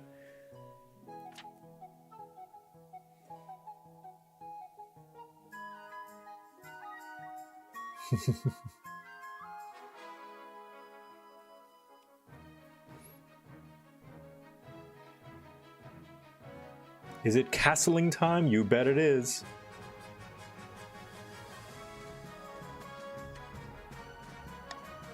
Continue the reign of Queen Echo.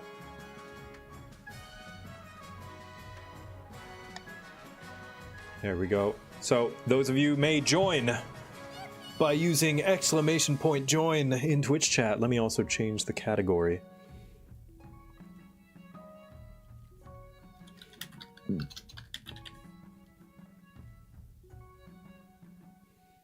Behold, the Gobo's shooting star. That's a sandworm into space.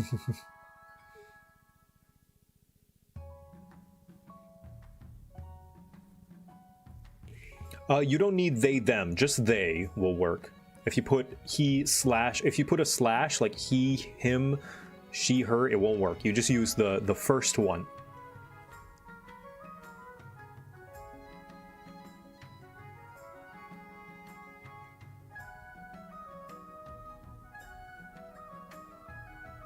And you don't get to choose unless you if you own the game, you can choose. So looks like we have 5 players here. I put she, but it set me as they. Oh dang! Sorry, Snowy Punk. That's weird. Weird bug. Where are you? I don't know if there's a way to remove you and, like, try again. Yeah, if you're on desktop, see if you can do anything with the extension.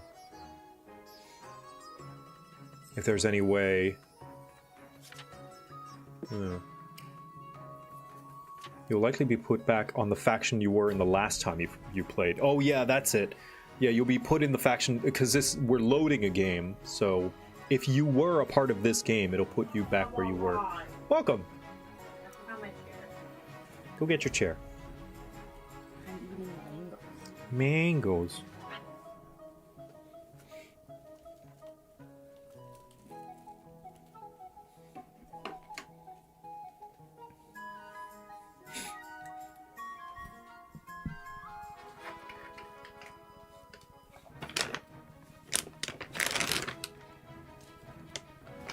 I'm gonna pour myself some dots, some pretzels.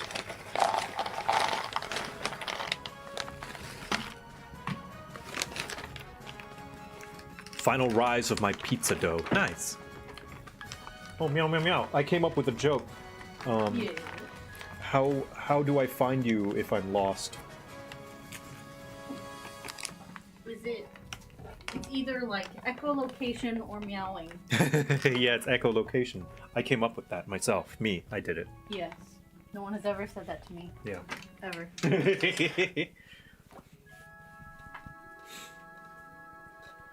Alright, so it's been a minute. It has been, yes. It has been hotel. Again, will the loyal House of Dragonside support the crown and defend the royal bloodline? So, we're actually doing pretty good. Right now, who's in their last few schemes?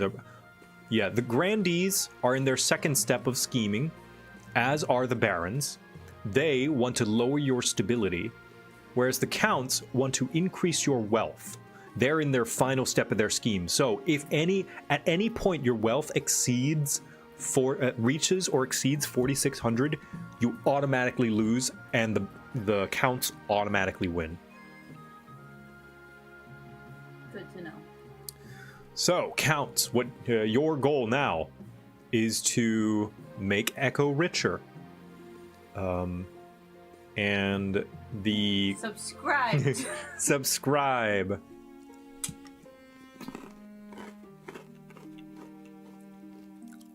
Anyway, we are on the way to having an heir, I'm pretty sure.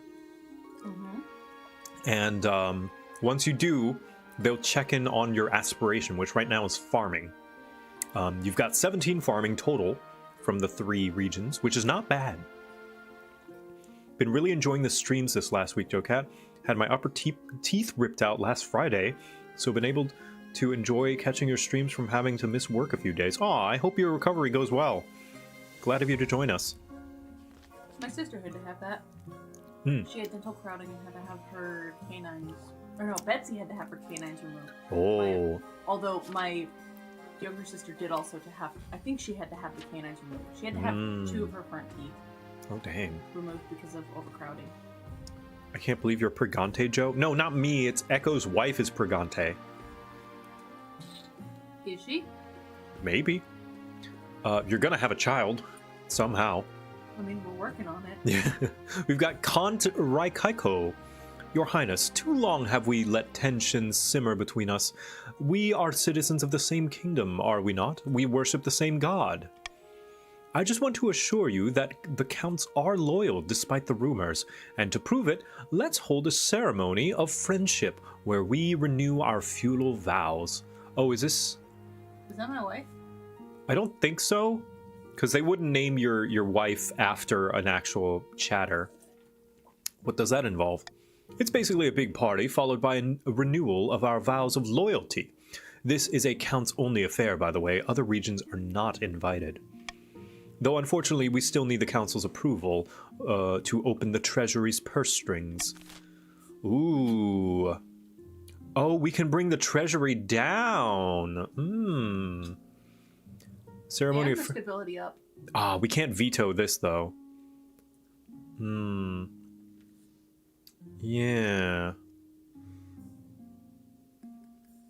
Lose money hype. Tell you what. Father, am I going to be a big brother? You are, Gobbo. You're gonna have a little sibling.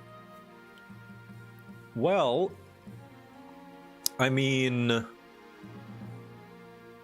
Huh. I feel like the celebration should be for everyone, not just the Count. Yeah, well, it depends on how people vote. People want a celebration. Let's veto the... We can't veto... Oh, we can't veto any. It's on cooldown. Because we used veto on a previous thing. So what are the other... So... no, the... Oh, reverse voting. Nobles must vote their least favorite option, and the option with the least votes will pass. And then there's Monarch's Golden Choice. We can bribe them. Whatever vote that they choose, if it passes, they will gain personal wealth. I mean, we could tack that on to A. Yeah, if you guys want more money. You will get money. You'll get money if you... And a celebration. And a celebration. You like money, don't you? Don't you like money? You guys like money. Yeah. Money. Easily bribed. Money for everyone. Traitors. Yeah, the most amount voting for this thing that is against your interests is the Count's. What are you talking about? Money's their interest. Thank you. Celebration.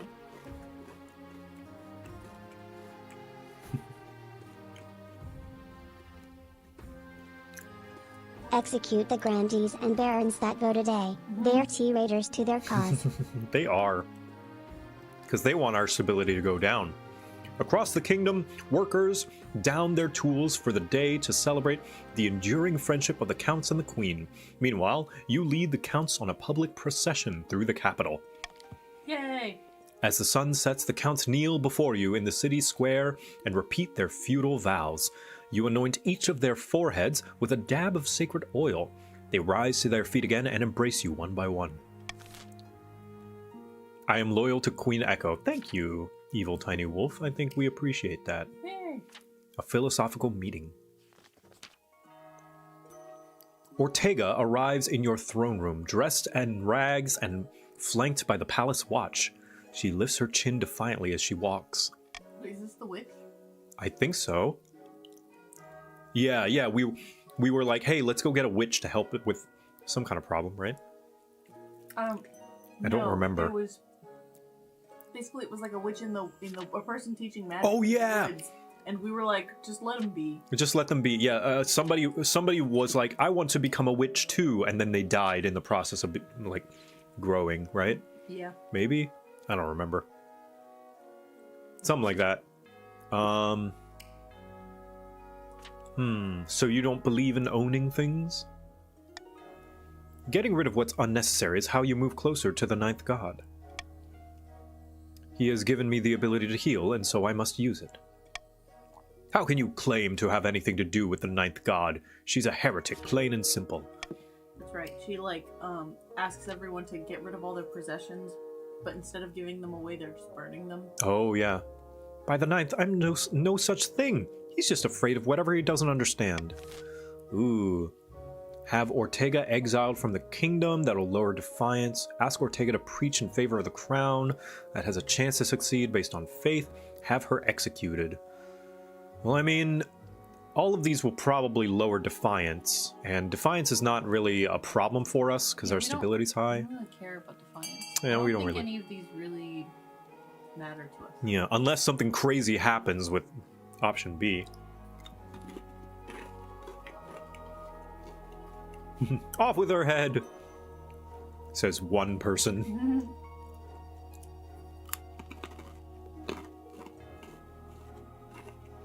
You said that. No, everyone's gonna vote B.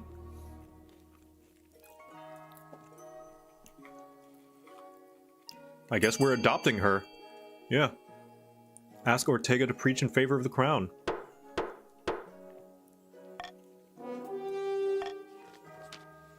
I don't think I'm a suitable preacher for you, your holiness. We're not a good fit. Ah, we failed. Stability went down. No. Dang, it worked out for whoever voted that. I don't think, then you will be exiled or you will be executed. Which one? Ooh, well, if we let her run away, she could be a problem in the future. But, well, the thing is, both negatively impact Defiance. Well, Is it one going brings Defiance down, which is good. It means it's less chance of rebellion. If Defiance is higher than both authority and stability, then they can choose to rebel. I mean, should we... This is harsh, but should we execute her so that she's not a problem anymore? We might. Killing prophets usually doesn't end well in the long run. But she's a false prophet. She's a heretic. Is she, though? How So do we says know? so says the church. Kumi Stellari, thank you for the raid. How do we know? Because the Pope says so. Well, what do you think? Should we just... I don't know. I think either way, it's your call.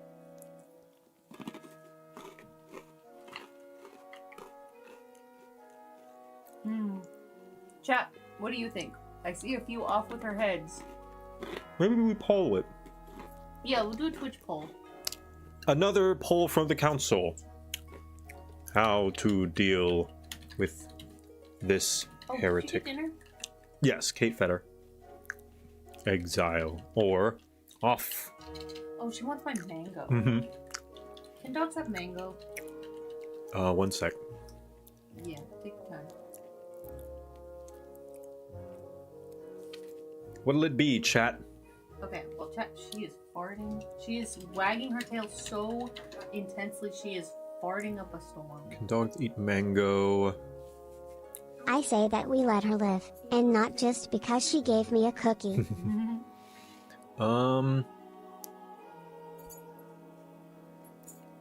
Let's see. Mango is high in fiber as well as vitamins A, B6, C, and E. So your dog will probably love it when ripe. The food is soft, but you should still cut it into small pieces to avoid choking. So it seems like yes. Okay. She will inhale it. Yeah. This is why she's so spoiled and she's constantly bugging us when we have food, is because you give it to her. She's like, But if you've I... never had a mango. She's like, if I beg enough, it'll work, and then it does. You see this, chat? See what Echo does? She's enabling her. But she wants it. Also, the majority of people seem to vote for exile, so we will do exile. You know what my problem is? What? You just want dogs to be happy. The most spot on call out that has ever happened in my life. My younger sister, I was in a situation like this, and my sister turned to me and was like, "You know what your problem is? You just want dogs to be happy." And it's so painfully true. Mm-hmm. But now we all say that to each other.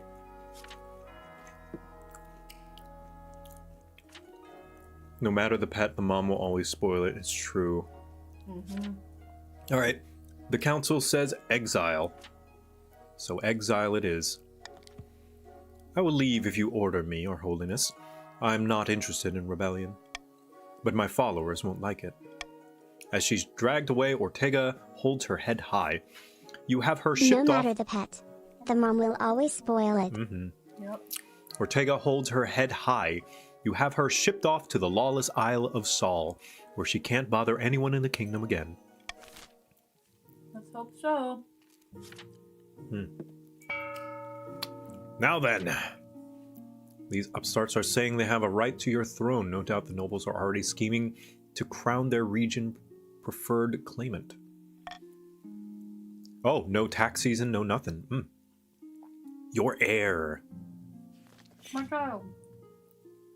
Your quest for an heir is finally complete. You stand before the council holding a small child in your arms. Should I die, I ask that my crown be passed down to... The council hall is filled with nervous silence. My son, daughter, or my child. Gabo, do you want a brother? A sister, or a or a non-binary. sibling? Or a non-binary. We need to make things worse for the commoners. The commoners are holding us lords back with their selfish hoarding. The hoarding of what? A girl, name her Muffin?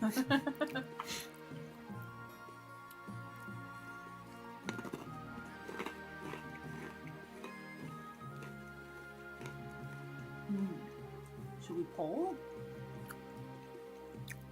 Yeah, sure. Child. Child question mark? Boy. Girl. Non-binary.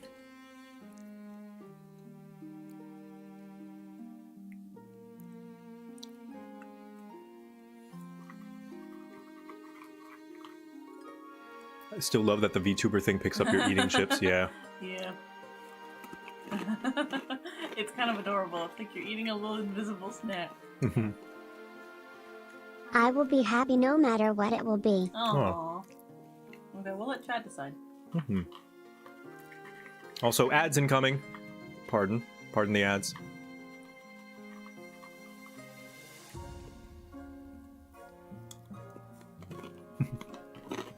I would like to buy one child, please.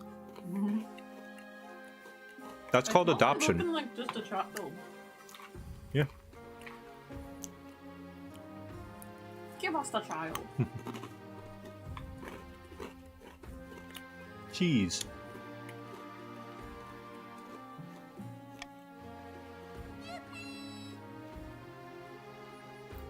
Time to burn the ads to the ground. Yeah, I'm waiting for them to happen.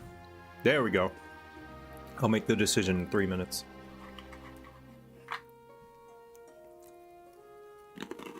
But it's probably gonna be child.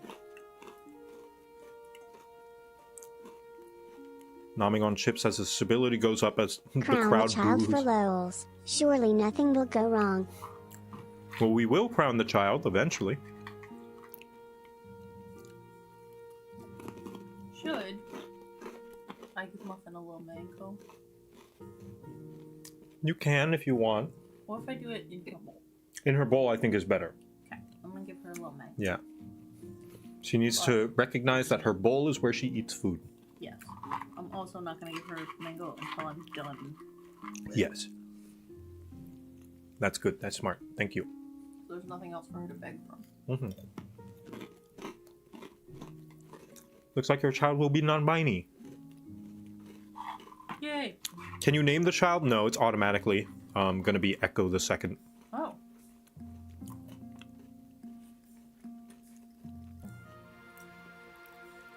That's actually so perfect. I have such a non-binary name. Yeah, Echo. And there will be 2 of them. That's so funny. Echo and Echo. If there was ever a name that should be passed down directly. Yes, Echo is the one. Asexual reproduction.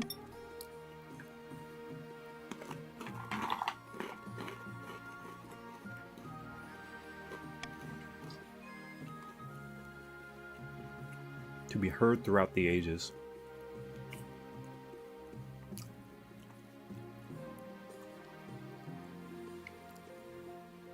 I misheard non-binary as non-Barney, and now I just imagine a child not growing up with educational Echo. children's You say, television. you say, you say, you say.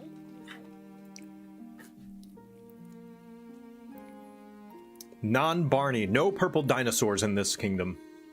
Not allowed. Okay, well, as we're going, I'm gonna give Muffin her mango. Okay. And Ads are actually almost complete now. dang it! I'm throwing this away. You can still give her mango. She's getting. When you come back, can you get me Clear American? Yeah, what kind? Lime, please. Thank you.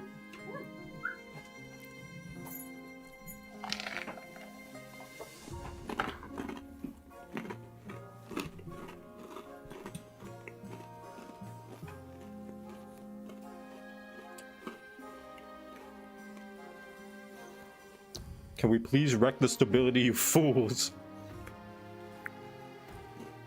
Yeah, this could have been bringing it up to only 6. Like, it could have been at 5. Apple, can I have a cookie, please? A cookie, please. Of course.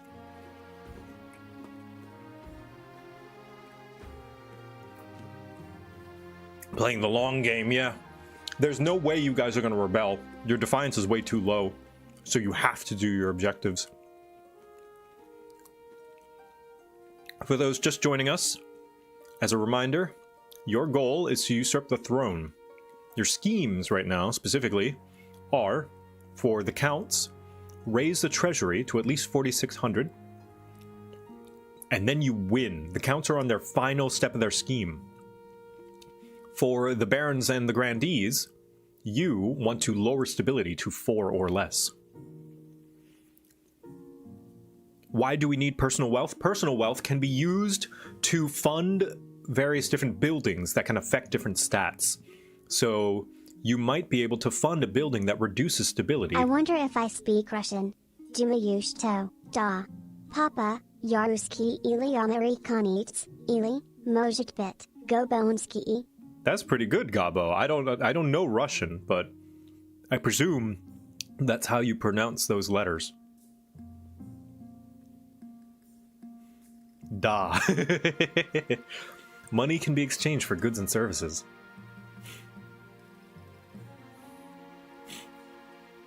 Gabo kind of speaks Russian a bit. His accent's very strong, yeah. A very clear American accent. Da.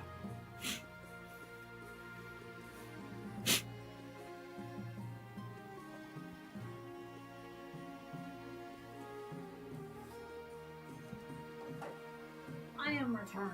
You are returned? Dental floss because Mango gets me a teeth. I'm gonna go get a drink. Oh, I forgot your drink! No, stay! Okay. I knew I forgot something. Aw. I knew, like, you know what? I could tell my brain was like, and then I got distracted and I did part of the dishes. Oh.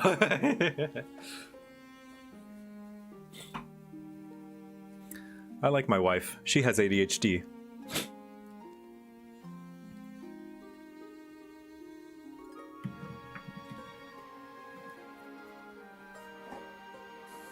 I forgot something.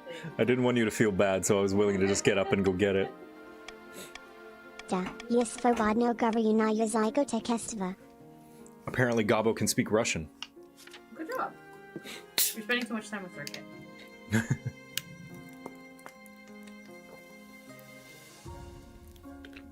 My partner also has ADHD. Dang, they have 80 of them?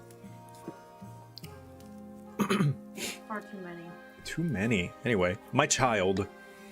The assembled nobles break out in a polite applause. By designating an heir, you've cemented the stability of the kingdom. Stability's gone up by 1. It's Red Crystal. Your Grace, may I be the first to congratulate you on the birth of your child. What is their name? Echo the Second. How delightful, Your Majesty. I'm sure little Echo the Second will grow up to be... Or is it Echo 2? I think it's Echo Echo. Echo Echo will grow up to be a chip off the old block. Congratulations on finding an heir. Now, you just need to fulfill your ambition to win the game. Expect a visit from the Spy Master soon. An Echo reborn. Don't mind me, just practicing my German. Brautgleit bleibt Brautgleit und Blaukraut bleibt Blaukraut. No silver. Countess Terrifying Ray and Baron Bailey 8 arrive in the council chamber side by side. This is the 3rd week in a row with no silver. Why are the miners spending all of their time playing this rockball sport anyway? Blood and Stars, it was your miners who invented rockball. I can't help that Eastern workers are competitive. It's a disaster. Even the miners who haven't broken their arms aren't getting any mining done. We don't have enough money to build a fence to divide the mining camps, but we can ban rockball or host an official rockball tournament. What do we think? So, banning rockball has a 40% chance to succeed because our authority's low, but I don't know... John Madden, John Madden, John Madden, John Madden, John Madden, John Madden, John Madden, John Madden, John Madden. We could host a rockball tournament. Now yeah, the Rockball tournament has the better chance of succeeding, but we don't know what the results may be. Keep in mind, chat, this doesn't necessarily mean that this is going to affect authority or stability. This just means that it's drawing upon authority and stability as the stat to decide how successful it is. And because it's based on stability, that's why it's a 70%? Yes, because stability is high. We don't know what the consequences of this are. So I think we should just let the council decide. I want to see the tournament. I want to see the tournament too. I want to see Rock Ball. I feel like we should have at least done the, whatever choice one. Oh, reverse choice? No.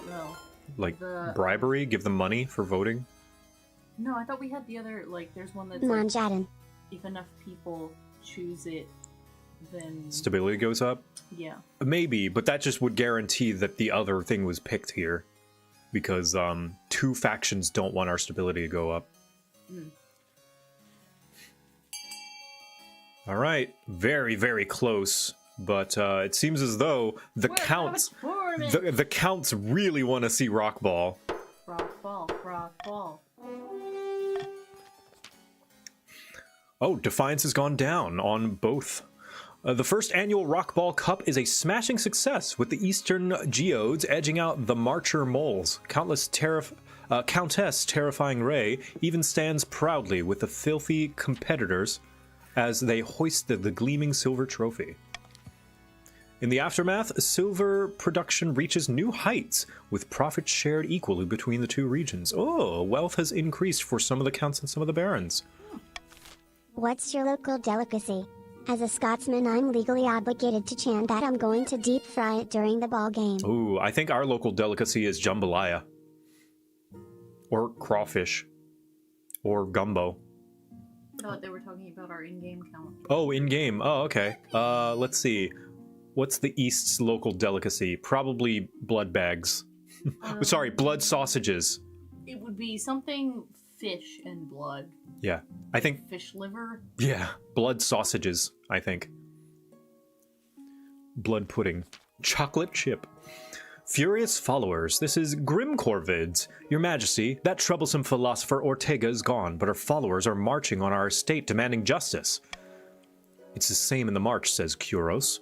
They're making her into a martyr. Ooh, what will we do? Send the royal army to put a stop to this. This will lower stability. Well, let's veto that. We don't want our stability going down. So, I think that's easy, yeah. Easy choice to veto. I'm glad we saved it. Yeah, that's it. That's it. You guys can vote whatever you want. Yeah. They don't want our... Nobody wants this. Our treasury will go down, which the counts don't want. And our stability will go up, which the other two don't want. For once, all three... Defiance will go down. Yeah, all three regions... Langlebe die Königin. For those that don't speak German. Long live the kingdom. Long live the queen. Alright, we're relying on faith then.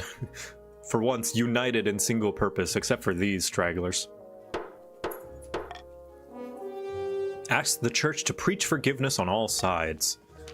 Oh, our stability went up! Hey, look at that! It went up anyway, because we succeeded, because our faith is so high. The Archbishop gives many passionate sermons preaching peace and unity for all. Well. It's not long. I think that was the correct choice by everyone, because there was a chance that it could have gone wrong. Yeah, and at least for them, it didn't decrease the treasury. Yeah. It's not long before the followers realize that worldly possessions are actually pretty useful, and Ortega's name fades into obscurity. Traitors, every one of you. No, it made sense. That was the closest chance they had to succeed, even if it was like 30%. Because we took one of your options away. At this point, I don't need the counts to win. I just need the grandees and barons to lose. The queen's going to win this one, isn't she? It seems like it. This is going very smoothly. All right.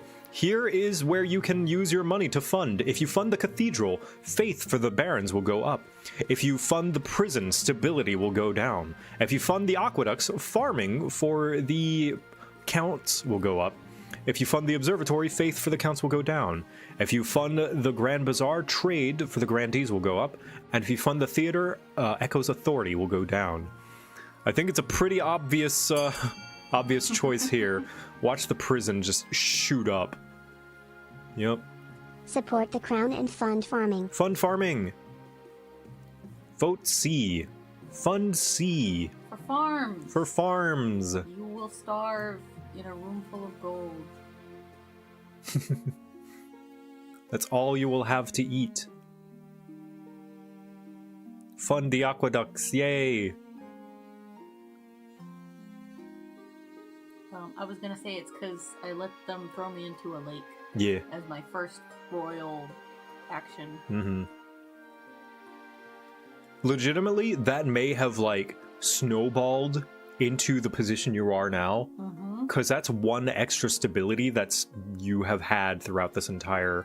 build on. Yeah.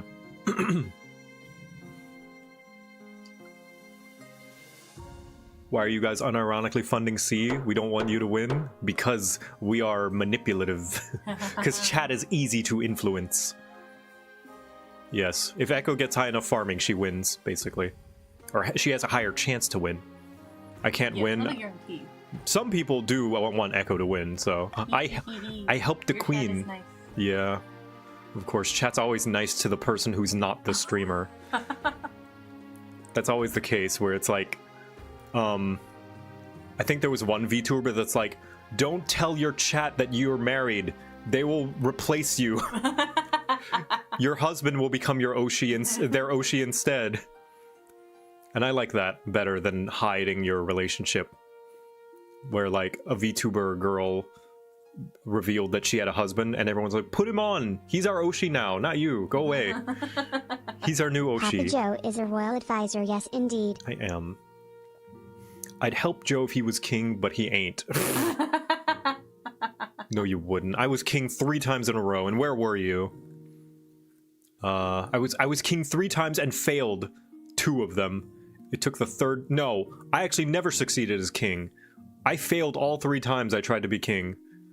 It was only when I followed, like, the 3rd generation of a king, like, 3rd down after me. Anyway, a city in flames. Joe's the jester. Yeah, I die a couple of years after as well, when I join Fool School. Baron Aeonic Vector. Your Highness, there's been a terrible fire in the city of Rudhausen. Where once there were buildings, there is now a field of smoldering ash. Dozens of peasants have died. What causes fire? A warehouse was storing lamp oil unsafely and in immense quantities. The owners were in the middle of haggling over prices when one of the merchants lit his pipe. Well, I'm sorry to hear your city's gone up in flames. I was hoping the council might unlock some funds from the treasury so we could rebuild. Oh, take Someone was roughhousing in Rudhausen. Rudhausen. Take some of the treasury, you say.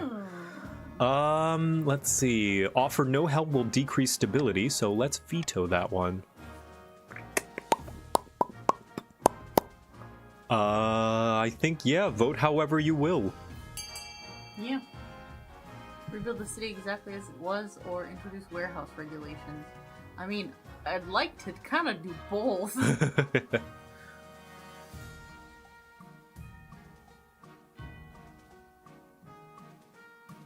Now, warehouse regulations will reduce the personal wealth of a few people. Yeah, the counts really don't want the treasure to go down any further, so they're willing to divvy up their own money, their own cash.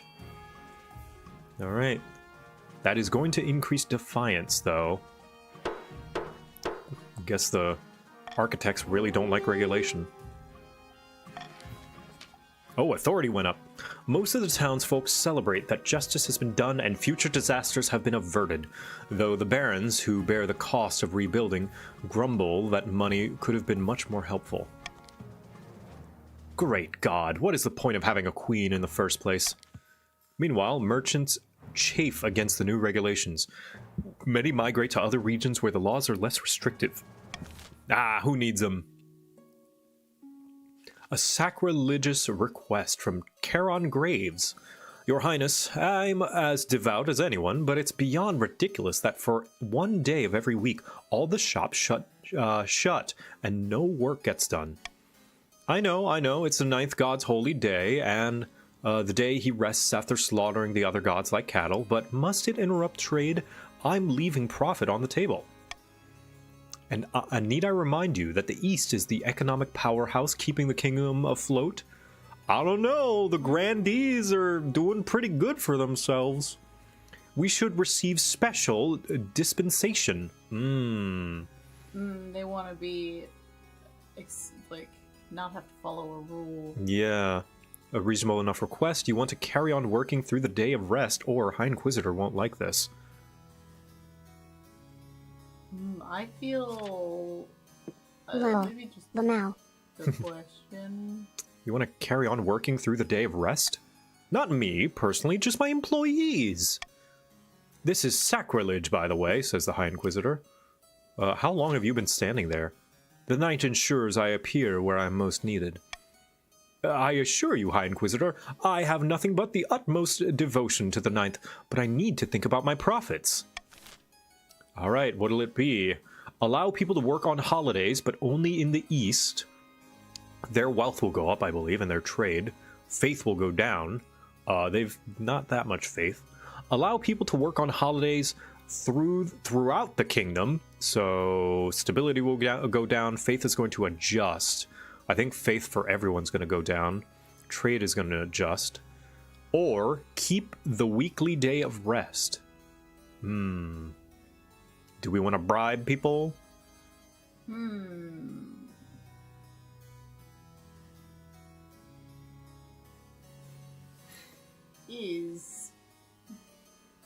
What would reverse voting do? Reverse voting. Nobles must vote their least favorite option, and the option with the least votes will pass. It's just kind of like to try and trick them. But they're smart. The council's pretty smart. Yeah. I don't think the common folk really want to work on an off day. Well, you better vote then. Maybe I think we should bribe them to keep the day of rest. Keep the day of rest, yeah. If you want money... Like, he says the workers want this, but really, it's him. He wants to force his workers to work on the day off. Yeah. Unionize. Keep your day of rest.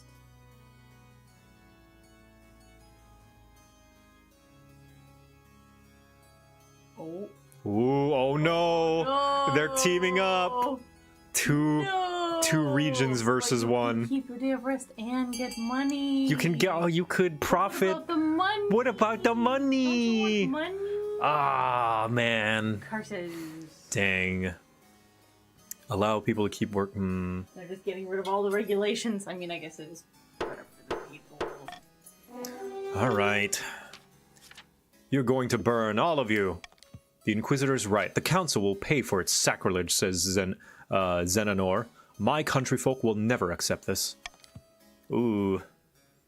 Grandee Xenanor's words prove prophetic. The South is gripped by religious riots for weeks. We get money anyways. Seems so. For weeks as the result of the Council's rulings, any merchants dared to operate during the holy days are mobbed. Ooh. Stability's gone down. In the end, only the East actually take advantage of the new law. Elsewhere, merchants shut down on holy days just as before. Oh, the counts are capitalists. Alright, your ambition, let's check. At the start of your reign, you said you wanted to be the mother of a nation. You're well on your way, and to reaching that goal. The peasants are thriving and well-fed, and they think of you fondly. Well done, your majesty. But to shut down your nobles scheming for good, we need to build on that reputation. Your advisors have some ideas. The common folk are a sleeping giant that even the nobles are afraid to wake. If you become beloved by the peasants, the nobles won't dare overthrow you for fear of revolution. Or you could declare war on the Ashadine Empire. The nobles will forget their schemes if you win. Ooh. Stability in farming or farming in military. Stability is going to be a constant battle since these two are going to constantly be fighting it. But if we do, who's to say like going military is bad because... Become the beloved mother of the common folk. Because, yeah, Gabos has become a beloved mother. Because although I mean, we you may want farming instability, right? Well, we can swap, we can adjust here. Because we could go farming and military instead and not worry about stability.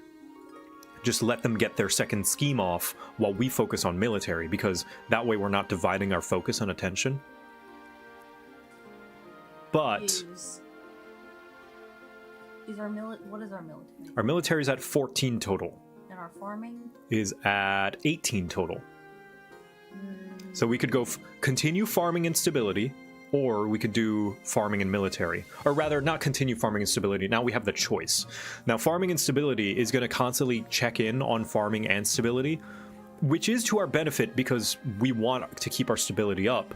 But if you go farming and military, we don't much need to worry about our stability going down. But if they lower it, I heard the Ash Median Empire is just weeks away from getting nuclear weapons. I don't... You've been listening to weird podcasts, Gabo. I wouldn't trust them. It would be on our best interest and more of a direct route if we go stability and farming, because we're already fighting them on this. Yeah, I feel like our stability is already stronger than our military. Okay. What do you think? I think that either of this is a good choice. It really comes down to preference. I would say farming and military is the riskier one, because we could just like kind of let them win their second scheme, but just focus on military and not have to worry about fighting them here. I think because we have to keep we are going to be fighting. It's funny because it's like for the common folk, but also the common folk are voting against us. Mm-hmm. Well, the nobles are. Are they the nobles? The council is comprised of nobles, yes. Oh, okay. Yeah, I think we should do for the common folk. Yeah, which we are already fighting them on this, but mostly the just... common folk Carsmelian have dumb faces, my queen. Don't wake them. Yeah, because like we're already fighting on this, but mostly just to prevent them from winning. It's to prevent us from losing, but now it's an active win state for us. Yeah, I think make it an active win state. Okie dokie. A wise decision, Your Majesty. I'll begin recruiting town criers to shout about your accomplishments and to the masses. Yeah. But first, achievements to the masses. But first, you need some actual achievements. Your priority is to raise the kingdom's stability and overall farming as much as you can. And, of course, there can't be rebellion among the nobles. So we also need to keep their defiance under our authority and stability as well. Okay, tax season. Yay! So... I think the counts would appreciate if we tax them less, right? We don't need all that money. You guys well, actually, their defiance is 0. I don't think we need to do this, but we can give you guys some money, right? Give you guys some money. Give you guys some money, make you happy. Didn't the counts just get like good trade and stuff? They did. Let's I'm tax ready them. to die for my queen. Ready to die, yes. Also, the counts will like this because it'll increase our treasury, which is Yeah. their goals. You guys want this. You guys want this. My lord, please don't go broke. Don't worry. I think we tax the counts high. Yes. We let the grandees, have some money because they're a little bit Yes. defiant. And we tax the barons normal. Yes. I think that's good. Yeah. I think she might need to poo. I'm gonna take her out. Okay. You do that. Tax them, and I'm gonna pick Muffin to do her poo. Look how loyalty is rewarded, counts. The counts want us to have money. They do. So by all means, we should tax them. Yeah, tax the rich. Yeah, tax the rich. Take that, counts. Please. Now then. But the counts want him to get money. Yeah, and that's how we get him. Thank you, my queen. If we make Joe lose by this time, by the time Echo gets back, it would be really funny. Maybe. I'm gonna wait then. Stalemate. You don't get to proceed your schemes until she comes back.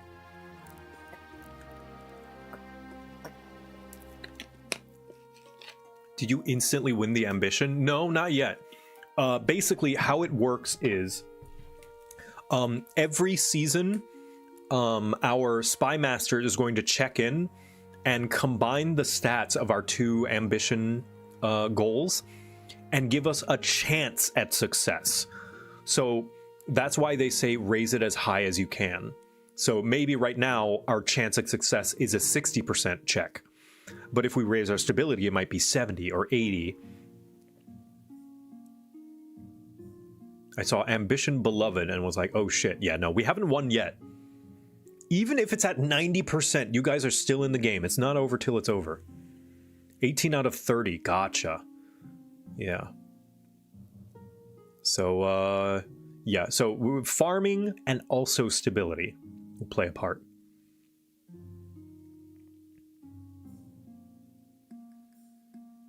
War? What is it good for? Absolutely. Winning. Oh, Wait, winning. is that how the song goes? No, that's not how the song goes, Gabo. You need to... I thought I taught you better jukebox manners. Hi, Will. How's it going? Time for a nice, tasty Willy-Osso. Dang. I wonder if that save, if I continue it, if that'll come back. Like, how many iterations it continues that joke on for. Because I don't think I'll ever get rid of that save if that's the case. If it's forever, that is. I should really get this game at some point so I can make a custom noble. Yeah, it's fun! The sandwich that broke the kingdom. Just got done drawing some quiz avatars for the 1-year anniversary. Has it been 1 year? Congrats!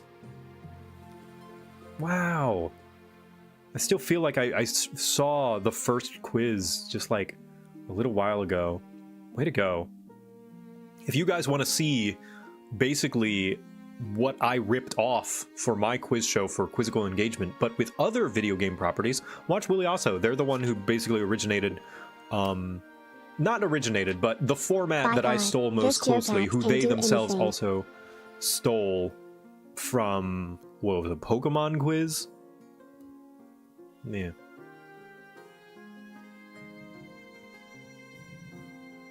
Something like that. From Delicious James, yeah. The eels always make me laugh, yeah. Anyway, an eerie feeling. An eely feeling. It's Sylvan Bluefire. I'm pretty sure I'm not gonna fuck up with just doing one event without Echo, right? If you put stability at 4, we will not touch it after your ambition. After our ambition. Tempting. Tempting. I don't know if I like that deal. I am most pleased with the new aqueduct we built on my land, but the farmers believe the aqueduct is cursed. They refuse to use its water on their crops. Why would they do that? Nobody knows. They just say it gives them a creepy feeling. What should we do? Have the High Inquisitor perform an exorcism, paint puppies and clowns all over the aqueducts and make it less creepy, order the farmers to stop complaining, or raise the aqueducts to the ground. What goes on? The farmers don't want to use the new aqueducts for farming because they think it's creepy. It's creepy. Yeah, it gives them the heebie-jeebies. So... Just vibes. Just vibes. We could have the High Inquisitor perform an exorcism, which has a 0% chance of succeeding, because the counts are not very religious at all. Oh no. We could paint puppies and clowns all over the aqueducts and make it less creepy.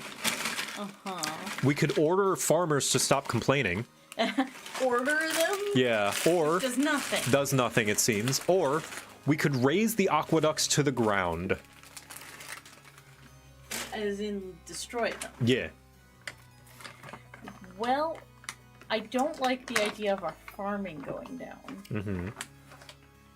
Well, yeah, I would say let's bribe.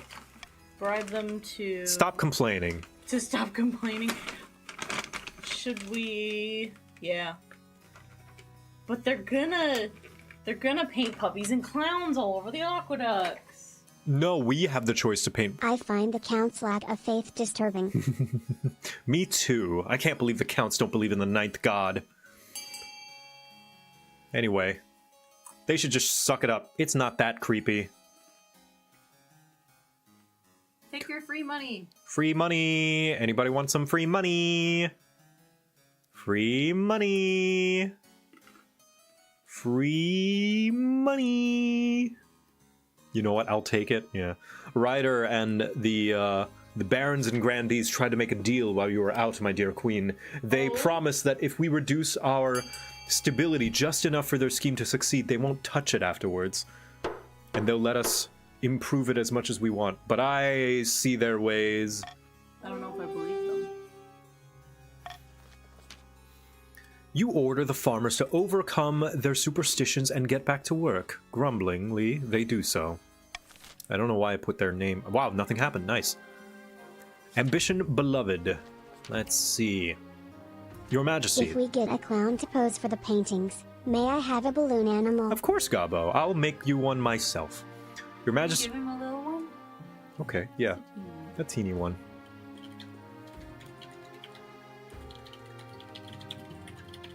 Just make it. Oh, yeah. Oh,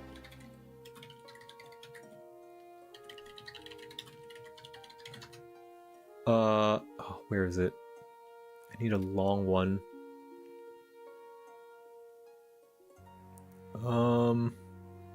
Hold on, Gabo. I'm just making it right now.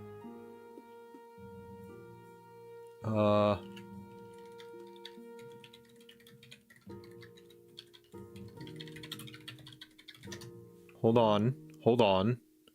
Hold on. Hold on.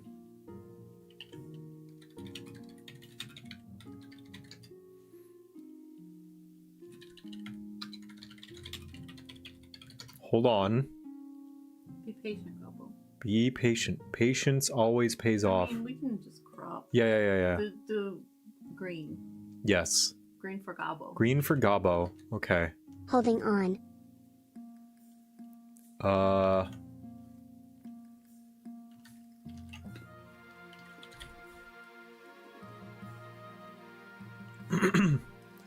Here I go. Rubber sounds. Twisting.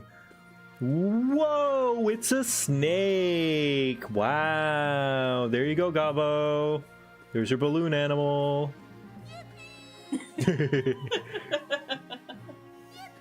It's a snake. Wow, it's green like you. It's a it's a cucumber. You got it. Cucumber. Is that the massive gourd of before? Yeah, it's a zucchini. It's a massive zucchini or a snake or a cucumber, whatever you want, Gabo. This is the magical transforming balloon animal. Ooh. There you go.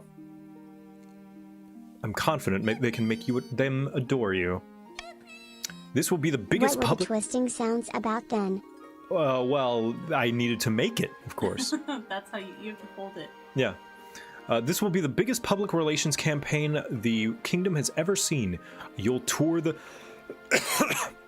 kingdom giving speeches. The town criers will declaim your great deeds from every corner. Can't we do things to actually help people? How much impact can the town criers really have, or is that all? Can we help people? The nobles would never accept it. You need to secure your hold on power. Then you can pass whatever reforms you like. A few days later, the Chancellor is helping you prepare for your first big speech. Get me my fancy robes, or, this is the fifth one this week, or the peasants demand my presence. I feel like fancy robes make me seem like I'm not of the people. Maybe the peasants demand my presence? Alright. You're hustled out onto your palace balcony, below My which... very own Wiggler balloon? Thank you, Father. Oh, you're welcome, yeah, Gabo. it's a wiggler. It's a wiggler. Below which a sea of expectant and unwashed faces gaze up at you. As you step out into view, they erupt in cheers. Hats are thrown into the air. Someone faints with joy. Everywhere you've gone, you've met the same reception. The public likes you. They really like you. But you need to turn that into love. All right, 60%. Oh. Give a speech. As you launch your... No! As you launch into your speech, the peasants start to chat among themselves. So right there, chat, that was the win condition. That was the win chance. Echo could have won right then and there, but she didn't. So that means you're still in the game. Boo! Half the crowd drifts away. It dribs and drabs. You don't make much of an impression. Oh dear. Better luck next time, Your Majesty. The more of these speeches you give, the better you'll be received. To improve your chances of victory, you must increase the kingdom's The stability. snowy punk lineage is loyal to its common people and us the crown. And does the crown. Stability in farming as much as possible in the next 2 seasons. The challenge will decrease in difficulty with each failed attempt. Yep, you're on a timer. The monk.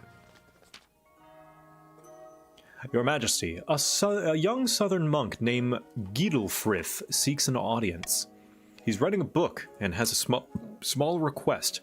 I can vouch for his seriousness. What kind of book? He wants to write the history of your reign, Your Majesty, so future scholars may delight in tales of your wisdom, I can only assume. Show him in, send him away, sounds boring.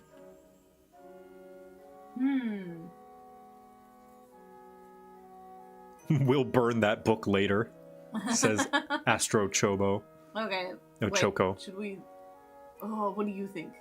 I think we can always turn him away later. Yeah. Let's humor him. He's an artist. Thank you for seeing me, Your Majesty. I'm writing a history of your reign, but research is costly. I was wondering if you might donate a little to support my efforts. Excommunicate traitorous. Oh, portray me as a living god, or of course, my good monk, or absolutely not. This will reduce the treasury. Yeah, let's reduce the treasury. Yeah, by how much? Tell people I'm awesome. Yeah. Well, I try to be an unbiased historian, but for you, Your Majesty, I'll make an exception. Thank you for seeing him, Your Majesty. Is that all? Yes, Your Majesty. Frith is a very deliberate historian. I doubt his book will be ready for decades. No, bankruptcy. This seems a bit heretical. Hey, you were the ones who went faithless. Now then, do we want to change one of our laws? After voting, nobles can change their minds. How nobles choose to vote is hidden from monarch view. That doesn't really change much. Or +1 stability if more than 50% of the nobles vote for any one option. Let's do that one and get rid of reverse voting. We never use that one. Yeah. Bankruptcy looms. The treasury is almost empty, Your Highness. Well, what do you suggest? Apart from raising taxes, we have precious few options. We could get a bank loan or sell off the crown jewels, or perhaps crack open some of your predecessors' tombs. Most were buried with piles of gold, or so I've heard.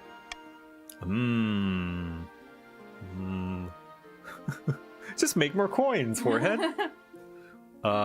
Or now this one, if we do this, the counts instantly win. I'm pretty sure. Yeah. Oh.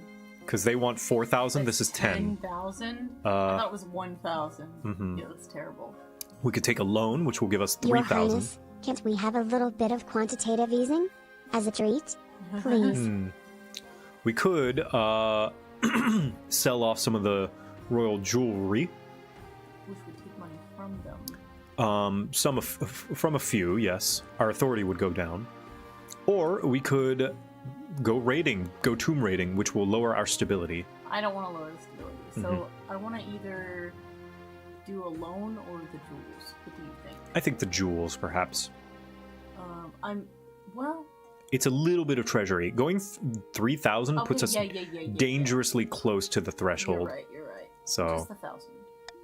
You auction off dozens of necklaces, 5 gold rings, and a jeweled scepter of the nobles. To the nobles. It's not tomb raiding, it's unboxing. Authority goes down, that's fine. It is a humiliating affair. Selling off symbols of power makes you look weak and desperate. Oh, look at this tiara. Fetching, isn't it? Don't mind if I do, says Bard from Entry, who loses... Oh man, you are rich, Bard from Entry. Wow. Hey, check out this scepter. It's like I'm the queen, says Ryder. Hey, it's Ryder! Wow, Ryder, you're rich too. What the fuck? We should be taxing you guys. Ryder deserves it. Yeah. He does work hard. Alright, clairvoyant visit. Listen. I'm listening. I'm saving. Gotcha. Alright, it's Boomer Tiro. Boomer Tiro. Your Grace! Countess, creatures such as me has been having prophetic dreams. It's true, I can part the veil betwixt now and some ways off. Alright, give me a prophecy. I look into the future, and it speaks through me, no more, no less. For one thing, Grandee Shay the skunk should beware of onion soup. And the color red will bring bad fortune to Baron Lord Dragonic. But that's my favorite color! Is he a baron or a lord? The Baron. A lord of the barons. Soup. Oh my god, it's me. It's you, creatures such as me. Please, your majesty, have her foretell the future for the council. We could gain insight into great mysteries.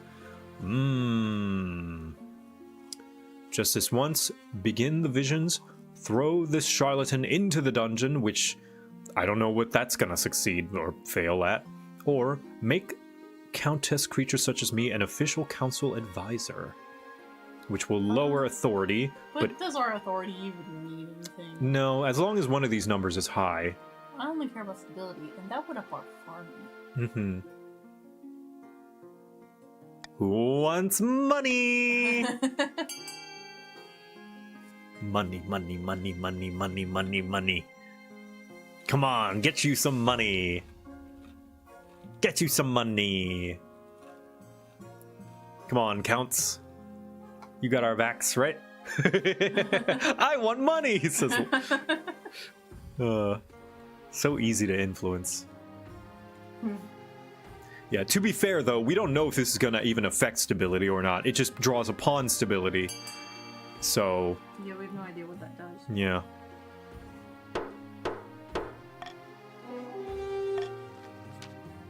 Wonderful news, Your Majesty. I'm certain she will not disappoint. Sure enough, Countess creatures such as me has a canny sense of what's best for the East. Ooh, hey, farming went up! Yay! But the other nobles start to mutter this seeing the unseen is no more than a disguise for giving out special treatment. Can the queen really be trusted with this charlatan constantly whispering in her ear?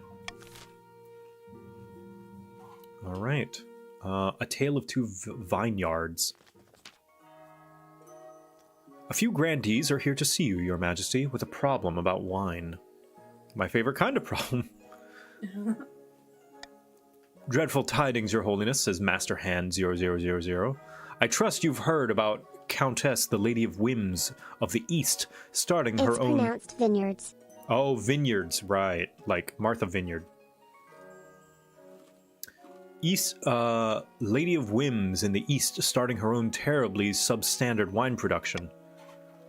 Yes, it's delicious. Or never heard of Eastern wine, to be honest. But that's a Southern industry. Never heard of it. Oh, that's a relief. I hope this stuff remains in the East where it belongs. That's kind of racist. Sorry, xenophobic. Our ancient vineyards are the pride of the South, and our winemaking is a closely guarded secret. I beg to speak to the council on this matter. Or go away and enjoy your wine in peace. I don't know defiant. No, our stability's starting to get kind of low. We don't want them to rebel. Call a session. Alright. The nobles gather to discuss the wine situation. Grandee Masterhand steps forward, dramatically brandishing a bottle. By the 9th, what could anyone call this? This drink? I wouldn't call it wine. Is this really a big deal? Does this matter? The Lady of Whim says, that's the 940, if I'm not mistaken. A very good year. Countess Lady of Whims and the other counts have no respect for the grape, no love for the grape. All they care about is money. Love for the grape? You merely want to protect your unearned monopoly. Oh. Well, we want to ban a lower stability. So, allow the counts to continue their winemaking will increase defiance, presumably, of the grandees. Adjust their wealth, increase trade, and decrease farming. Oh, no. Forbid anyone other than the grandees. This will decrease stability, adjust defiance, increase trade. We've got encourage the grandees and counts to cooperate. This has a 50% chance to do something. Or protect the grandees industry with royal subsidies, which will decrease the treasury, adjust defiance, adjust trade, and increase personal wealth, presumably, of this one specific grandee. Wait. What? What if instead we What? did a call for unity on the forbid anyone on the... Well, what's going to happen is, I believe the Grandees and Barons are just going to vote just enough for this one to win, but not enough, because it needs 50% of all votes in unity to get more stability. Okay, we can veto. Yeah, because I think veto is the stronger choice here, where it just takes it off the table. Because this might just make our stability go down, and call for unity doesn't work. Yeah. So yeah. We won't pinky promise the Barons. No, we won't. Why do you think we would do that? That's crazy. Blink, blink, blink. Blinkety, blink, blink, blink. We would never. We would never. All right, here we're going with the coin flip, I guess. Whatever this will do. It might lower stability. It might increase stability. I don't know. It might not have anything to do with stability at all. It may have no effect. It may do nothing. Let it ride. Ooh. Yay! Successful. It has enriched We got them both. to get along and everyone was happy. It was stop fighting! Oh my gosh. Wow. Everyone got rich. Everyone got rich. Everyone got trade. Everyone's and defiance went down. Everyone was happy. Wow. The end. Profit. The partnership between Countess, the Lady of Whims, and Grandee Masterhand is a resounding success.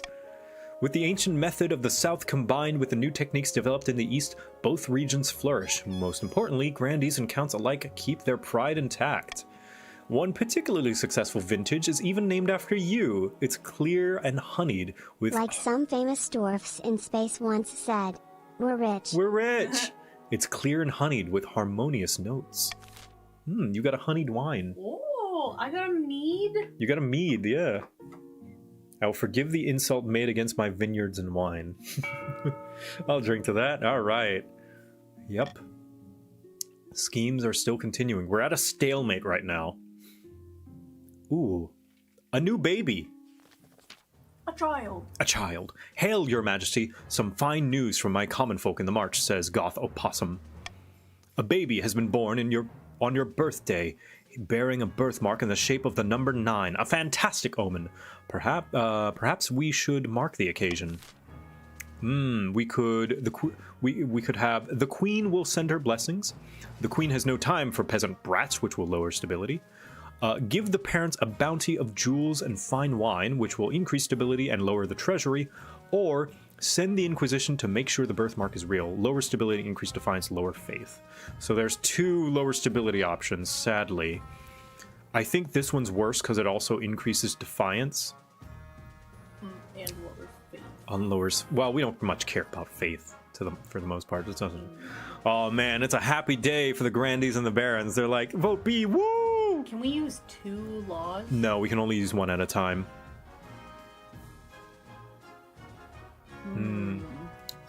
Hey, Counts.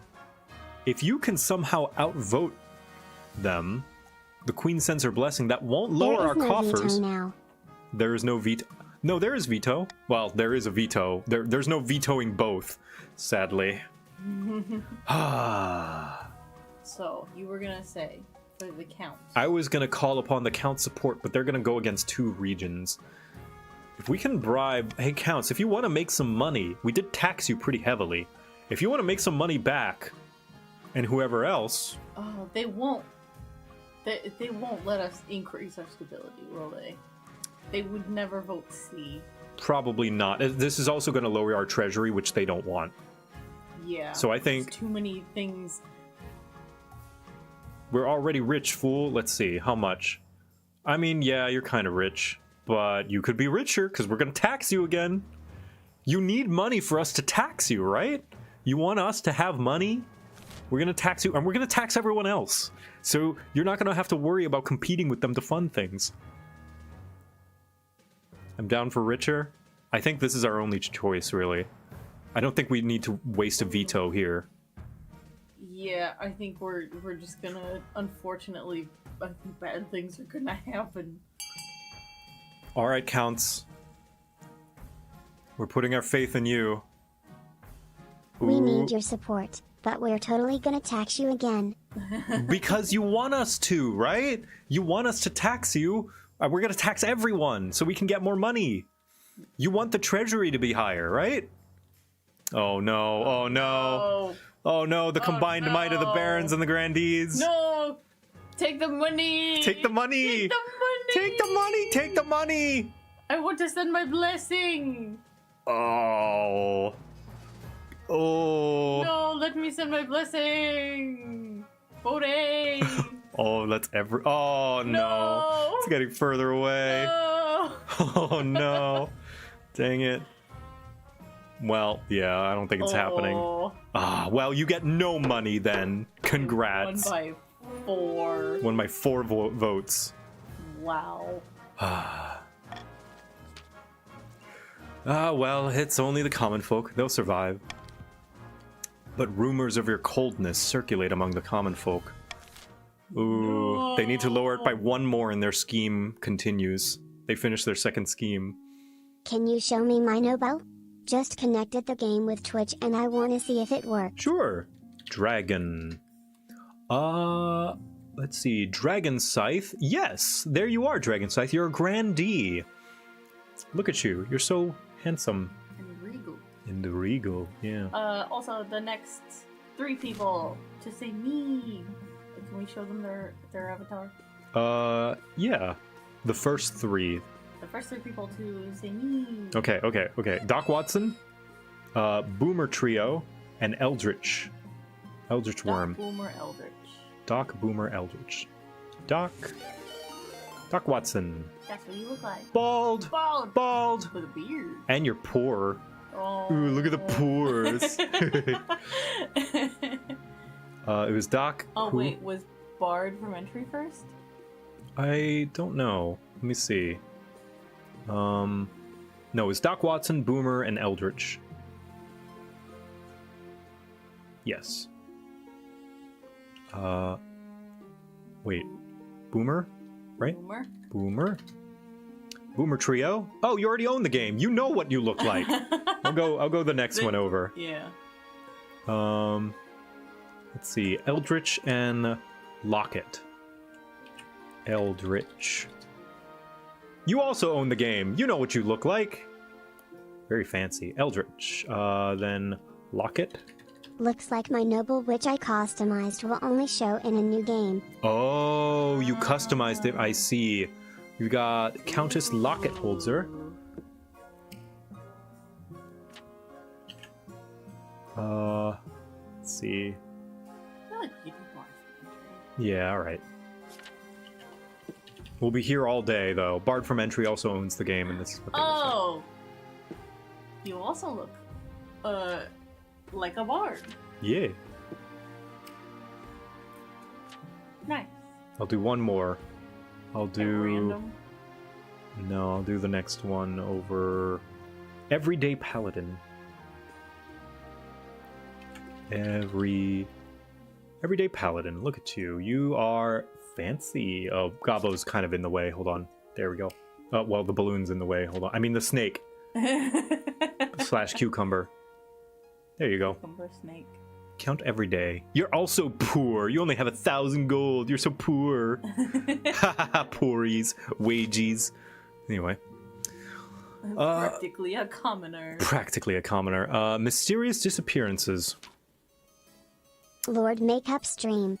Let's appreciate our regal beauty together, and let administering the kingdom fall astray. Of course, yeah.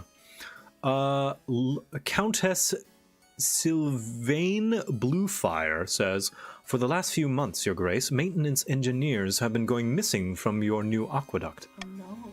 We don't know if they're just deserting because of the creepy atmosphere, or if something more sinister is afoot.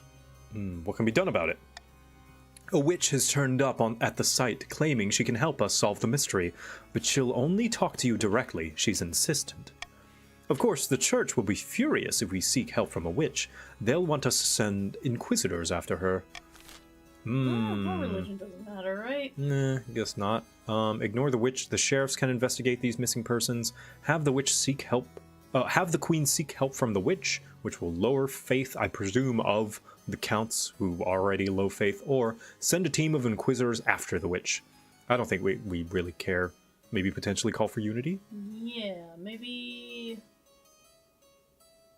call for unity. We don't pick. It's just if we don't pick. It's just yeah. If all right.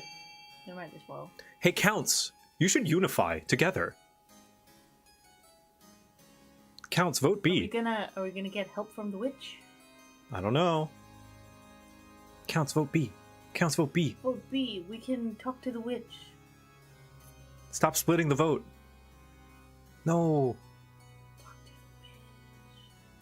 the witch. So how call for unity works is we need 50% of the vote on one choice for it to work. I know. Oh, okay. Just making sure. Sorry. The witch. The witch. Okay, we're gonna talk to the witch, but I don't think call for unity is working. No, it's not gonna work. Unfortunate. We get to talk to the witch. The witch. This queen has been nothing but good for the East. Yes, she has been. Mutual benefit. You would seek help from a witch? This kingdom grows more corrupt by the day. It's a few weeks until there's a free spot in your schedule. You make the necessary arrangements to travel out to the east. Naturally, your nobles gossip that you're running around the beck and call of some peasant witch. This hag better have something important to tell you. All right, let's check our ambition. Our stability's gone down. Ooh, 70%, that's better. Time for another speech, Your Majesty.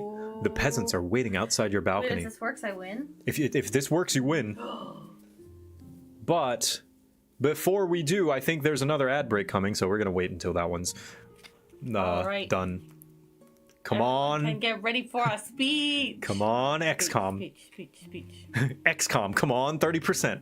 What is that? So XCOM is a game, while we got ads going, XCOM is a kind of tactic strategy game that is notorious for having high percent chance to The hit. attack of the witch has left me scarred and deformed. This attempt has left me contemplating. So I choose to reform the kingdom to the first Twitch empire. The first Twitch empire. But yeah, basically, a lot of games, when they give you a percent chance to hit, they usually skew it in your favor. So 80% is more like 90, because that's what it feels like. Like 80% in your brain feels like 100%. Yeah. So they'll skew it. XCOM doesn't do that. And so as a result, 95% feels more like 50%. Oh. There are so many memes about XCOM being like 95% chance to hit and you miss. If you have 95%, that means you're going to miss. Wow. So they just don't mess with the stats. Yeah, That's funny. they just display them as is, and because of that, it feels lower. That's really funny that it's like common practice to like Make the game like in the player's favor. make Yeah. the game the way that it feels. Yeah. In fact, some games, some platformers do this thing that some people call XCOM actually does mess with the stats behind the scenes. Oh, it does. Never mind then. I've scratched that. I spread misinformation. But Mario does this thing that some people have named like Looney Tunes airtime, where a few seconds after you run off a platform, even though you're not touching it, you can still hit the jump button. Oh. Because it feels like you jumped at just the right last moment when you actually didn't. But they give you that extra little bit of grace period. Coyote time, that's what it's called. I like that. Mm-hmm. Make Yeah. that one melt. Yeah. Well, I think I also broke it as I was pulling. Yeah, platforms without coyote time feel notably worse to play. That's so funny.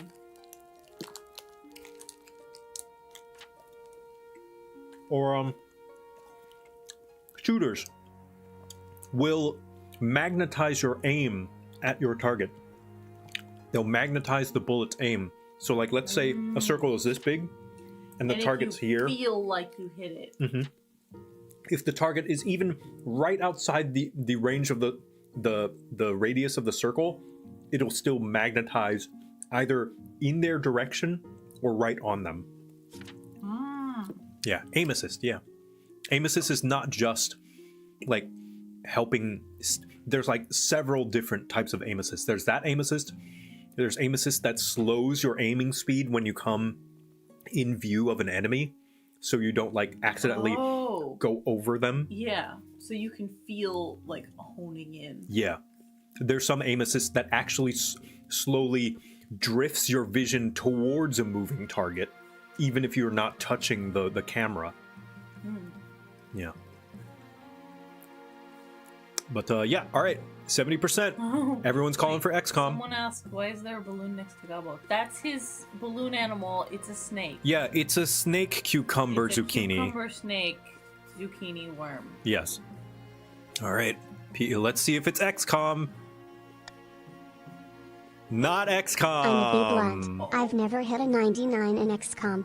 I've hit a 98 like you'd think. Hell, I've hit a 13% before. But I've had 2 99s miss back to back. All right, we are not playing XCOM today because the 70% is a success. Yay! As you launch into... Yippie's in the chat! Yippee! As you launch into your speech, the peasants hang on to your every word. The crowd grows and grows. When you wrap up, the peasants' cheering is so loud you are nearly knocked over. Oh, well done, Your Majesty. That was brilliant. I need a drink. Yes. By all means, take the night off and celebrate, but I want you up at dawn tomorrow. Now's the time to take this show on the road. Over the next few years, you travel all over the kingdom, delivering the same speech to packed venues. Everywhere you go, you're greeted by cheers and applause. Things are going wonderfully. The common folk of the March even want to throw you a surprise banquet to celebrate your achievement. How delightful. I'm not much of a party person. If it's a surprise party, why are you telling me? I guess how delightful. This is a sign that you're a true queen of the people, Your Majesty. This has nothing to do with the nobles. It's all about the ordinary folk, the salt of the earth. The people. Yeah. When's this banquet? Sounds tiresome, but very well. Exactly as I wanted. When's the banquet? I trust we'll hear from the March soon. I await your invitation. Ooh, now it's a farming check. Oh, you guys still have a chance. Maybe we still have XCOM. XCOM! Let's see. A monarchy can work if everybody has a life worth living. Yeah, it's dependent on having a benevolent monarch, unfortunately. Any system can work as long as everyone's on the same page. True. But I do believe there are some systems that have innate checks and balances to make things work better. Like, for example, the town that the tavern, the Sword and Board is in, we were actually talking about, like, what is the political system of Hearthfield, the town that we're in? And I was like, so there are representatives, but all laws and policies are voted true democratically by popular vote of the commoners. So the only way, like, there's a council of representatives, but they can't pass the laws themselves. So you have no fear of mob rule? I guess. I didn't think about that. We'll not worry about that right now. All right, let's see. XCOM or no XCOM? Not XCOM! Yay! After a few weeks, the Chancellor slides into your office looking very pleased with themselves. GG. GG. Your Majesty, the townsfolk from the March are ready for you to visit. Food for the people. I'll wear my best crown for my surprise party. What do the barons think of this? Pick either the best crown or the barons one. I'll wear my best crown. You make your preparations to leave. Although it's meant to be a surprise, you might as well bring some essential luxuries. Your wife, Veronica, steps out into the carriage and settles beside you, giving you a kiss on the cheek. I wondered why you were bothering with all those peasants. I never cared what they thought. But now I see the advantages of paying more attention. This is very nice, don't you think? Very nice indeed. These foolish peasants are wrapped around my finger. I just want my banquet. I'm starving. Just very nice indeed. Would be nice. I'm so glad you agree, Your Majesty. Yuri, yeah, we got Yuri this time. Little Echo makes the Chancellor play increasingly undignified make-believe games on the journey. You finally arrive at the Marcher capital. Everywhere, the people line the streets and hang out their windows. Now we need a run where King Joe finally wins. Yeah, I've played 3 runs with King Joe and all of them have failed. See, this is why we need women in charge of things. Yeah. Let women make decisions. Matriarchy. Cheering your procession. Baroness Britannica, hey, it's Brat, stalks up to you and bows. Her smile is very rigid. Hail, your highness. How good to see you. Surprise. By the 9th god, I had no idea what was happening. Oh, for me? Yes, but where's my banquet? One of the first 2. Okay. Oh, I had no idea this was happening. The Marcher common folk have decided they support the crown so much that they've put on a party in your honor. Goodness, I'm overcome. Aye, that's quite understandable. It was a surprise for all of us. Voices of praise follow you as you travel to the banquet hall. Townsfolk throw flower petals in your path. Baroness Britannica's face is like thunder. When you enter the banquet hall, the national anthem strikes up and even more cheers rises. The hall is filled with Marcher townsfolk, but there are also common folk from all across the kingdom. In one corner, Eastern peasants clap politely, looking dignified. The Chancellor looks stunned. I had no idea everyone had got together for this. Let's party, let me bask in this for a second. They love me, they really love me. Well, you picked. Let's party! Party! The people roar in approval. You spend a week in the march, feasting and drinking and breaking bread with the commoners. But you can't be on holiday forever. Eventually, you return to the capital, where the council is in session. The nobles are arguing again. It's Rail Scion. By the blood of the dead, we must have coin from the treasury. The kingdom is in a very good place. The lowest total is military at 15, then faith at 18, farming at 19, and trade at 27. Yeah. Yeah. The kingdom is in a very good place. Even when I failed, there was like total 1 trade, 3 farming. Jeez. The kingdom was fighting for scraps when I lost. No, it's Britannica. We need gold for our business. The peasants aren't working hard enough, and we're losing momentum. You have trade 10. Your trade is at 10. Your trade is maxed out. Your farming is almost maxed out. You don't need wait. gold for Sorry, no. Your trade is at 8. Sorry, not 10. Still. Yeah. Trade is good. Make them work harder. You think back to the gathered peasants, tradespeople, and merchants, all cheering for you. So many of them cheering for you. Make your own money, you have enough. Be quiet and let me make the decision. Time for a change. I'm bringing the peasants into the council. Ooh, is that too much chaos? So, this is more roleplay-y. I'm gonna spoil it. It doesn't really matter on the next one because the council will return back to nobles so that people can play again. But I feel like this is the most suiting because this is revolution. Ooh.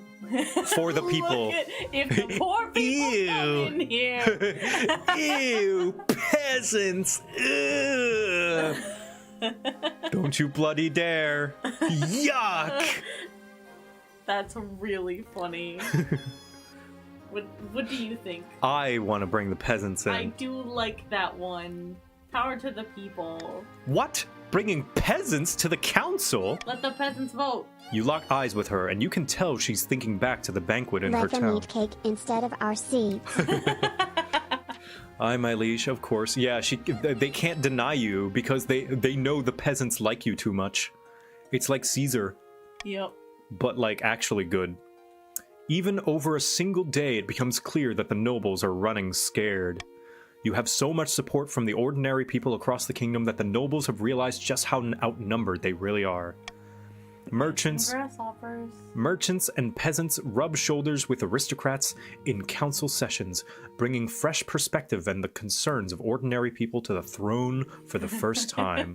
Time to call my buddy Brutus. Yeah, how do you avoid mob rule then? Like, is it mob rule or is it just the majority? Well, you know what the problem is? What? People are stupid? To a degree, the problem is partially that people are stupid, and so the thing is, you can't stop mob rule unless you account for it. But if you account for it, then you end up with stuff like the Electoral College. Right. The Electoral College is supposed to be our safety net in America against mob rule. Right. But instead, it's just ended up doing the exact opposite and going against the will of the people. Yeah. So it's like pick your The poison. aristocratic system becomes a meritocracy, and everybody can become a noble if they have enough achievements and money. Yeah. I think, given the choice between the two, I think I prefer mob rule because I think generally people can be rallied to the right choice. I think that as long as you nurture a collectivist society that has high standards of education and prioritizes rehabilitation over punishment, then I don't think you necessarily have to worry About mob rule. Yeah. But given the choice of the risk between the two, I'm willing to risk mob rule because at the very least, the people are in charge of themselves. Yeah. The kingdom grow. Whoa! Stability went way up. Whoa! Trade is maxed out for everybody. The kingdom grows truly harmonious. Even your crown feels lighter on your head when you put it on each morning. Wow! Even the treasury. Mob rule. What about Gob rule? What about Gob rule? Yeah, I like Gob rule. Even the treasury raised just enough, but not enough for the counts. Not that I think that would have done anything, because I think you won. But what a fuck you to all three regions. It's so funny, because it's like, here, I'm gonna take all of the things that you don't want me to have and give you stuff. Yeah. So that you can have all your trade and just be like, crumble, crumble, crumble. Fine. Your reign stretches out in front of you, full of hope and ready for a bright future. Yay! Yay! Beloved by the people, you won the game by becoming beloved by the common folk. You haven't been beloved by the common folk? No. The only time I've won is starting a fascism. Oh no! Because everyone raised their military so high, so I was like, alright, well this is how I win, I guess. And my authority was super high because they tried to raise it to make me look like a tyrant. The IQ of its most stupid member divided by the number of mobsters. As stated by Terry Pratchett. Right, yeah. Yeah, like, well, everyone's schemes was like, raise his authority to make him look like a tyrant. Raise the military so we can push him over after everyone thinks he's a tyrant. I was like, alright, fuck it. You guys put me in this position. I'm gonna use it. Tyrant. Fine then. Wow. So that's how I won. Luckily, I didn't win as King Joe. I won as, like, one of the people who usurped him, so... It wasn't King Joe, it wasn't me. Anyway, unable to convince the peasants to act in time, the Baron's scheme fizzle out into irrelevancy. Perhaps next time they'd take matters into their own hands instead of hinging their plans on the whims of common folk.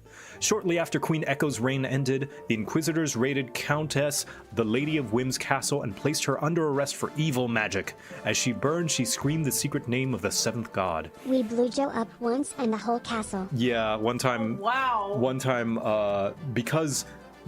The kingdom was too stable, stability was really high, and so it was safe. They were able to sneak in and put a bunch of gunpowder in the castle and blow it up. Blew up your castle. Yeah, and me along with it. The grandees prayed and prayed for a miracle to place Vina in her rightful place on the throne, but no miracle came. It's nice to be loved, especially when you're loved by an entire kingdom. Queen Echo rode a surge of public adoration for another 15 years of carousing, feasting, and popular reform, which were promptly undone after her passing, but the peasants thought it was nice while it lasted. 15 years of peace is nice. That's pretty good. A 15-year rule? That's an entire childhood. How long?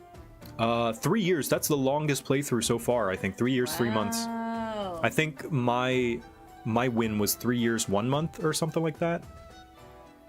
Yeah. I've lost in 2 years.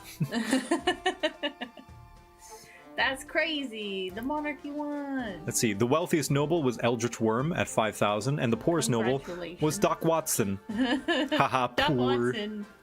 You were poor. Like the commoners. Like the poor. Well, They're And now you're among them now. You're among them. That just means that You just fit right in. yeah, you fit right in. Bald, bald, still poor. And for the kingdom, the final stats are really, really good. Oh, is this Echo? This is Echo. Oh, is this my child? Yeah, there they are. Oh my goodness. Echo. Look at them. Also bald. Also bald. They've got a scar, too. A cool scar over their eye. I wonder what they did. Bald and handsome. Bald and handsome. Yeah. Tight facial hair. The kingdom is in a fantastic place right now. Yeah. Very stable, perfect treasury. Mm-hmm. Authority's mid, but we don't need authority. Yeah. Who needs authority if you just do what people want? Yeah. You If don't- the people, like, understand that I do things in their best interest, I don't need authority. I don't have to force them. I can just make recommendations and they will believe me. Yeah. So, here's the one, the Cat Dynasty. Zemule. Dashing facial hair. Zemule, this is the one. Zemule. Perfect kingdom for JoCat to ruin. Come on. Oh man. Listen, I was the head what is it? When like informant or whatever. I helped the queen. I was her right hand. Pretty sure Joe won after he robbed me and another chatterblind. I laugh, but I'm still bitter about Oh it. yeah. So LOL. there was a race between the North and the patricians, the chiefs and the patricians. They had a boat race, and they had a lot of money on the line, and I could have chosen one of them to pay the other, but I was like, actually, because they tied, they drew. There was a draw, and I was like, you both win. I get all of your money. And so because I had a bunch of money, to spend, and they didn't have any money to build any of the things to screw me over. So I just won by stealing all their money. You stole him. And because my authority was at 10, they couldn't rise in rebellion. Oh, Because my authority was so high, none of them could reach that level of defiance. Their defiance was, I ended with a really high defiance rate. I think they were at 8. Jeez. Yeah. You gave me no choice. But yeah, here's the other cat dynasties, all of which I got usurped. But, yeah. Amazing. Wow. Someone said another round. I don't think we have enough I time. don't think we have time. There's, It's only like 15 minutes. Yeah, 15 minutes till 9 p.m. and I want to... You could draw Echo Barge. Oh yeah, I guess I could real quick. Echo Barge. JoCat is gonna build his own better kingdom with Blackjack and Hooker. Exactly. I think Gabbo's already doing that. I think in my first playthrough I was like, Gabbo, run away. Make your own kingdom. Found your own country with people. Rule better than me. Learn from me. Learn from my mistakes. Yeah, let's draw Echo Barge. What happens at 9? The Subathon day ends. Yeah. Just because... It goes 9 to 9. Yeah. Even though I didn't start streaming at 9 a.m. today, but like, we've got things we gotta do tomorrow. Yeah, this weekend is like a busy weekend Mm-hmm. for us. We've got just like things going on. Mm-hmm. So there will also be a pause tomorrow. Yes, right? I'll pause. The subathon timer doesn't keep going when the stream is off. It pauses, and so all of tomorrow is day off. You guys enjoy your Sunday. Let's draw Echo Barge. Let's take this. Kate Barge. After I'm done drawing this, we will call the stream, and I'm gonna have Cena help me. Gobbleland, forever. Gobbleland. Let's see, where's display? There it is. There we go. There she is. Or do you want something specifically different from her? No, I was thinking just the same The same? emote, but of me. You don't want, like... I don't know, like... Gremlin-y?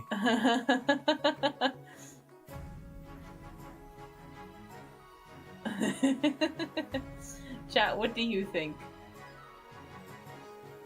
Or, like... Yapping? Oh yeah, should it double as like a yap emote? Or should there be one of each? I don't know. Should there be a barge and a yap? I do have a lot of emote slots. But I only have time for one. Let's just do an echo barge. Okay, I can do Gremlin some other time.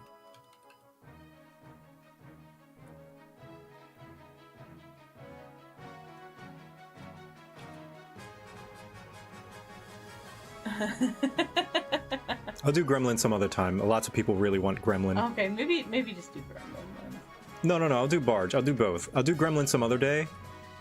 We'll just start with barge for now. Yeah. Can I give you big honkers? Yeah. So I can burst boobily into your office. Like you barge in and they flop around like that one slow-mo scene from High School of the Dead. I don't think I've seen that one. Oh, you haven't seen it? Hold on. Chat, you know what I'm talking about, right? Oh, it's an infamous anime scene. Just ridiculous. I'm pretty sure I'm not going to get TOS for this, right? High School of the Dead slow-mo. I'm pretty sure I'm not going to get TOS. I mean, it's on YouTube. Some true bad donka honka dongs. Some huge donka honka bad donka dongs. Yeah, they're covered. So, yeah. So, this is a scene, High School of the Dead. It's an ecchi anime about zombies. It's very... I have my own opinions that I'm not going to go over. But there's this one scene of this guy sniping zombies from afar. And here's the infamous scene. First, he uses boobs to reduce recoil. That would bruise so bad, though. Yeah. That is a body part, not a pillow. No, it reduces recoil. Oh my god, the jiggle.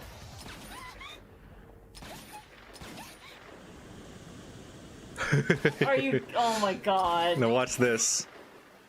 It's not the best part yet. Oh my god. It's blurred Those to memories censor. would have self-shredded with that speed and broke everyone's eardrums.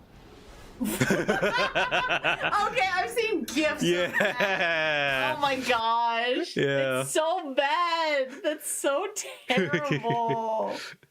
Yeah.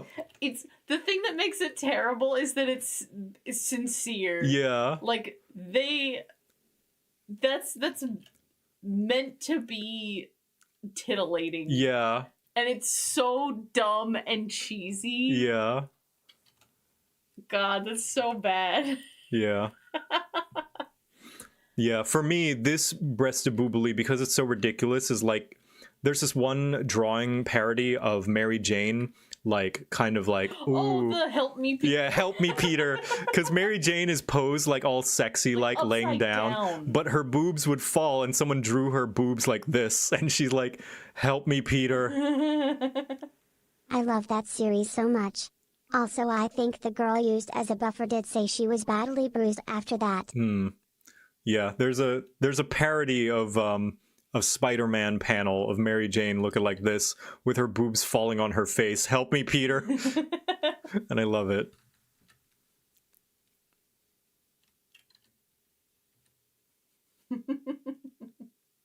You prefer pants, right? Yeah, but I sometimes wear a skirt. Would you like a skirt? What do you want? You get to direct me. I'm drawing you. I think that's good. Maybe do more like a V-neck. Okay. Yeah, you can have like a cleavage. Oh, it's tiny. No one's gonna see. Mm-hmm. Yeah, there we go.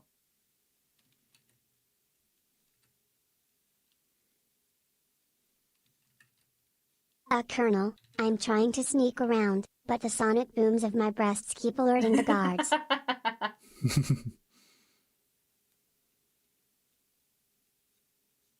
Echo barge.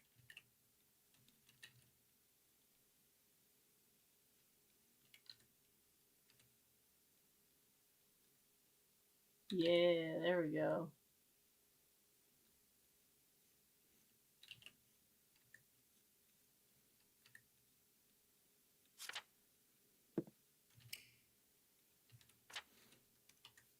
I feel like I would be smiling. Okay. Should I be smiling? You can. It's just I just have this mouth because that's based on the meme. Yes.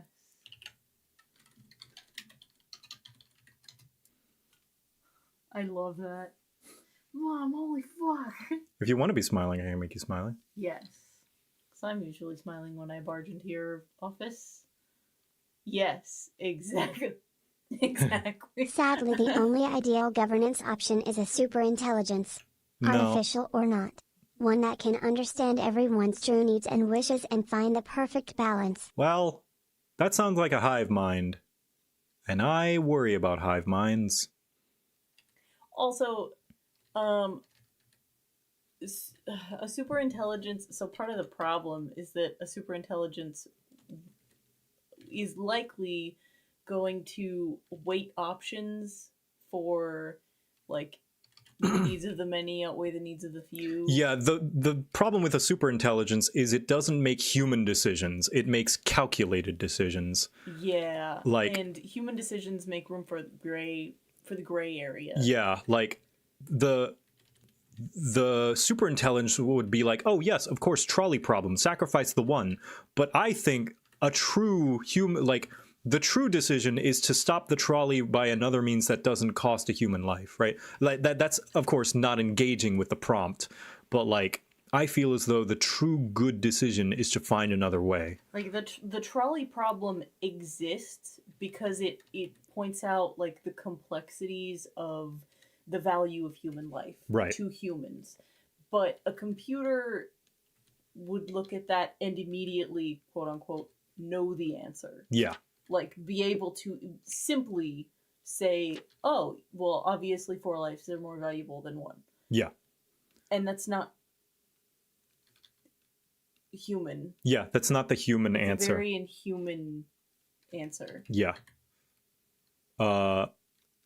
So yeah, I wouldn't want a superintelligence to decide my fate because it wouldn't look at like there's a thing, right? Like computers optimize, and we don't want to optimize. Yeah, there's a saying, I don't know where it's from, where it's like if we are in a situation where we are weighing the cost of lives to get things done, we've already lost.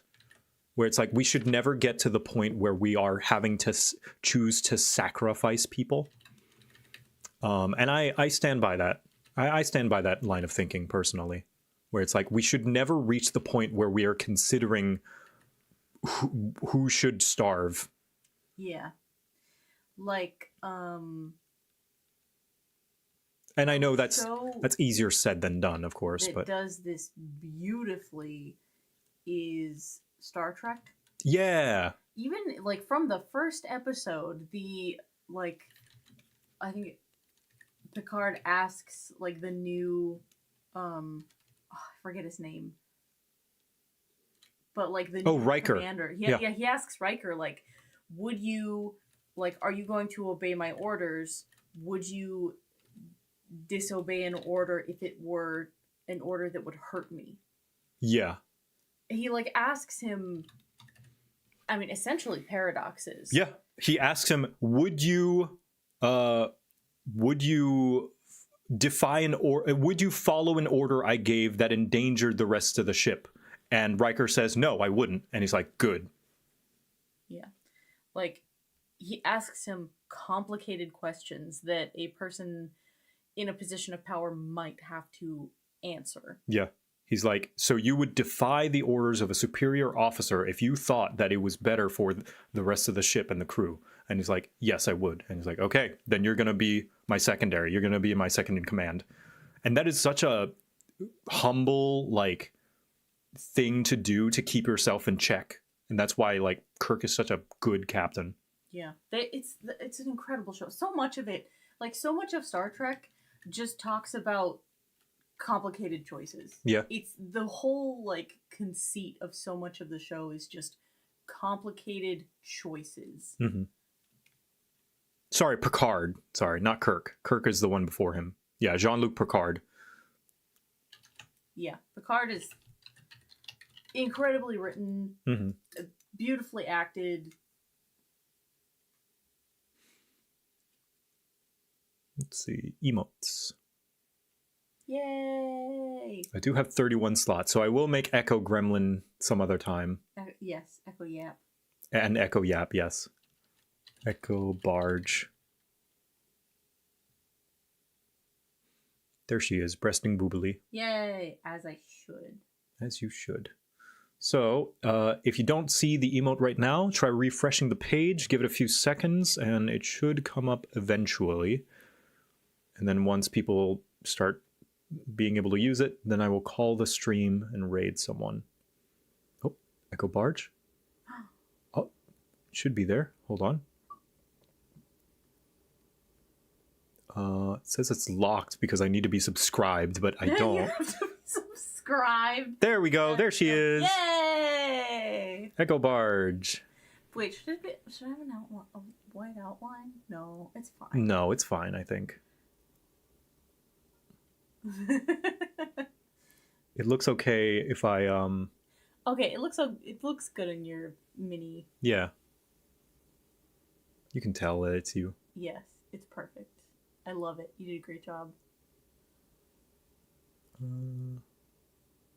we go. So if you guys don't see it, try refreshing the page. And if you don't have it, try subscribing.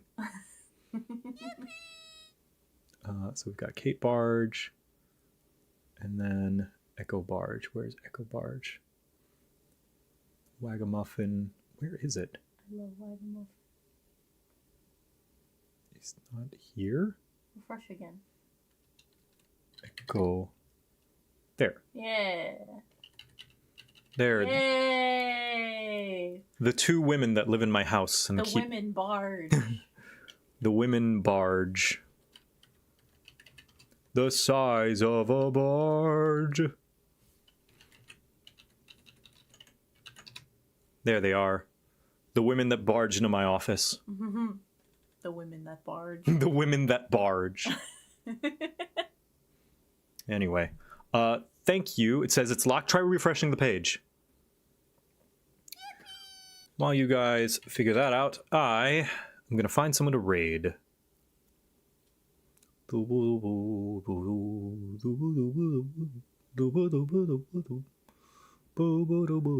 it might take a second. Yeah, give it a sec. Let's see. Saren's online. Hey, what's Saren doing? They are fundraising commissions. Ooh, they're doing commissions. They're drawing commissions. Ooh. Let's raid them. Saren's such a good artist. Yeah. For Echo, do you still make things on YouTube? Not really, but I might be starting to upload again this year because I want to do some artist alleys and vlog them. Yeah, that could be fun. Yeah. Also, I miss going to cons.